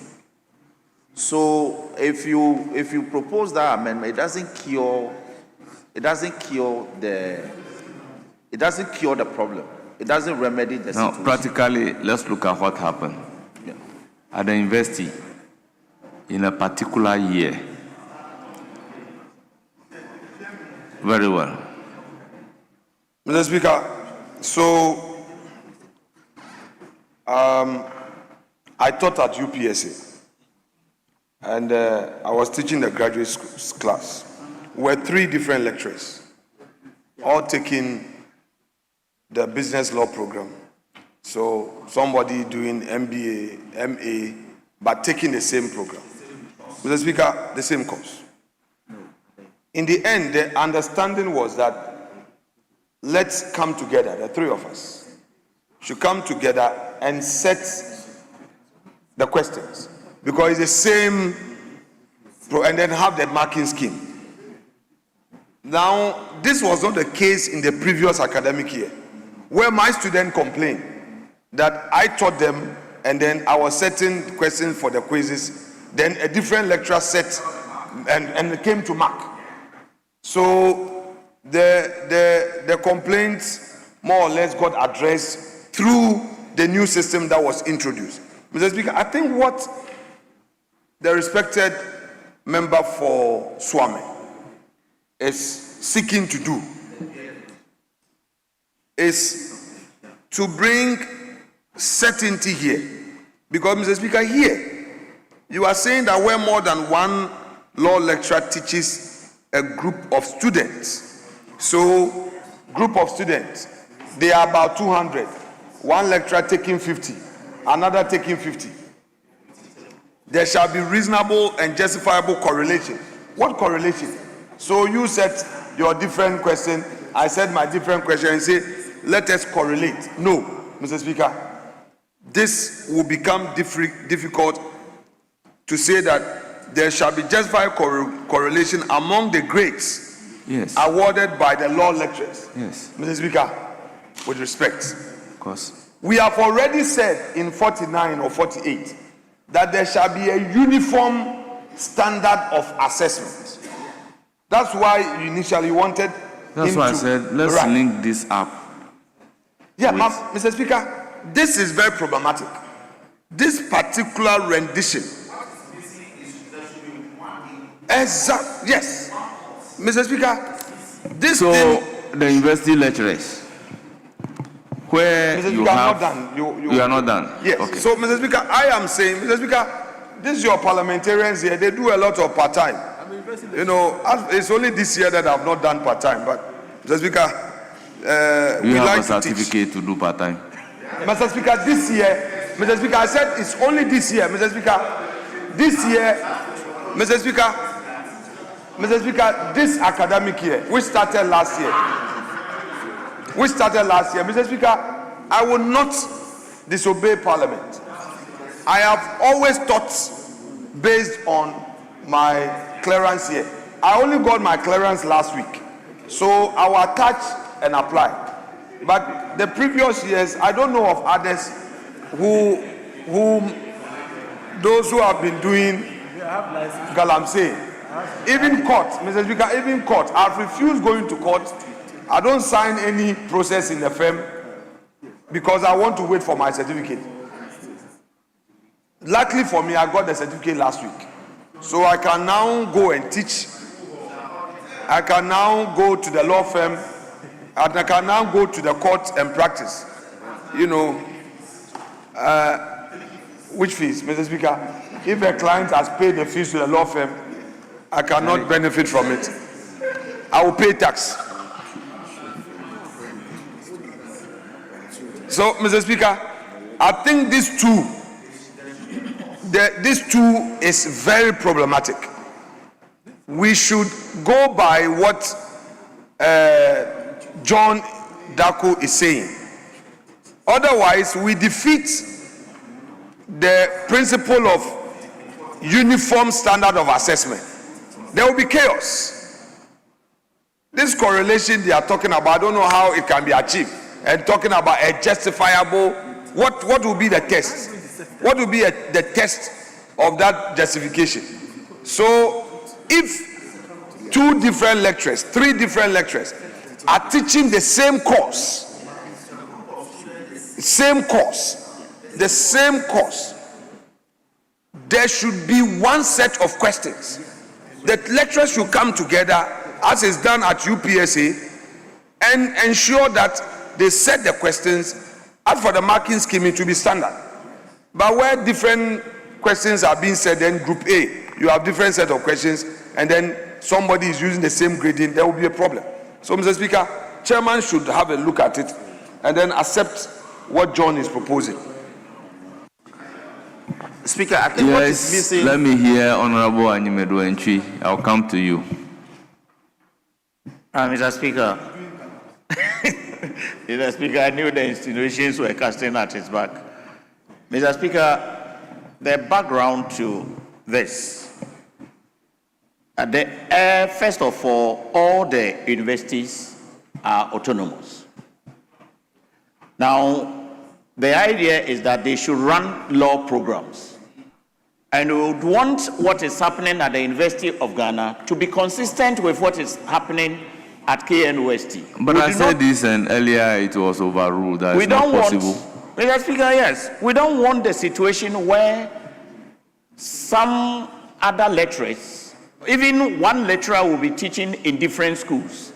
But because he might think that the students in the other school are not performing well, the standard of examination and whatnot may be lower than another university.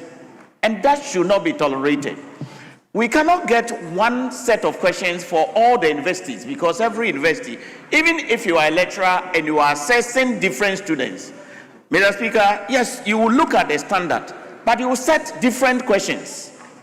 You will set different questions, but you have to make sure that the questions that you set must be at level with what you have done in. That's why it's talking about a lecturer that is doing more than several students in several schools. You have to make sure that you bring it to a level.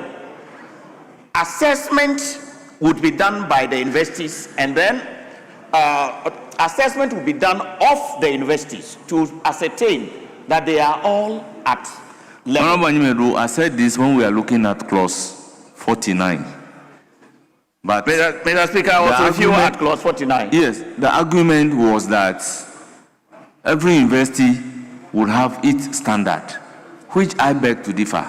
For the purposes of running the law course, they are supposed to have same standard and format.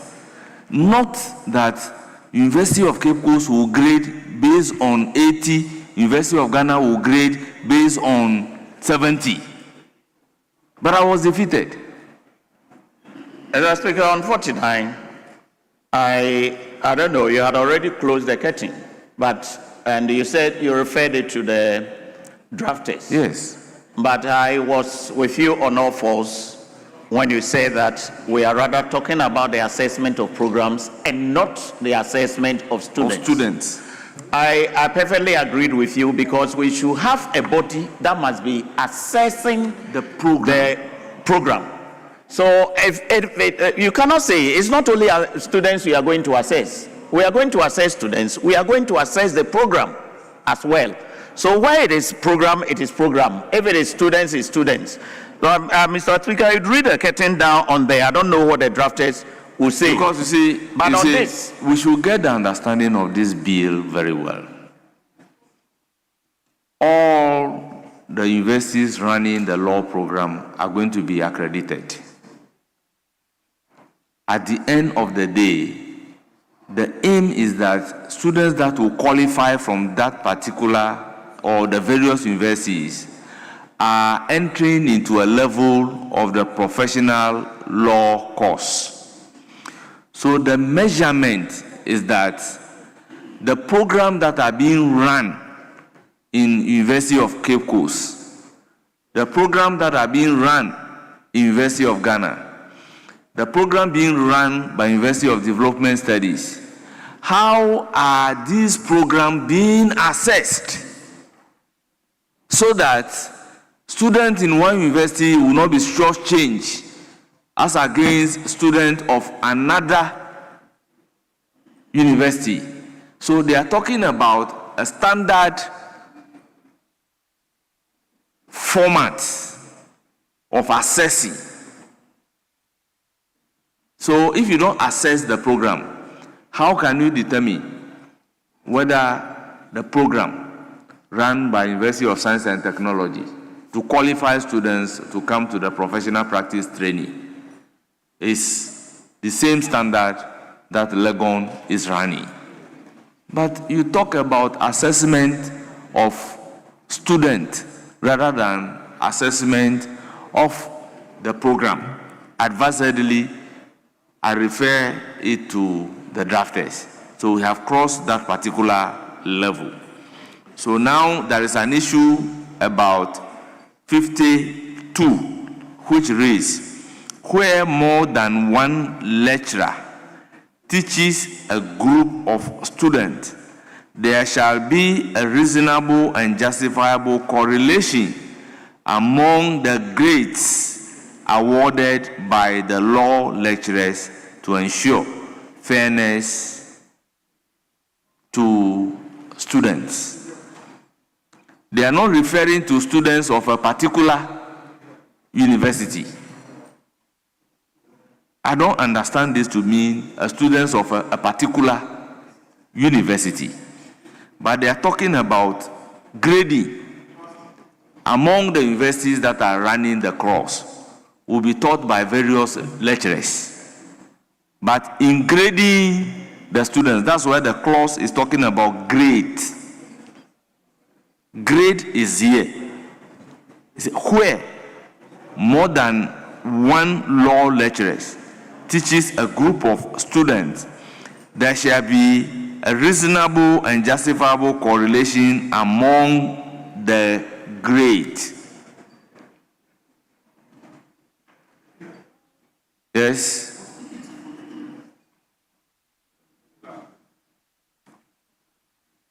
Well, let me hear The Speaker. Majority Chief Whip.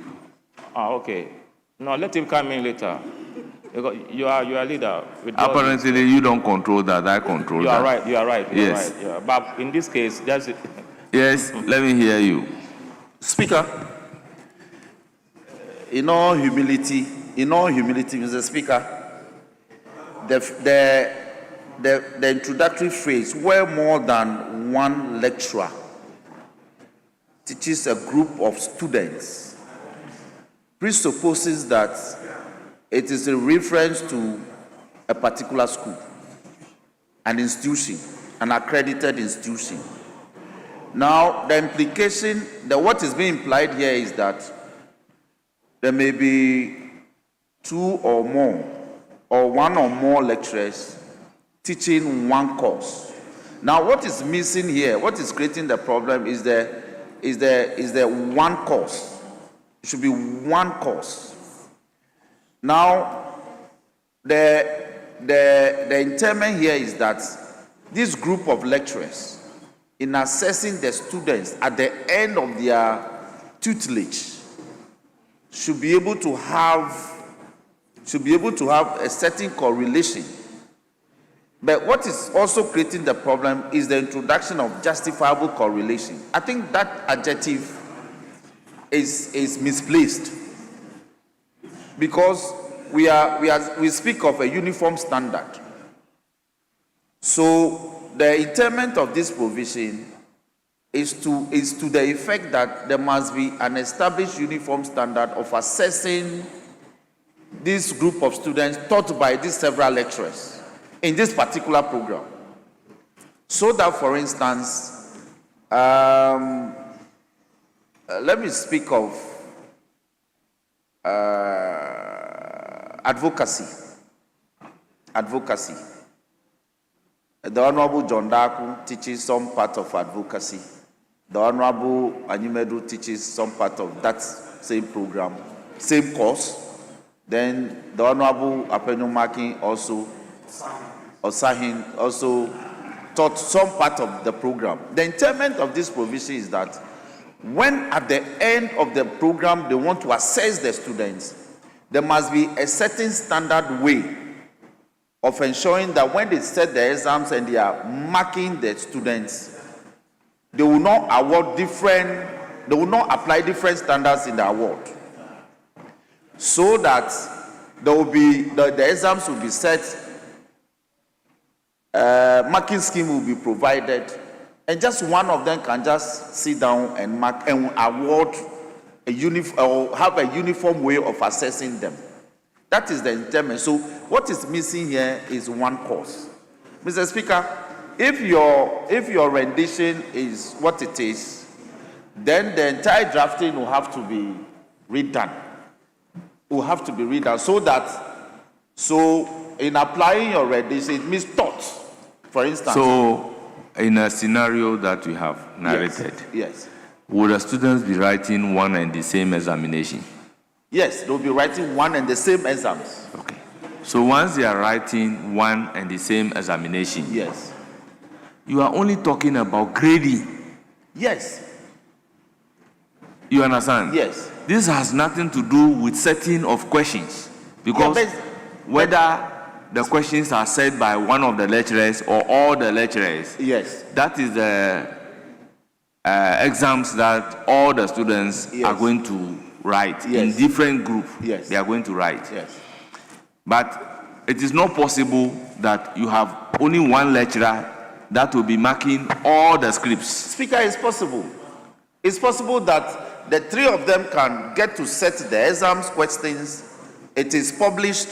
It is administered. There's a marking scheme. Perhaps Senior Animedu is the one who have the time to sit. But I don't think that is what they are talking about, because if it is one lecturer, yes, that is going to mark, yes, the examination, yes, they cannot be talking about reasonable correlation. Yes, that because is why it's one and the same person Speaker, who is marking.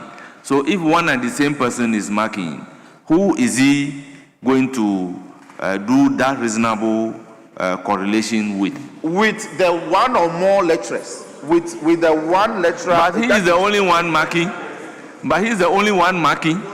No, he's the only person marking. So this particular provision is envisaging a situation where it may not be one person marking.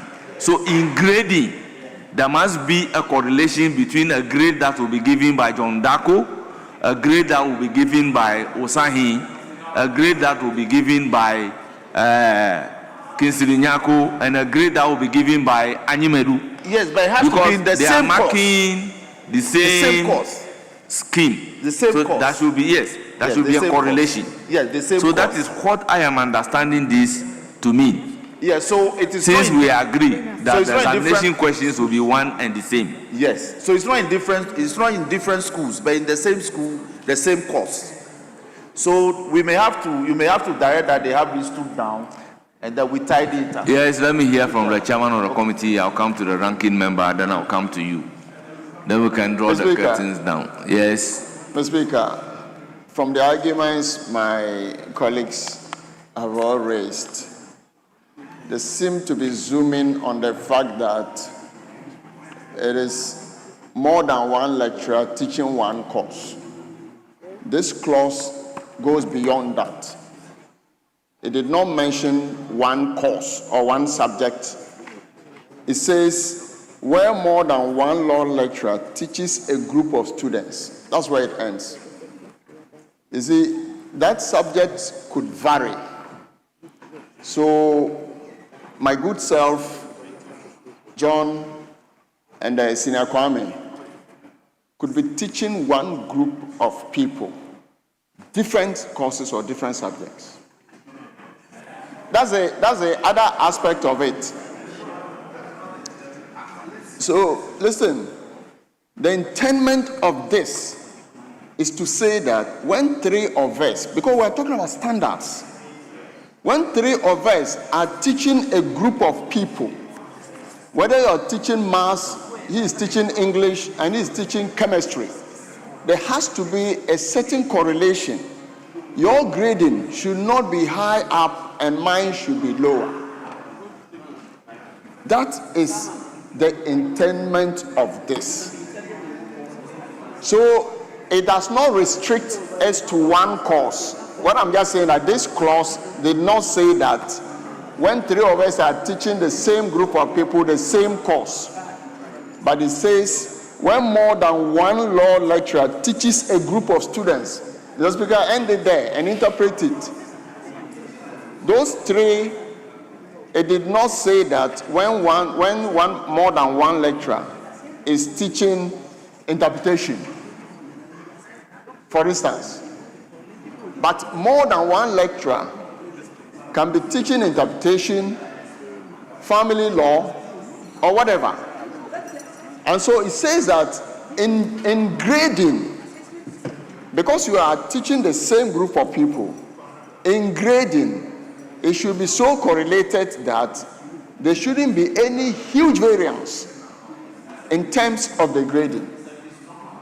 Per the standards that was set in the previous clause. So please, let's not read this to mean that two or more lecturers are teaching the same course or subject. So you cannot say 90 is A and somebody say Absolutely. 80 is A. And so it could be different subjects, but the fact that you're teaching the same group of people, the grading and variation should not be so much. So even if you look at the three says a university that runs a law program shall ensure consistency. That's right. In the application of the written grading standard. Yes. By the law lecturers of the law program. Yes. It does not mean one particular course. Here with respect. Then, if you have this provision, then the three is not necessary. Then the three should be deleted because you see, your interpretation, your interpretation you are giving to two is so absurd. You are saying that we have different lecturers teaching different courses, right? So you have somebody teaching tort, somebody teaching contract, or let's do law school. Somebody teaching interpretation, advocacy, and conveyancing. The grades should be the same or similar. You should coordinate it. I mean, different lecturers teaching the different courses. You cannot say that there has to be some correlation among the grades. No. If the students are not doing well in conveyancing and they are failing, that's it. You understand? If you teach law, you know that you can have, in one class, students may pass, in another class, there will be a complete failure. And it happens. So how do you correlate that? So your interpretation is so absurd, I don't even want you to bring it. This one, what it's trying to say is that two or more different lecturers teaching the same course, say conveyancing. And because you may have, my understanding, because you may have group A, B, or C, you have to ensure that the grades given to these students in these different groups should coordinate. My point is that this is going to be a very difficult thing to do. Different lecturers marking a script. If you set a standard by way of same question, same marking scheme, then you get what you're looking for.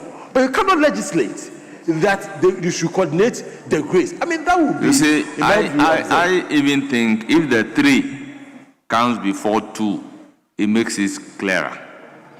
Because the three is saying that the university that runs a law program shall ensure consistency in the application of the written grading standards by the law lecturers of the law program. So it means that there must be some consistency in the standard. So it means there is a grading standard. So that grading standard, if you are going to mark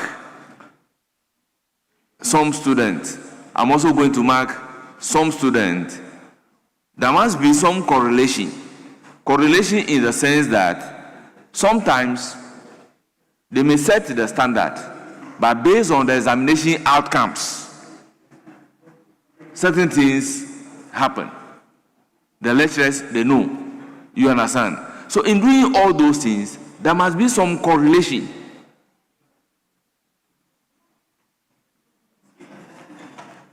Our members, I think we'll have to defer clause 50 in view of the fact that today is Friday. Speaker, let me draw attention to clause 3. Even the written grading standards is nebulous. There's nothing like written grading standards. We have grading standards. So the adjective written to qualify grading standard in itself should go. But I agree with you that we may as well delete 2 and make it 51, 52, so that the 3 becomes 2. If it stays like that, it conveys every meaning under the sun. It conveys every meaning under the sun. With all due respect, we defer the consideration of clause 50. We have sat beyond 5 hours. I will then proceed to have the House adjourned. Accordingly, the House is adjourned till Tuesday, 24 February 2026 at 2 o'clock in the afternoon. House accordingly adjourned.